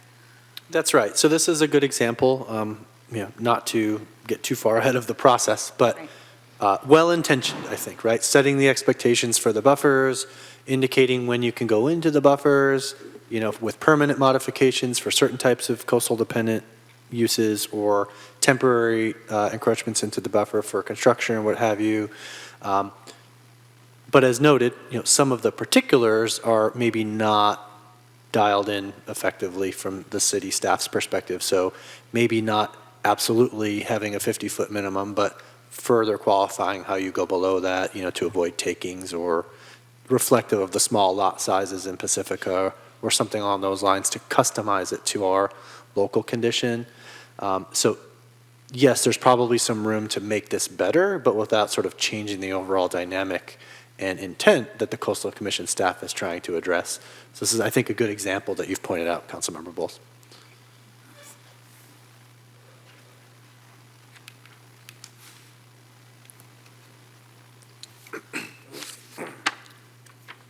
All right, the next modification is 4.7. This, like the previous example, is brand new text that the CCC suggested modification adds to our document. So the city currently does not have a habitat category for dunes. And this language, not only does it add dunes as a habitat category, but it also essentially says that all dunes are categorically considered ESHAs. And so it's a new habitat category that will, the applicability of additional ESHA policies throughout the document will be on more properties, essentially. So we had properties that previously did not have this category type or considered ESHAs that now will be. So we'll reduce developable area on some properties. And the main reason why it is included as a highlighted item is because it is a new category that the City Council had not previously seen, and it does have implications on certain properties within the coastal zone. But here's another example where the reality is such that, in my opinion, this determination is going to be made by the Coastal Commission's ecologist or biologist in the event of an appeal or the need to obtain a CDP. So while it may be, uncomfortable or new and we need to process it, it probably already affects the reality of development in the coastal zone, and better to disclose it up front so that the city and potential applicants understand the implications and can figure out what their options are, rather than to find it in the midst of a Coastal Commission permitting process, which anecdotally, we have secondhand information has occurred to a particular property owner in Pacifica. So I don't have information to suggest this is a widespread habitat category in town, but there is at least one property, which I don't want to name tonight, where this may have an implication. And so I think this is probably reflecting the Coastal Commission's work on that to incorporate it into the LCLUP. What occurs to me is I know how much I want to hear about the insights and the ramifications and all of the discussion. What didn't occur to me is perhaps you also would like to get into the discussion of it. So let's get on to the second meeting already. What's next?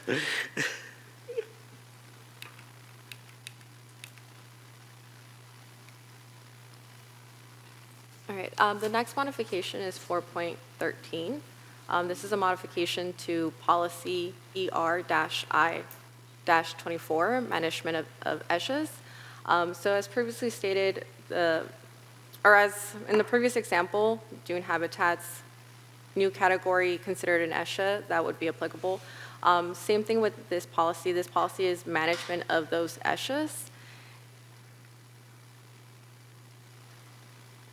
And the modifications to this policy clarify that we need to comply with the Coastal Act provisions.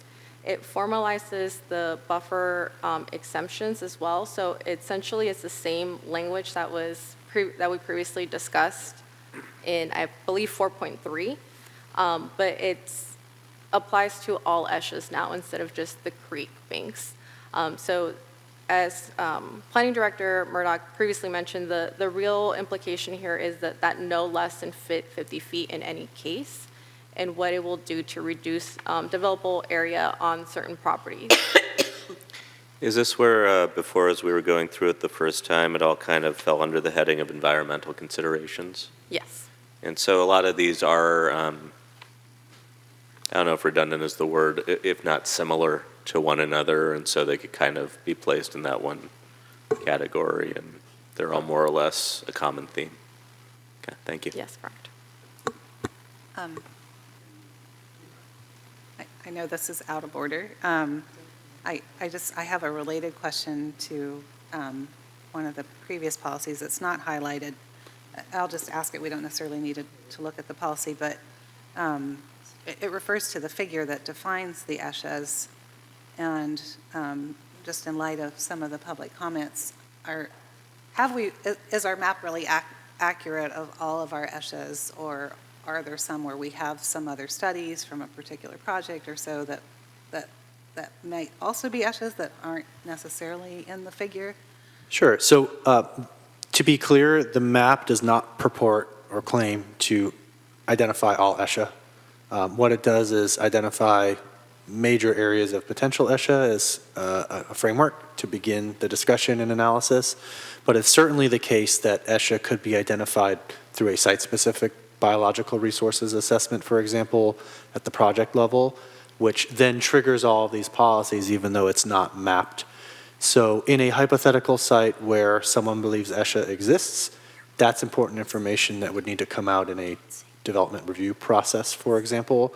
And if and when qualified biological information is presented, we would apply these policies regulating the protection and the buffering around ESHA. So just to follow up, so if I think of several sites in town where, they're under one ownership, they do some studies, there's ESHA there, and then whatever, they abandon the project, and then a new developer comes in. I mean, do we tell him he's already in an ESHA because we have the information from a previous project, or not necessarily? We do our best to identify information from prior projects that may be relevant. I will not claim that we have 100% been successful in every instance, particularly when a lot of time goes by or staff has changed as well, and there are gaps sort of in that if you have the institutional knowledge. If we know, we will do our best in almost every case to disclose it. Yes, exactly. And I think it's important to note, I'm not aware that the Coastal Commission staff has commented on our particular ESHA map, for example, to say it's flawed or needs to be refined. I see that Councilmember Beckmeyer has her hand up. Thank you. I just, in light of the question that was just asked about the ESHA map, I want to make a comment that maps in general aren't necessarily accepted or accurate, and I'm concerned about that in terms of our original draft and that getting glossed over, and then the maps that are included in our original draft being somehow accepted as de facto the maps. And it seems like maps are relative, and I want to make sure we're not just using maps cavalierly and accepting maps that we formerly didn't approve of as the maps for our LCLUP. Do you know what I'm referring to? It seems like there was some disagreement between coastal staff and our interpretation of the maps that were put forward in our LCLUP. Councilmember Beckmeyer, if you have a particular map or maps in mind, that might help the staff's thought process, but we're not aware of disputed maps at this point in time. Can you bring the map back up that you just had on the screen? I can't see it very well, but the one that you had a minute ago on the screen, the one that Councilmember Vadalos was asking about? Not that one. Vulnerability zone. No, Yeah, no, No. that one. that one. Yeah. So for example, is this map, I can't read the fine print at the very bottom on the screen the way that it is. Oh, actually, let me see if I have a better version of it. I know we put disclaimer on some of our maps saying, you know, you're not supposed to use it for this and that purpose. And I want to make sure that those disclaimers are carried forward. Did this come up in your conversation? So I'm not aware of any comment that would remove the disclaimer on the coastal vulnerability zone maps. I think the gist of it is that these are sort of thematic, rough scale, indicative of potential issues, but you need to do a site-specific or site-level analysis to really determine whether or not your property is in that zone. And I think that's particularly true the closer you get to the line, right? So those sort of on the outer bounds of the erosion hazard line, for example, may do a site-specific analysis that uses new science or a different analytical approach that might change that line somewhat and either rule in or rule out a site, for example.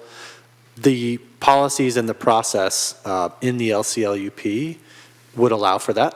So someone could submit more specific technical information that says, actually, on my parcel level, your map is not accurate as to the applicable hazards, and for lack of a better term, exempt themselves from the more rigorous set of policies, or it may find out that the property is actually in a flood hazard or some other hazard zone that is not mapped, so it could work both ways. Similar to the ESHA discussion in response to Councilmember Bull's point, you may be ESHA or you may not be. The map is saying where it's likely to occur, but it may or may not actually be there or on all of a property once you do a site-level detailed technical analysis. I remember those conversations. I specifically see the disclaimer that I believe Councilmember Beckmeyer is referring to.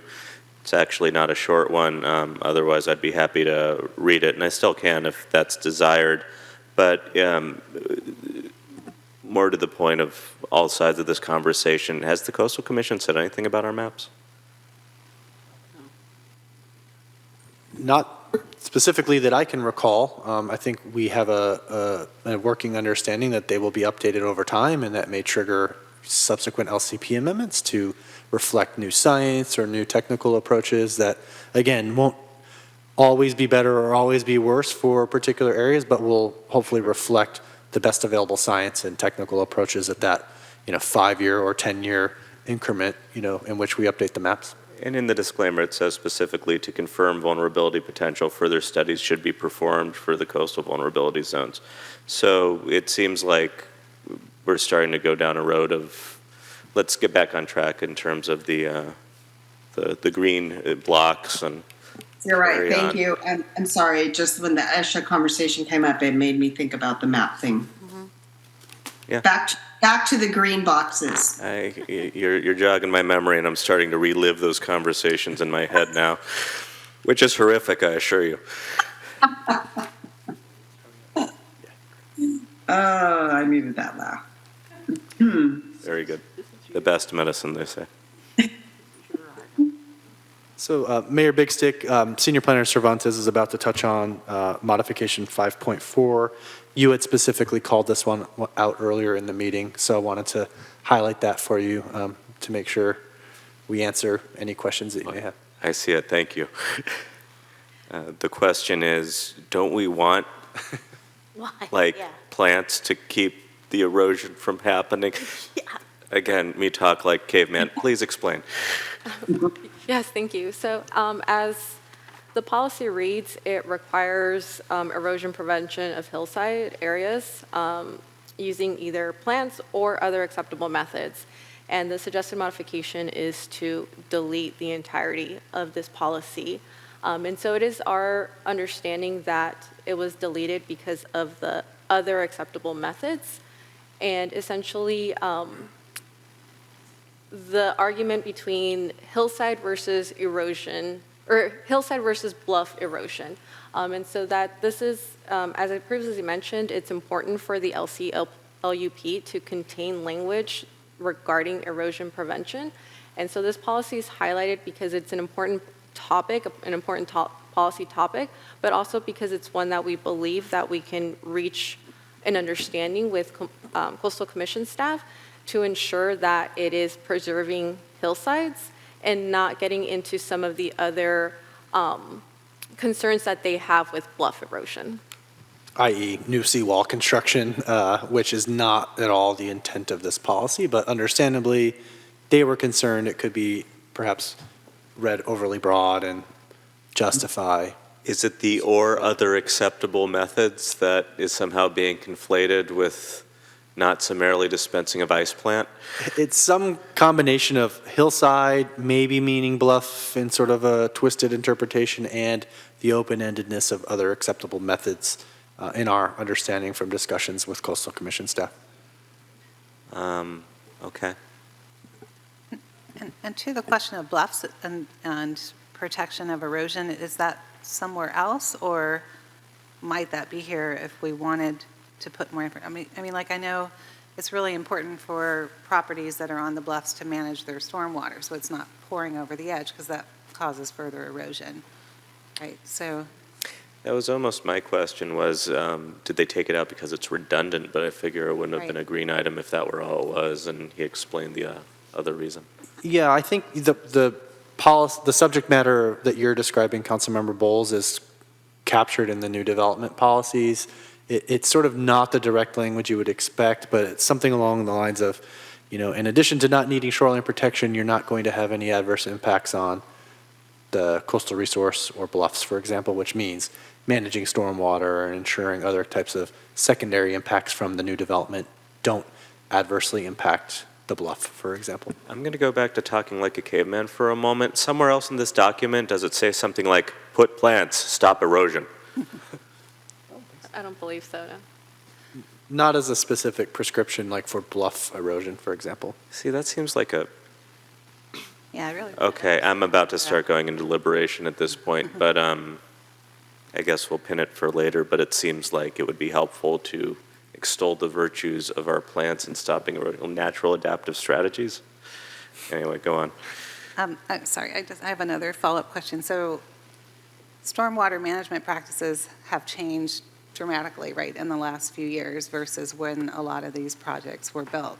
So perhaps there is a place where if a project is being remodeled, not necessarily a new project, where they're, you know, making sure that they can capture their stormwater on site and it's not running off the edge of the bluff. So anyway, I'm just asking the question if there might be something that we want to put in here or something to discuss with them that, you know, could help, because that's a big contribution to bluff collapse. It sounds like that would fall under the category of other acceptable methods. And noting that it's one of the green items, I figure now we're getting into the place of the deliberation that we'll be having in the next couple meetings. Yeah, I understand. I'm saying this because it might be a follow-up question for Coastal Commission staff as they're talking to them.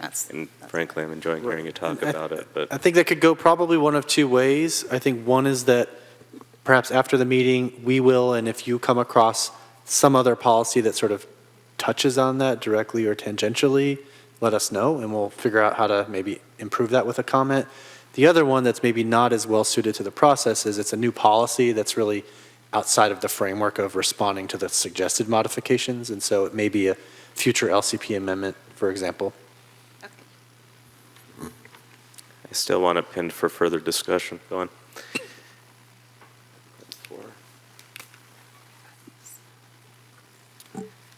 All right, the next modification is 5.10, and this relates to policy NH-I-26, flood control maintenance. This policy is written by the city, states that flood control structures will be regularly maintained, and it lists but does not limit certain types of flood control structures, including stream beds. And so the modification deletes stream beds from that list of flood control structures. And so the significance is that many areas of Pacifica are serviced by creeks as critical stormwater infrastructure. And so removing stream beds from this list of acceptable maintenance flood control structures, it really limits, and it could create issues down the road if the city, if and when we're trying to do maintenance on stream beds. Well, it seems straightforward. While we're on this page, I have a question about 5.9, deletes policy around the ordinance that's not currently certified by CCC, but might that be something we take up in the future, or? Yeah, I mean, I can briefly address that now.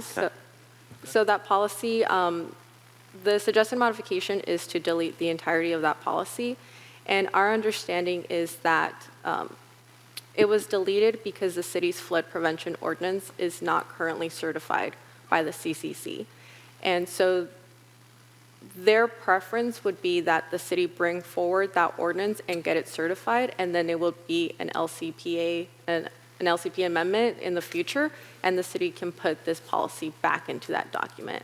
So it's really them trying to make sure consistently that policies in this LCP LUP are certified by the coastal.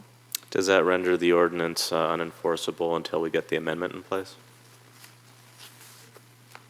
There's an interpretation that that's the case. There's another interpretation that as long as we demonstrate it's not inconsistent or causing adverse coastal resource impacts, that we can utilize it, or there's even a third way. So there are multiple ways that potentially we could continue to administer it.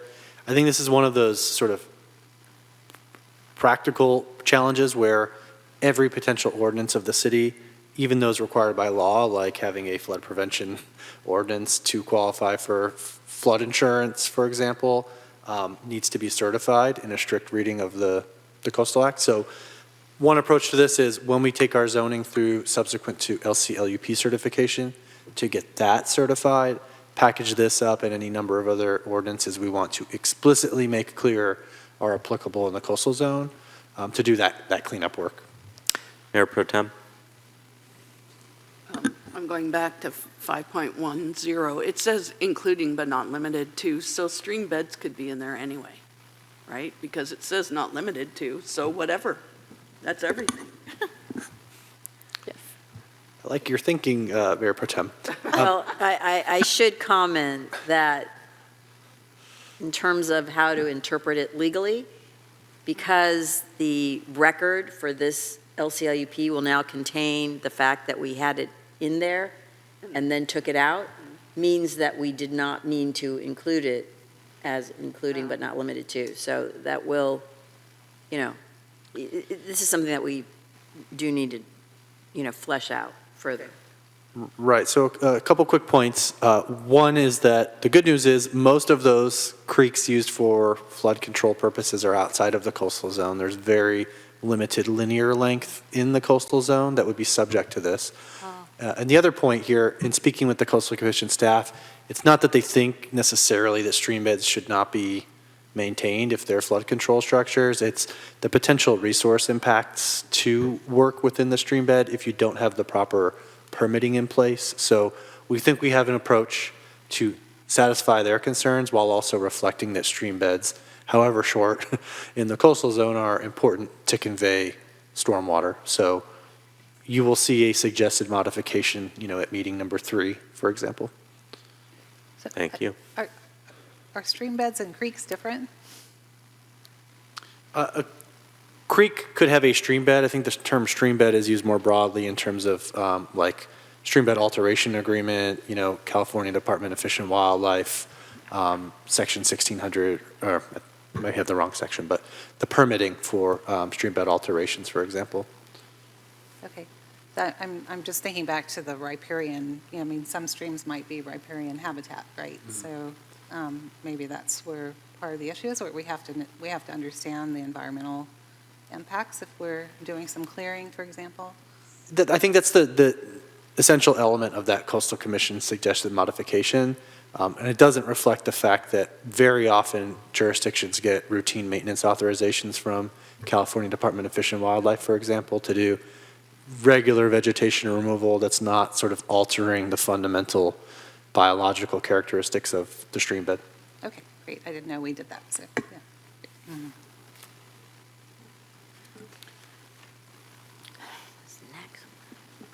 All right, we have reached chapter 6. So this is modification 6.1 to the coastal resiliency. It's the introductory chapter that's kind of on the cover page of chapter 6. And so the paragraph as written by the city really highlights the summary of the chapter 6, and it highlights what our goals are, and it specifically states the importance of protection of private property rights, which has been deleted by the suggested modification. And so even though this modification does not hold any policy weight, throughout the process, protection of property rights has been really important to the council and to the community. And that's why staff believes that it's important for the council and the community to further discuss it in the future. Councilmember Beer.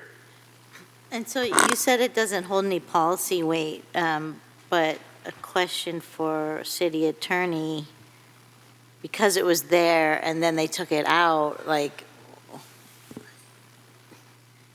I don't know. Yeah, Do you understand what I'm saying? It's a really good question, and I would say that I don't think that the same legislative history concerns that I had with the stream bed language is the same here, because to, staff's point, this is just policy. It doesn't have any implication in terms of, it's not a regulation, right? It's just intent.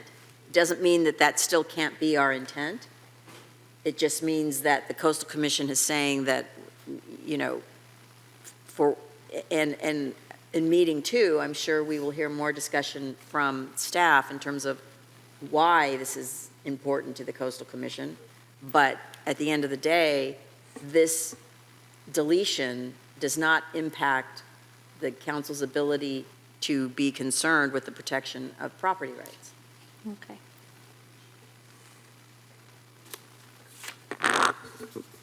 In the very beginning of the whole thing, doesn't it say protection of personal property rights?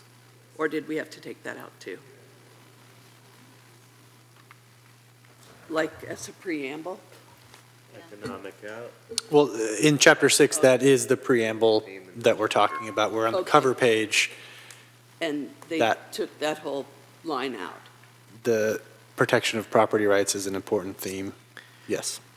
The good news is it's in green and we get to discuss it vigorously later. The bad news is they're suggesting that property rights is not an important theme in this chapter, is my read of deleting that. Suggesting it's not important to them, but it's still important to us, so.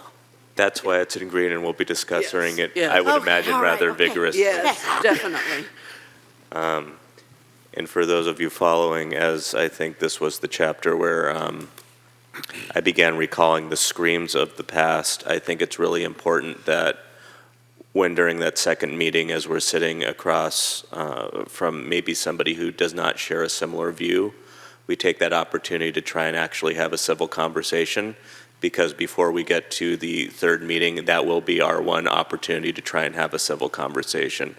And I'm looking forward to hearing what middle ground might exist between city staff and Coastal Commission staff to inform that meeting. I'm hoping that likewise we might find some common ground between folks who hold apparently diametric views, that there's actual wiggle room to have a civil discourse before all the gloves come off. And the good news is we think we have a way forward on this one, to be discussed at a future meeting. Not all is lost, I think, on that point. It's somewhat about the phrasing and the way that it's included in the overall context of relevant considerations. Very good. And I feel like this is going to be a common theme through this chapter, so just as we're having the explanation of what Coastal Commission is suggesting, friendly reminder, we all get to discuss this. Thank you. So just in an interest of time, I'm going to kind of summarize modifications 6.3, and the different 6.4s, because there are a number of them. that are all deleted language within the section 6.3 of the chapter 6. And so that section is titled Preparation of the Policies, and it really gives the summary of how the city used the vulnerability assessment and the adaptation plan to formulate the coastal resiliency policies in chapter 6.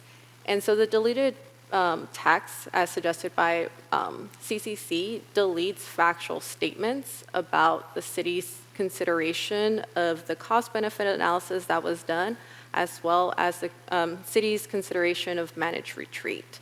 And so again, this is another suggested modification that does not have any policy weight, but it is important from to the city council and from the community. It was something that was discussed in depth as the chapter 6 policies were being drafted.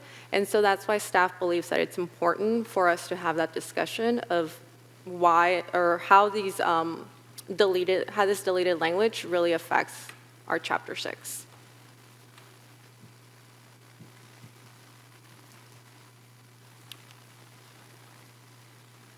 All right, so now I'm going to jump to policy modification number 6.7, which is for policy CR-I-3, the monitoring shoreline change. So this policy, as drafted by the city, would establish a monitoring program for our coastline, and as written, the city would do an annual survey. We would look at bluff, edge surveys, shoreline, and essentially this was established thresholds for the city's adaptation plan. So the modification that CCC suggested is really to the number of surveys that they want us to do. Instead of 1, they would like to see 2 annually. And really the implication to this is that it is an additional resource to the city. Instead of doing 1 survey per year, this is 2 surveys per year. And so that's why staff believes that it's important to discuss, because it does have a direct impact to city resources, not just staff, but it's additional costs that we'll have to bear if we implement the suggested modification as written.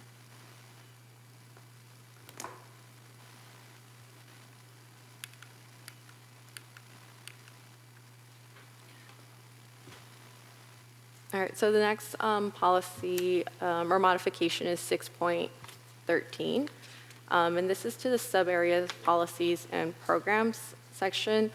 So this is introductory language as well. Yes, this is introductory language to these policies, and the suggested modification is deletion of the reference to managed retreat. And so as was previously discussed with the modifications or the deleted text to section 6.3, managed retreat was something that the city considered, and it was highly discussed. And so staff believes, essentially kind of going back to those themes, that this is in that same theme as the previous modifications, the 6.3 and the 6.4.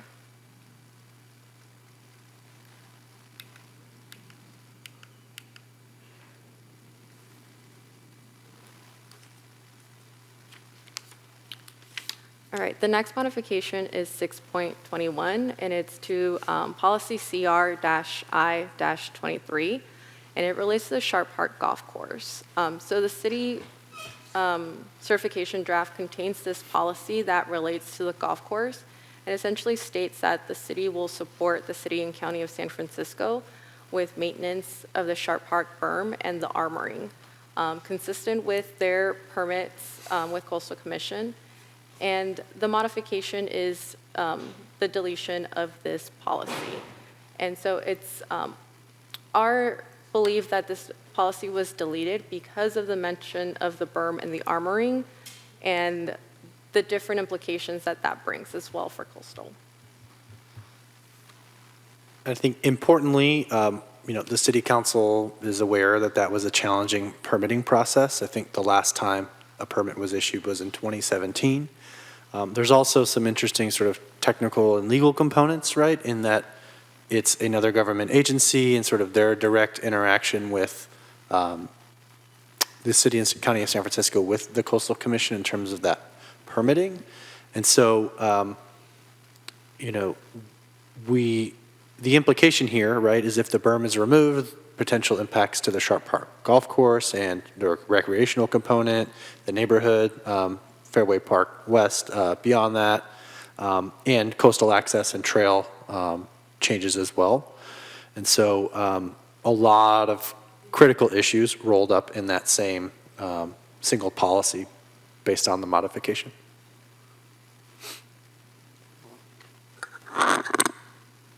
And so because we'll be discussing it, you see a possible way forward? Am I getting all that? Mary, thank you for voicing. I mean, do I look like I'm going? Sorry, Sue, I didn't even see you. Sorry. I want to say something that I really can't or shouldn't be getting into the details. This is one that was particularly challenging in the discussions with the Coastal Commission staff.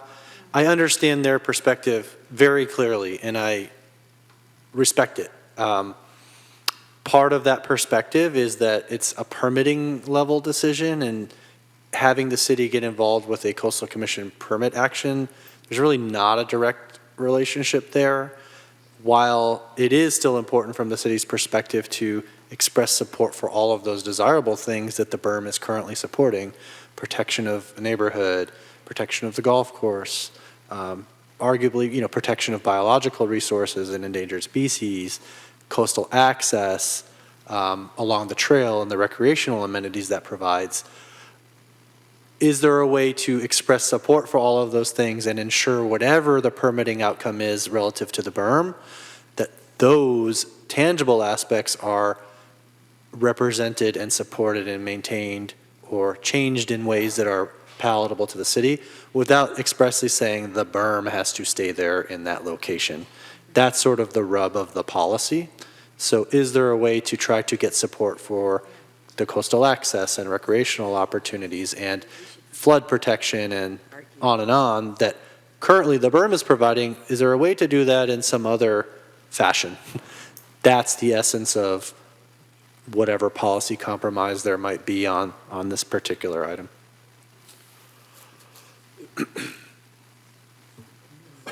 I too have many things I wish to say. There will be other meetings. Deep breath, everybody. Instead of trigger. All right, the next modification is 6.23 to policy CR-I-25. And so this policy is applied to the Sharp Park, the West Fairview Park, and the Maury Point area, and it relates to the maintenance of existing or new shoreline protection structures. And so the shoreline, or the suggested modification adds a clause that these projects, and by these projects I mean existing maintenance or new shoreline protection structures, need to comply with prior permit conditions. And so the suggested modification really prevents revisions or improvements, modernization to that permit by putting in this clause. What did you say this applied to? Sharp Park, Maury Point, and what was the third thing? West Fairview Park.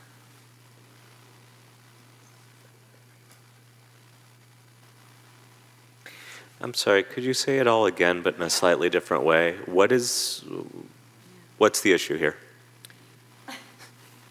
So the main modification, or the addition of this clause that, so let me read this. So essentially, the way that the policy currently reads, it says maintain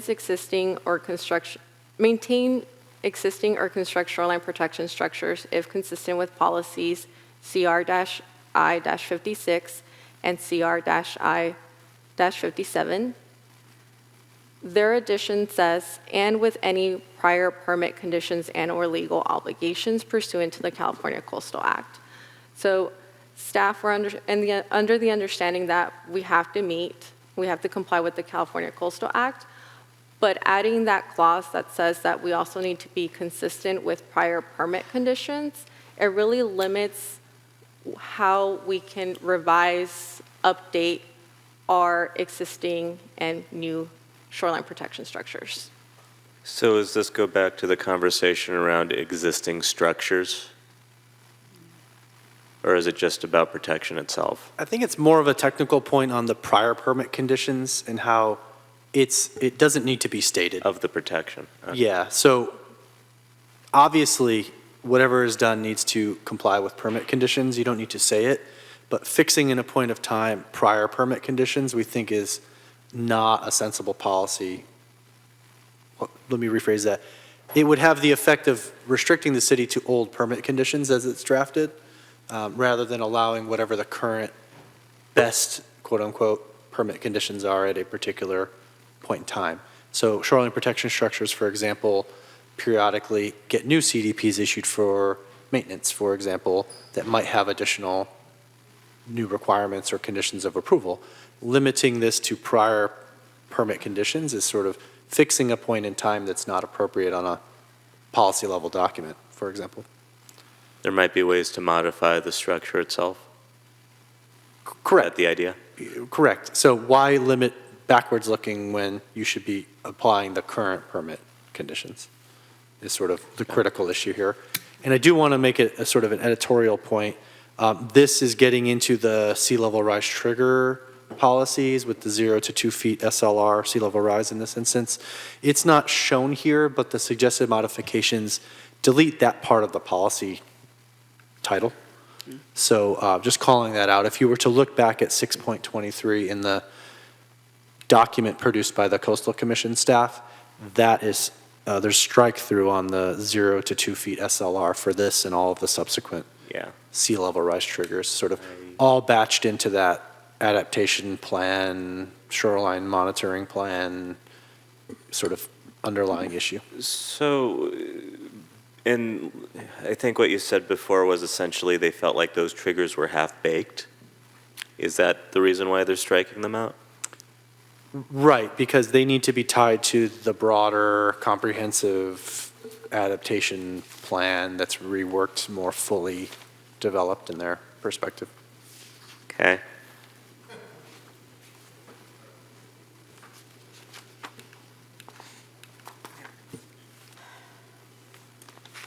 I think without going into deliberation, what's frustrating for me is that from this side, from this angle, without doing the discussion portion of this, it strikes me that we actually were trying to include these things to be proactive about, well, maybe today we think that it's cool to do it, but if this happens, we need to get on it.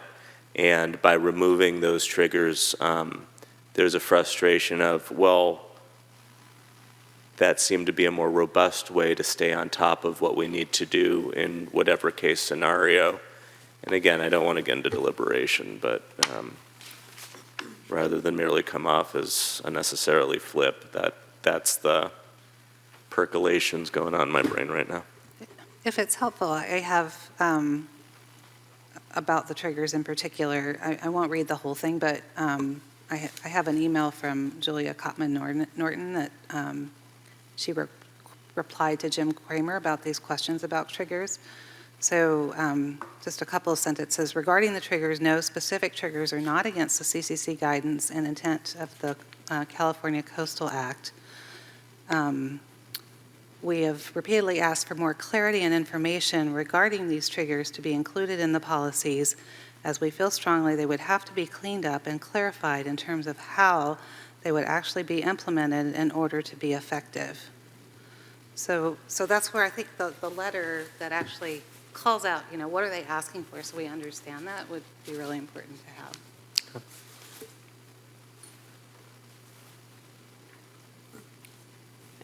Thank you. So we're going to start on modification 6.38, and this relates to policy number CR-I-43.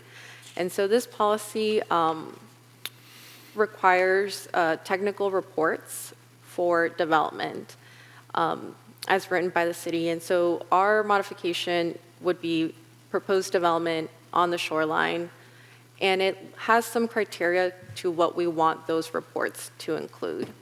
And so one of the modifications from CCC staff includes, it's the highlighted one at the bottom of this page, includes the modification to the criteria. So as written by the city, it says demonstrate that the development will avoid or if unavoidable, minimize impacts from coastal hazards to the maximum extent feasible.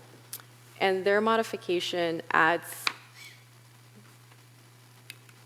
oh, it is broken. Essentially, it adds the definition of anticipated life, which we will discuss further down. But essentially, that the definition of anticipated life will create a greater kind of setback because you're looking at a longer extent that the structure will be there under that definition of anticipated life. Without reliance on any existing or future shoreline protection devices is what they add.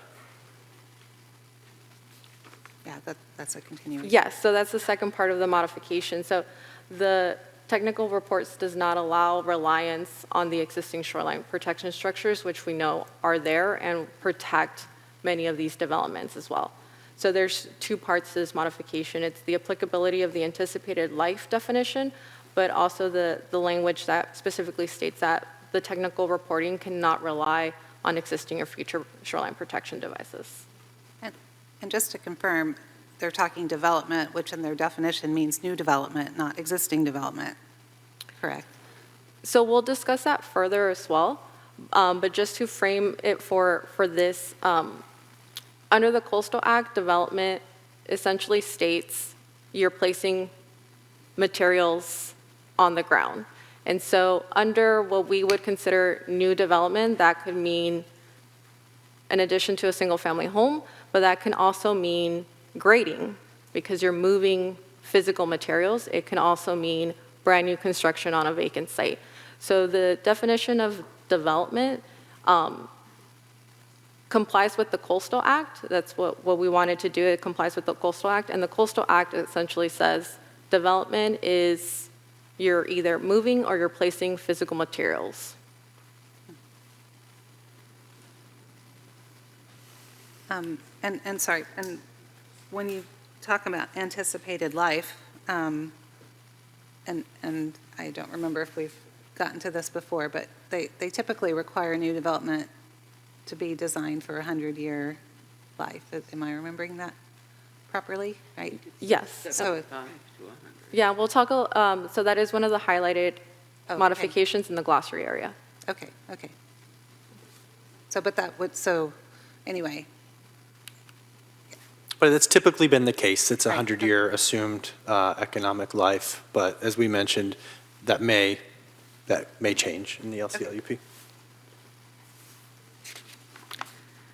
All right, so the next modification is 6.40, and this is to policy CR-I-45, and it's the assumption of risk by private property owners. And so the city had written a policy that would essentially require permit approvals to include a requirement to record a deed restriction. And that deed restriction would essentially state that they acknowledge that there's a risk to development on their property. And so our proposed language would be to development on the shoreline.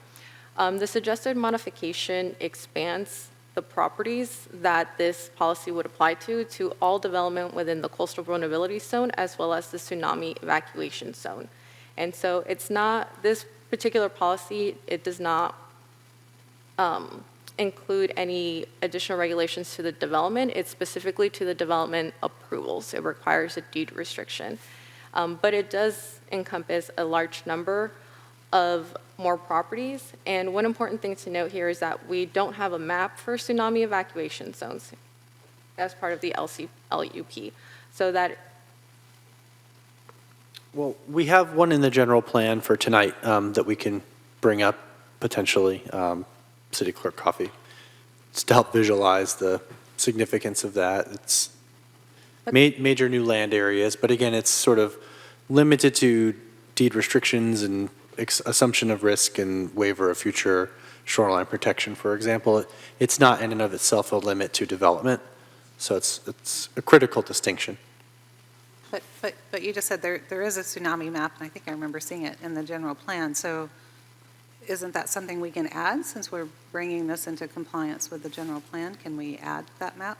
Yeah, I think there may already be one. I'm just not sure we have it available to check right now, but worst case, we could propose to add it in, particularly given their expansion of the areas. I think there's a connection there. Okay.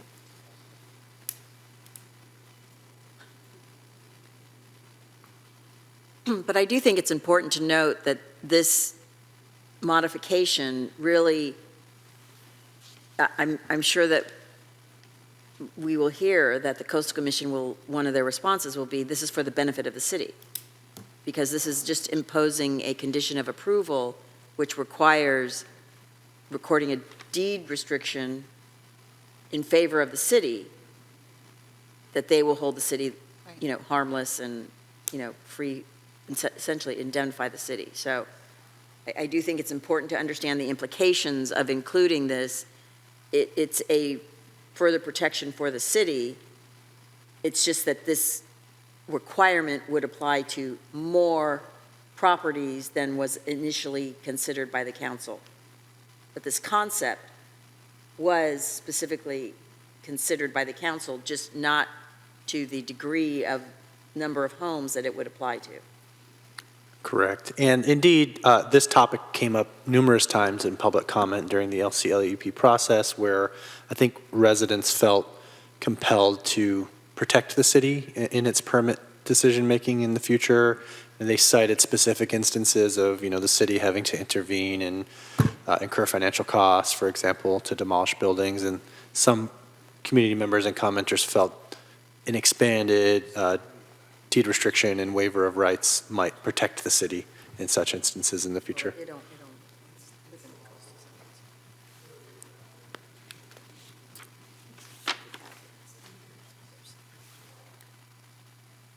All right, the next modification is 6.41, and this relates to policy CR-I-49, substantial modifications to existing structures.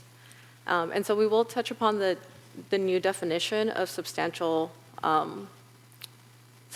structure modifications as proposed by the CCC staff. But essentially what this policy does, it excludes existing structures, and it also adds the requirement that projects that fall under this criteria must address existing legal nonconformities. So as we'll discuss in the glossary section, the substantial structure modifications definition applies to additional projects, and now we're adding an additional requirement to address legal nonconformities. And so this is a modification that really was not reviewed in this, or the policy language was not reviewed in the intent as suggested by the CCC suggested modification. It applies to a number of different project types than was previously anticipated, and it adds an additional layer of requirements that will essentially require properties to demo and rebuild certain parts of their development to address legal nonconformities. This is one of the most significant modifications in the LCLUP. And the subject of how the city defined it required great effort by the staff when crafting the LCLUP adopted by the City Council. And this has been a subject of significant discussion with the Coastal Commission staff as they've tried to align this definition, which we will get to, that triggers this policy with their residential planning guidance in response to sea level rise. So this is sort of a critical pivot point for a lot of the upcoming policy discussions in meeting 2 and eventually meeting 3, understanding how the definition flows into the policy and how the policy flows into triggered changes on individual properties, even when relatively innocuous additions, for example, or, replacing a wall or bumping out a bedroom cumulatively over time might sort of tip over a critical threshold. and trigger the whole site to have to be reevaluated as if it's new development, for example. And I would just add, from a legal perspective, eliminating a common zoning principle, which is the concept of a legal non-conforming use, which I know the council's fully aware of. That is a dramatic change from standard zoning regulations and principles. You'll find it in every zoning code in the state, it would be my guess. So I agree with, the planning director that this is a significant issue that will have to be discussed in meeting 2 and meeting 3. I'd really like to talk about the definition of substantial structural modifications, because actually they said substantial structural, not just substantial modifications. So there is a difference there. And I know I'm just working architecturally in other cities and not in a coastal zone, but when someone is doing a substantial remodel or adding on a certain percentage, then they are often required to bring the whole project into compliance. And I've had to take out some walls of an existing house that were over the setback that, they didn't have a proper survey when they first built it. So I think, it sounds like it's scary, but I think around the I think you're substantial correct. I think modification, it will depend upon what's the definition of substantial structural modification. And right. you're right. It's not saying that we have to fix everything for one little wall or, something that has to be done. So, okay. And to be fair, depending on how it's defined, these could be less substantial or very substantial, but there is a point at which people may be doing a lot of work, and fairly, it may, in effect, be a new building, right? And I think we're all aware of the keep one wall up and call it an existing building sort of urban legend thing. For whatever reason people do that.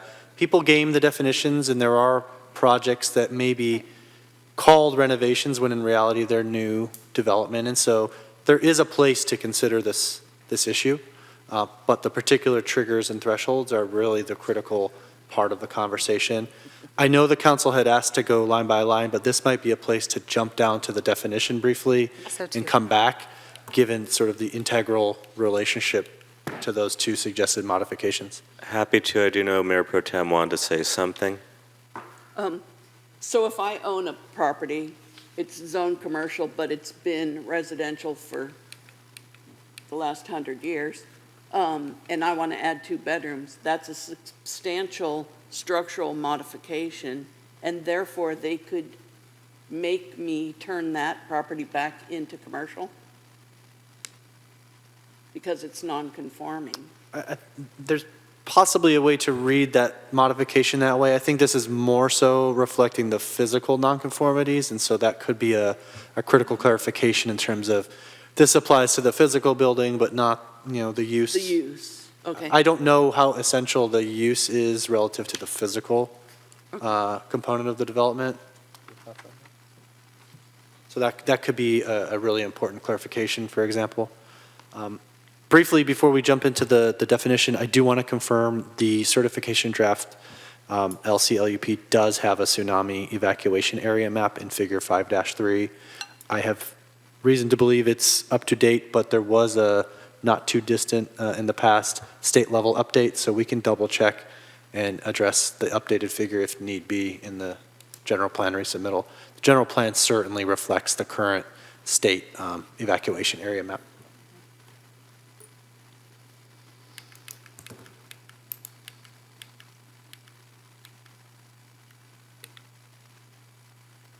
All right, so jumping down to the definition, this is modification 7.10. And so as the city had envisioned this definition, it would be the substantial exterior structural modification. The suggested modification changed the title of this to substantial structure modification, or SSM. As you'll see some other modifications throughout the document that reference SSM. And so as the city had envisioned it, substantial exterior structural modifications would include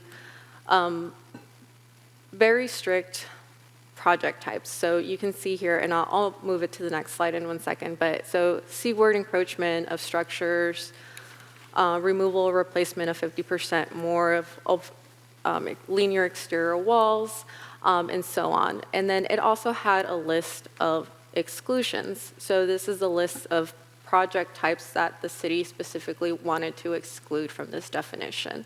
And this includes the removal, replacement, maintenance of shingles, roofing materials, windows. It includes other things such as the demolition and reconstruction of single-family residences.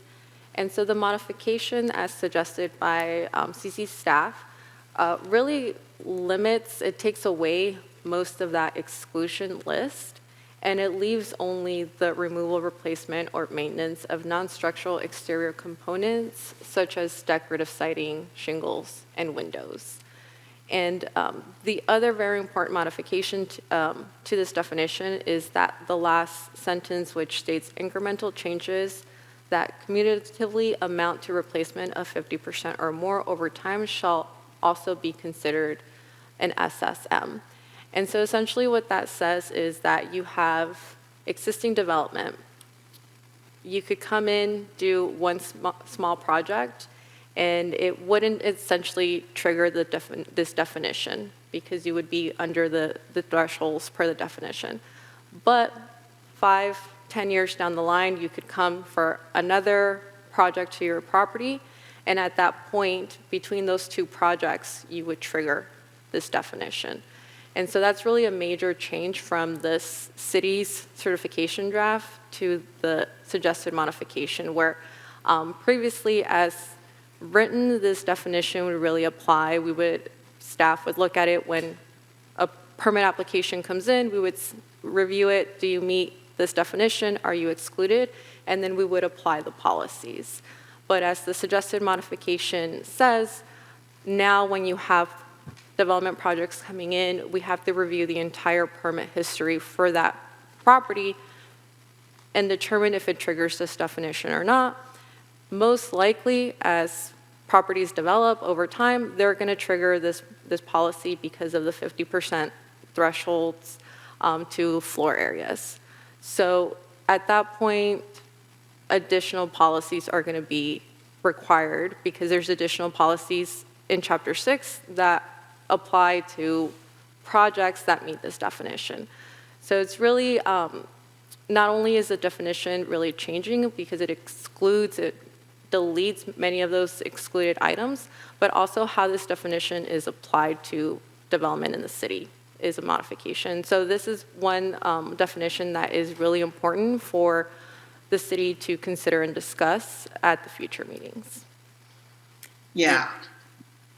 And to the point that Councilmember Bowles made about, this requirement is, found in other communities, including ours, it is when any permitting or renovation is 50% or more.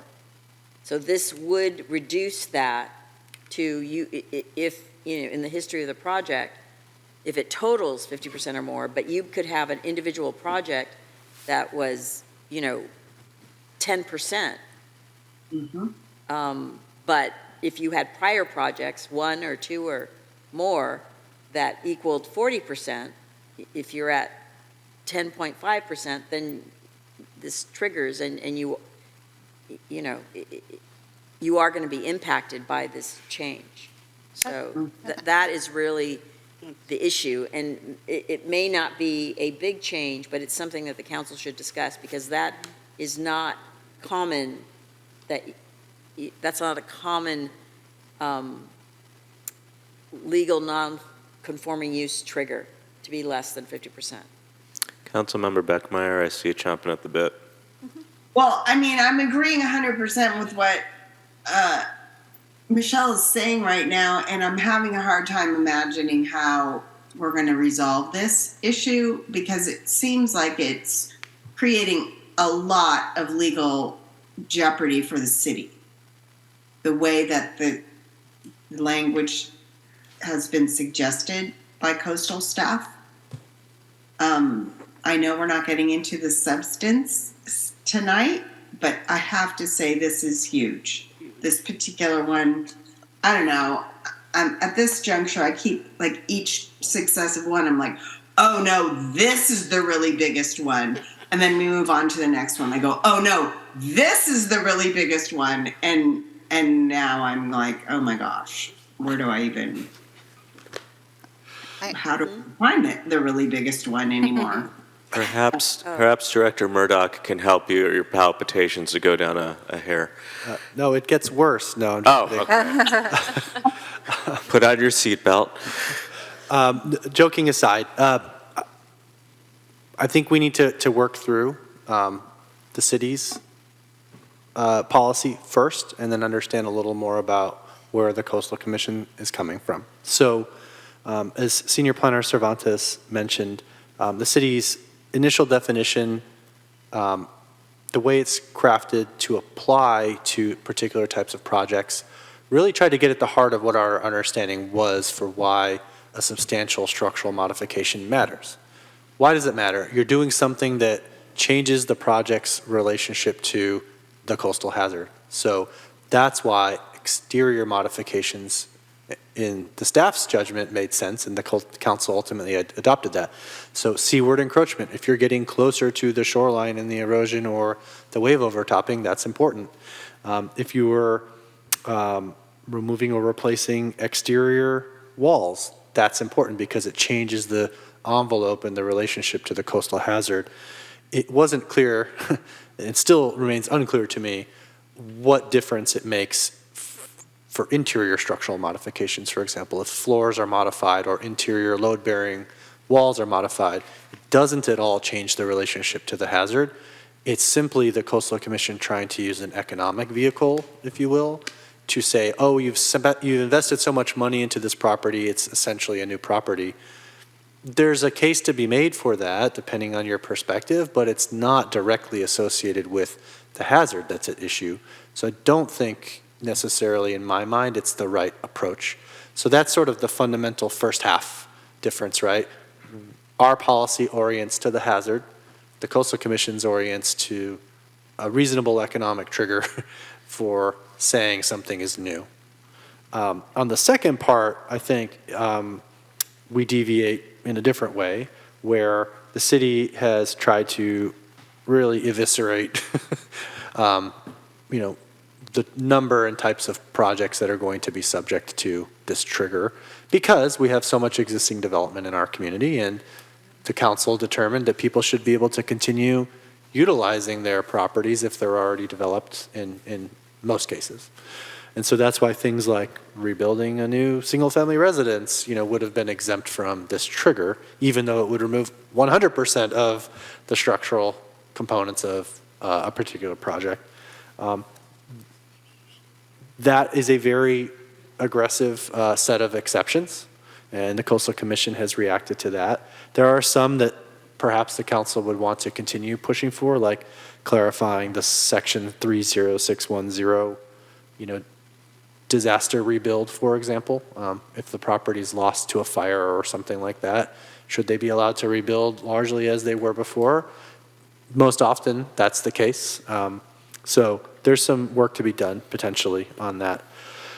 Now, shifting over primarily to focus on the Coastal Commission's side, right, understanding more about where this is coming from.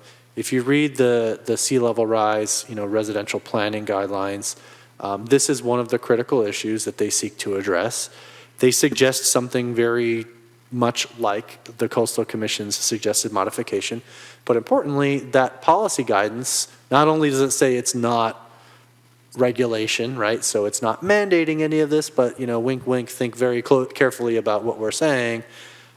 It seems like that's sort of been morphed into de facto regulation in some of the Coastal Commission's decision making. So that's one important thing to remember. How hard can we press? How much is it worth fighting? This might be one where it's worth it. Second thing is the sea level rise guidance that I referenced. It says, get something very close to this, get the right trigger for a significant change, but tailor it to your local context. So even looking at the Coastal Commission's own interim guidance, which I don't believe has been adopted, but using that for now, there's probably some room to continue working on what those definitions are and to get somewhere back from where the Coastal Commission's suggested modification is, but maybe somewhere dialed back a little bit from where the city's definition and set of exceptions were as well. Can I entertain a motion to extend the meeting at this point? It's 11:49. I would suggest 12:30. I'll extend to 12:30. Second. Motion and a second. Roll call vote, please. Motion to extend the meeting to 12:30 made by Mayor Pro Tem Vaterlas and seconded by Councilmember Bowles. I'll start the roll call vote. Councilmember Bowles? Yes. Councilmember Beer? Okay, yes. Councilmember Beckmeyer? Yes. Mayor Pro Tem Vaterlas? Yes. Mayor Big Stick? Yes. That motion passes unanimously. Last quick 1 or 2 points on this. I think there's been a misconception out there among some that a re-roof would trigger this. That's not quite what the policy would say, even as modified by the Coastal Commission. You know, shingles, for example, are expressly excluded. There's probably some room to clarify whether, you know, the plywood sheathing beneath the roofing shingles, if that needed to be replaced because of dry rot, whether that's a significant structural component. My opinion, it shouldn't be, and so that's the type of thing where there's probably room to clarify. It's a pretty common component of a lot of re-roofs, for example, and probably not the type of property maintenance that the city's policies should be discouraging for fear of triggering something really significant like this. So probably worth exploring that in a comment back to the Coastal Commission. And then lastly, the cumulative 50%, how do you measure that? There are many different reasonable ways to do it. The Coastal Commission has been pretty firm, not necessarily that the staff thinks one way is better or worse than another, but judging what the Coastal Commission itself will feel about it. Putting some date there, you know, that's too recent is going to be concerning to the Coastal Commission is their sense. And so remaining silent and just relying on what records the city has, for example, is one approach to try to resolve that tension rather than arguing over a date.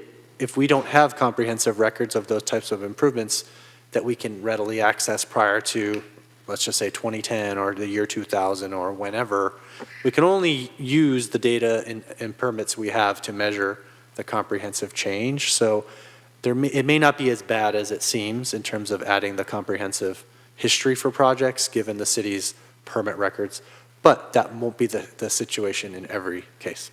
But can we, it seems like we could just say this is the starting point when we adopt this document and you don't have to go backwards, it's just going forwards from here. That's certainly a reasonable approach and one that I think is most fair and reasonable. The Coastal Commission staff has said that in their opinion, that would be a non-starter with the Coastal Commission come certification time. And so we've suggested, for example, rolling back to like our digital permit record era, which is in the 2010s, and they said, well, that's better, but that still looks pretty new to us. And so there's some judgment there about how hard the city presses. And again, one approach is potentially to just be silent on that point and let what records we have serve as the basis. And in some cases, maybe there aren't clear records and we just aren't able to account for those modifications. Mayor Pro Tem. You mentioned the word C word, and there was one of the comments about C word. Well, what if you're in this property and you're going seaward? Is that only applied to directly shorefront properties or all properties in the coastal zone? Because a lot of properties could move shoreward. The suggested modification would not be limited to shorefront development. Okay.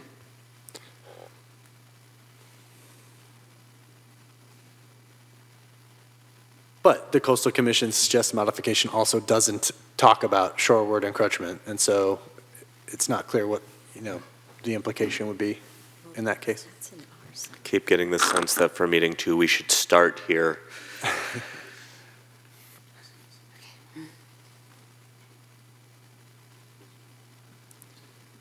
So we will need to end up in this LCLUP with some critical triggers, something floating around 50% of something. It's that something, is it the exterior walls? Is it every structural component that adds in? Is it property value? Is it assessed value? Is it appraised value? What's the most reasonable balance in terms of measuring and getting the right trigger that's reflective of our local condition, reflective of the hazards that are being addressed, and also getting the appropriate adaptation and change over time when, if someone's redone 90% of the building, should they be under 1950s zoning and absence of coastal hazard planning, or should they be held to a 2023 or 2024 or 2030 set of hazard planning standards? Very difficult policy questions, and this definition and the policy that it's related to hits right on the head of our community that has significant amounts of pre-coastal act development that never even took into account coastal hazard planning, for example.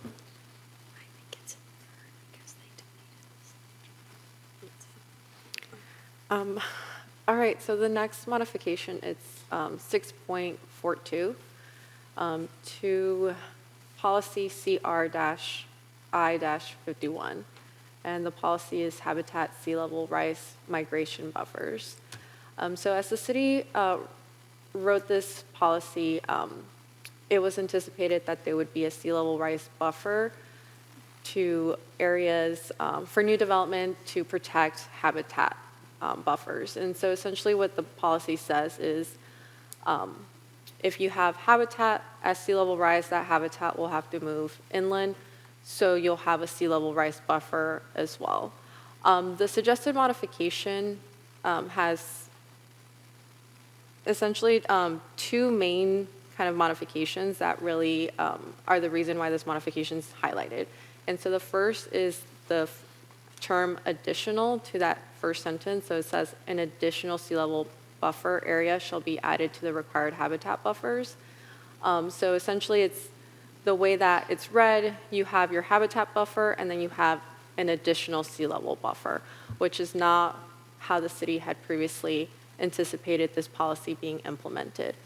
Secondly, because of that additional buffer, as stated in that first sentence, it has the potential to reduce developable area on additional properties throughout the city. So that's the reason why it's highlighted.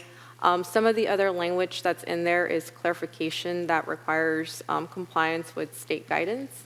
But the main reasons that we have highlighted it is because of that additional term and the potential to reduce developable areas on properties within the coastal zone. All right, the next policy is 6.43, which starts at the end of this page here. And so it's to policy number CR-I-55, beach nourishment.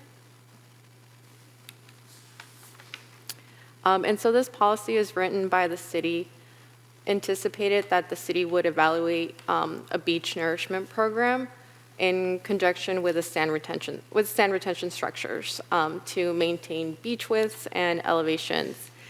And so the language that's cited here, there's some suggested modifications which clarify that these projects need to comply with the Coastal Act, but it also adds language that states that these projects need to be the least environmentally damaging feasible alternative. So there's no real guidance within the policy, the suggested modification of what least environmentally damaging feasible alternative is. And so there's a little bit of gray area there.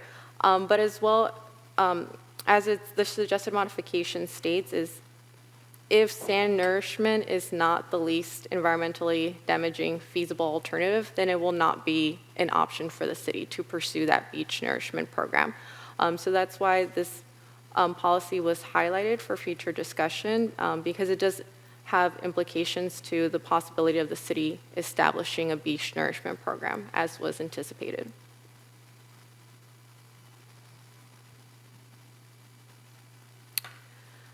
All right, the next policy. When they say sand retention structures, are they talking about like artificial groins? Yes, that's my understanding, that that's one of the common types of sand retention structures. Okay.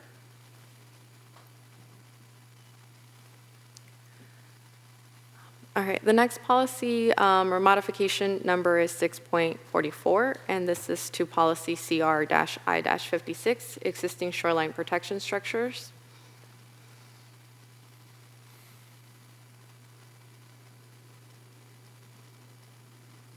One sec, I'm just trying to pull up my notes. All right, so the policy, as stated, allows repair and maintenance of existing shoreline protection structures. The suggested modification specifically adds the SSM definition that we had previously discussed, as well as it adds a clause that repair and maintenance shall not result in the replacement of 50% or more materials. As written, it would mean that replacement of 50% or more of materials to existing shoreline protection structures would be considered a new shoreline protection structure and thus would be under a different set of policies, specifically policy CR-I-57. That would be the applicable policy to that type of project. And you haven't said where this guidance comes from? Is it where you have in other places, at state guidance or Coastal Act compliance?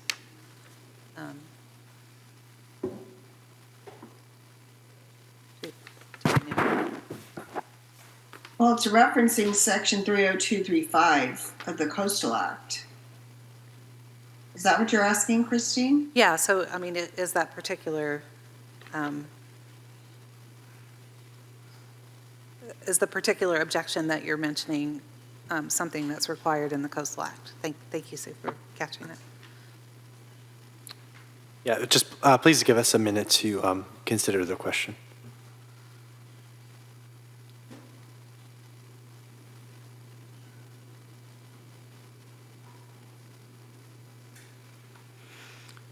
So the 30235 does not include a 50% trigger, for example. Okay. So that Coastal Act provision talks about various types of improvements that alter natural shoreline processes. So seawalls or shoreline protection structures certainly fall into that category. Shall be permitted when required to serve coastal dependent uses or to protect existing structures or public beaches in danger from erosion, and when designed to eliminate or mitigate adverse impacts on local shoreline sand supply. Existing marine structures causing water stagnation, contributing to water pollution problems, and fish kills should be phased out or upgraded where feasible. So it looks like the Coastal Commission is trying to impose some additional trigger thresholds, again, 50% being the common one and reasonable in a lot of contexts. But what does that mean for a city like ours that's routinely having to maintain, the Beach Boulevard seawall that we currently have? Is that going to be a trigger for us at some point that precipitates, a new process, for example? And is our rock revetment included in this too? Because we're always moving that around or adding rocks too, right? Yeah, I would think so, yes.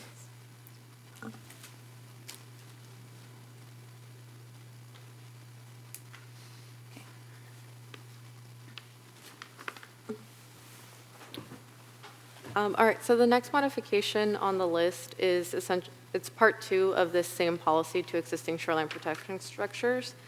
And the city had originally written language that states other modifications to existing shoreline structures.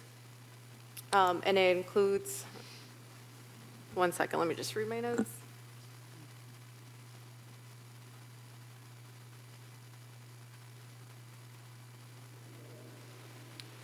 Yeah, so the language that the city had originally drafted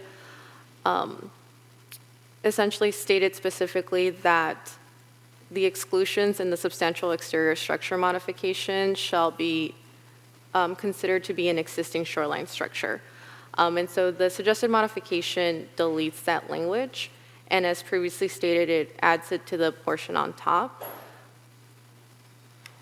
And so again, this is a policy that will directly impact the city's existing shoreline structures and future maintenance of them. And so staff believes that it's important that the city council discuss it.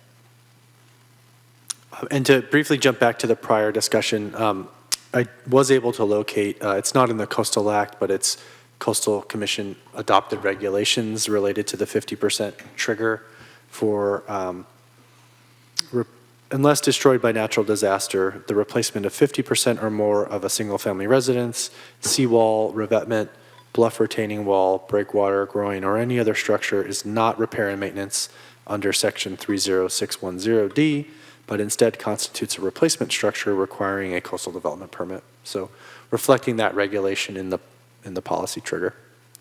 Okay. And that exception is important.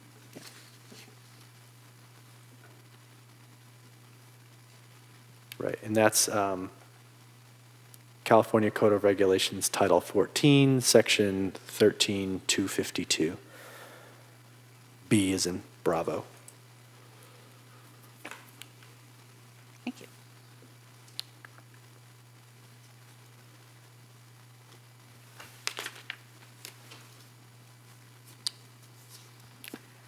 All right, the next modification is 6.45, and this is to policy CR-I-57, new shoreline protection structures. So the city had drafted policy language that would allow for new structures under certain conditions consistent with the Coastal Act and with other LCP policies. And so the suggested modification adds language that new shoreline protection structures must address unavoidable feasible alternatives and coastal impacts. And it adds additional triggers that may require mitigation as well. And so this policy still allows the city to build new shoreline protection structures. But again, it could potentially affect our urbanized dense areas, and so that is why staff believes that it's important to discuss it as part of the larger grouping of policies, suggested policy changes to shoreline protection structures. And this is one, as I mentioned earlier in the meeting, where it's essentially stating what the Coastal Commission process will be.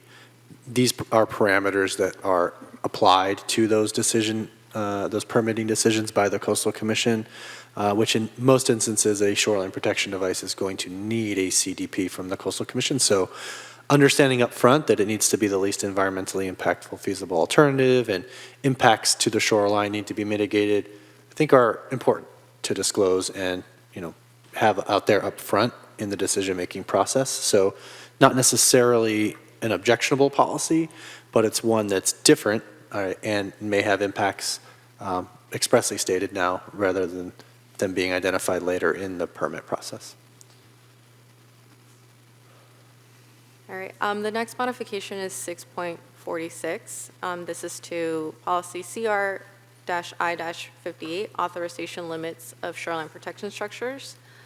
So as the city had written this policy, it would authorize shoreline protection structures until certain triggers were met, and they're listed there. So either the existing structure that's being protected is no longer there, it no longer requires armoring. And so the suggested modification brings in that specific new definition of substantial structure modifications, and it could potentially impact Pacifica's dense development areas. And so again, this is in the policy suggested modification package of the new SSM definition and the existing structure modification policies that staff believes are going to be important to discuss as a whole.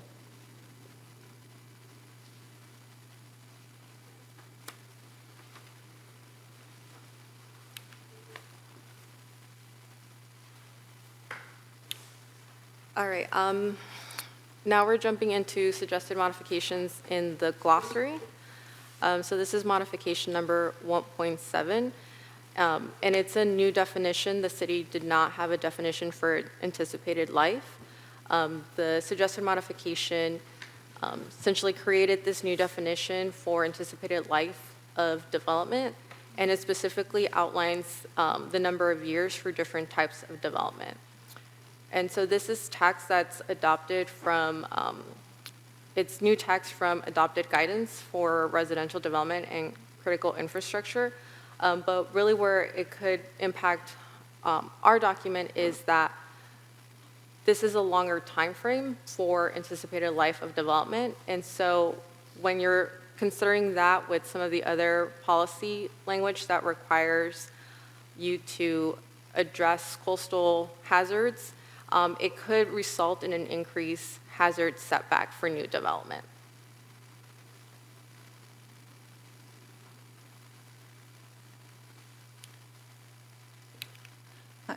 My question there is it's not about residential, commercial, but about the infrastructure. 100 to 150 years, I guess first, what is defined as critical infrastructure? I mean, is that roads, is that sewage pipes, is that a seawall?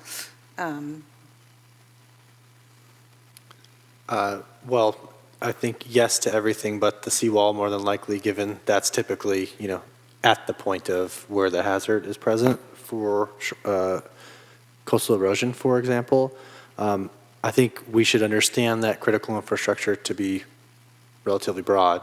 I mean, it's probably not curb and gutter, right, even though that's infrastructure, but things like sewer lines, water pipes, electrical infrastructure, sewage treatment plants and pump stations. I mean, to me, all of those are critical infrastructure for the development that it supports. And so this policy with the expanded 100 to 150 year anticipated life will automatically require greater hazard setbacks from the shoreline. So potentially quite impactful. Well-intentioned, because those need to be around for a very long time, to support the development that they're serving, but it will have potentially important impacts as well. Well, and it seems like, I mean, even sewer pipes, I mean, unless they're certain materials, but they're not going to last normally 100 or 150 years. Anyway, right, in a pump station, all the equipment gets depreciated as old and... Sure. I think, again, well-intentioned, I think the nuance, right, and when you get to the details, maybe it's less sensible in some specific applications.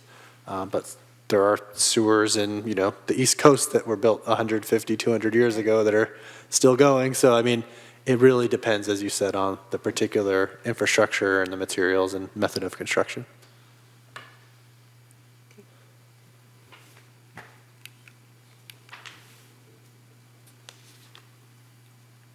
All right, so this is the last modification that we highlighted. It's 7.8, and we had briefly discussed this policy before. So this is a new definition. This is the definition to new development. So as in the city's certification draft, the city had written a policy or a definition for new development. And so the suggested modification is to delete that policy. And so in discussions with coastal staff, their interpretation was that this policy was a little repetitive, and so it was deleted to clarify the terms and to clean up the document a little bit. And along with that, there's other modifications throughout the document that reference new development that were also either struck out or deleted. And so this is a policy that staff felt that it was important to discuss.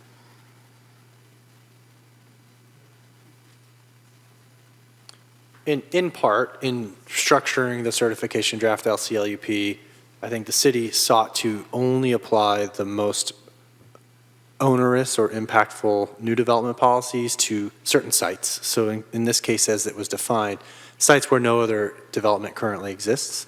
So that's a narrower set of potential sites than other properties. And so it was, I think, an attempt to limit the application of those broader new development policies. And I think in part the Coastal Commission saw that and didn't think that it necessarily aligned with the set of policies that should apply to development or triggers for substantial structural modifications, for example.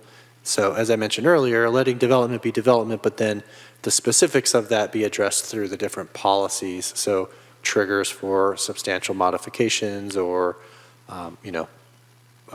additions or modifications, et cetera.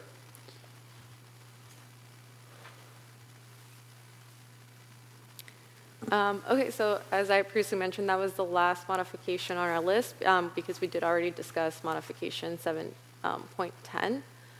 So if there's any additional questions from the council, more than happy to respond to those. I have two quick white issues while we're present. Before I go to there, were there any other clarifications on the green issues that, okay. One is a quick typo thing on packet page 118, document page 108. It's 4.6, I believe. 4.6. And it's really just what I thought was a minor typo. It reads, wetlands also occur along in creeks.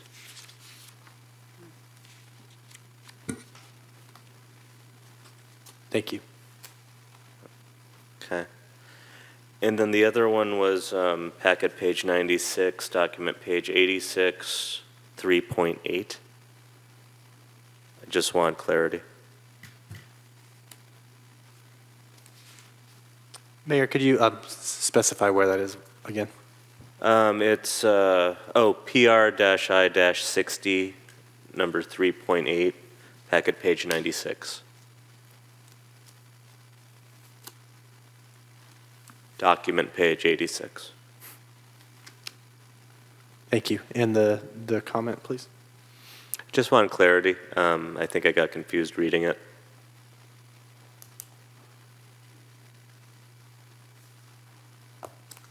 Just trying to understand what the policy is and Yeah. the implication. Oh, I Yeah. see. Not that there's a typo necessarily. Understood. Oh, no, I only had the one typo, I think. Okay.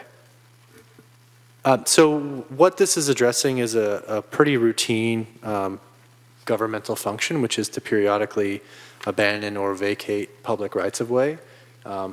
Occasionally, those are no longer needed, and the city tries to abandon them so they can revert to the underlying or adjacent property owners, so they can resume private use of the property that's no longer needed for public purposes.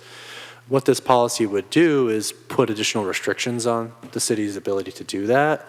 And, my understanding and interpretation of these modifications is that it's in furtherance of ongoing coastal access, so ensuring that the city can maintain those for pedestrian or vehicular use, pedestrian or bicycle use rather than vehicular use in the case of a street, for example, which is well and good as perhaps a required consideration.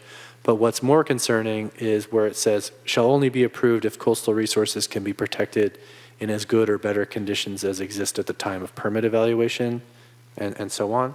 It's not clear how the city would ensure that after it abandoned or vacated a right-of-way, and that's a huge obligation and sort of runs contrary to why the city's seeking to abandon the right-of-way, which is that it doesn't need it and or doesn't want to maintain it any longer. And so those have potentially important impacts that need to be worked through for the city. So that's another one where, why is that a white one? Good question.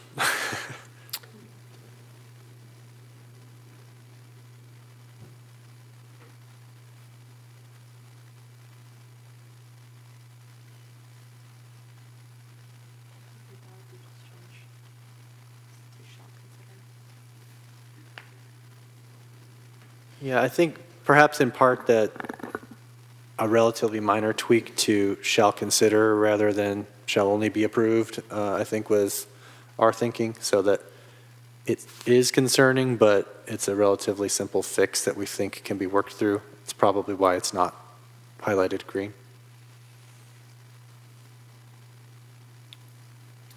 So we think that our approach is going to be a quick fix, and so it doesn't take a massive dialogue amongst ourselves to figure it out.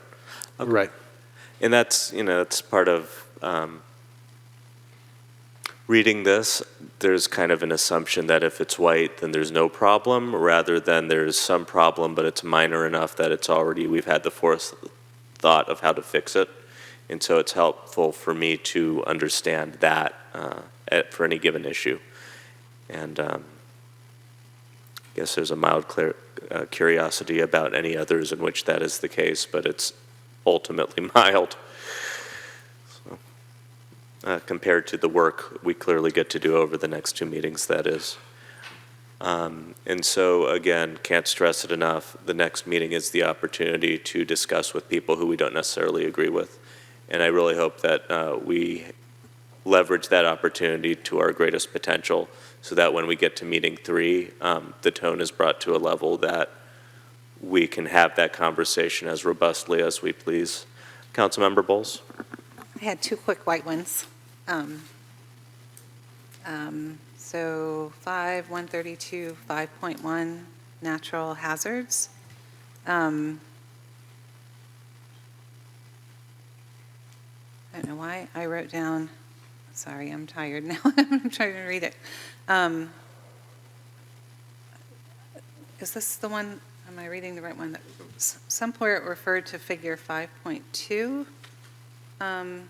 in the map, which was the landslide maps. I'm wondering now if I put my tab on the right place. But anyway, my question was making sure that whatever landslide maps were in the local coastal plan also matched the general plan, because those also changed. I'm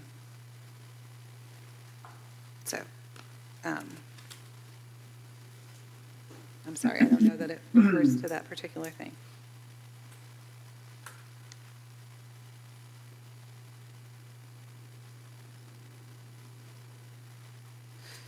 Okay, I'll go on because I'm sorry, I'm losing it. And then 181, 6.38, CRI-43. I just don't understand what they're talking about. So demonstrate that the factor of safety for blufftop development will be greater than or equal to 1.5 for static conditions and greater than or equal to 1.1 for seismic conditions. So this is something new that they've added. So can you just tell me what this means? In a non-engineer, non-technical understanding, those are multipliers to whatever the calculated hazard is to add a margin of safety beyond the minimum, sort of cutting it right to the line kind of setback, for example, or design standard. That's another sort of bucket of it's going to be part of an appeal or a coastal commission requirement for the permit process. So get it disclosed and get it incorporated into the city's process as soon as possible. These types of calculations have frequently been a point of contention with CDPs, for example, that have gone up on appeal to the Coastal Commission. So very helpful edit, in my opinion, to get from the Coastal Commission. The more of those kinds of technical requirements they're going to expect to see that we can live with and get into our documents and policies, the better for us and for applicants. Right, okay, all right, thank you. Councilmember Beckmeyer? So along the lines of what you were saying a minute ago, Mayor, about preparing ourselves to have as open-minded a conversation as possible, I think is what you were saying, something like that, on December 5th. I wanted to express some concern about our format that we heard expressed tonight, and I'm honestly trying to understand how we can come together as an entire group if we are distributed in the room. And so I realize, in 5 minutes we're going to be done for tonight, but I guess I'm not really understanding how staff envisions that working, and if there's any thought about modifying the format slightly so that people can hear the conversations about all of the topics, not just the ones at their table.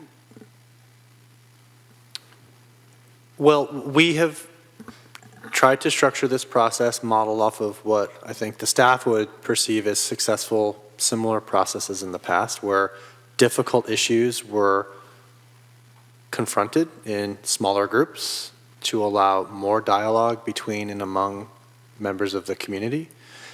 Meeting number 2, as it's currently conceived, is going to introduce important new policy language for the community to consider on a subset of these most critical issues that we've discussed tonight that relate to development, new development, redevelopment, however you want to characterize it, within our existing neighborhoods. And so rather than have it be a more structured study session or consideration type item where the public will get a single opportunity to sort of speak into the void for 3 minutes, this will give them time with the help of professional facilitators to get multiple viewpoints and have the opportunity to provide multiple points of input on these issues to be captured and collected by the facilitators, aggregated and synthesized by staff, and for any member of the public who feels like his or her or their input has not been effectively captured, they still have the opportunity to provide their own written or verbal comments at meeting number 3 for the council and the community to hear. So it's sort of the best of both worlds from a certain standpoint, where there's more opportunity for them to provide input, even though it will sort of be delayed in how it gets to all of the council members because you can't be at all of the tables at one time. It's a trade-off. You know, we could consider a different meeting format, but this one in the small groups facilitated and aggregated after the fact has proven effective, I think, in confronting housing issues and other types of really sensitive community issues in the past, which is why we structured the meeting in this format.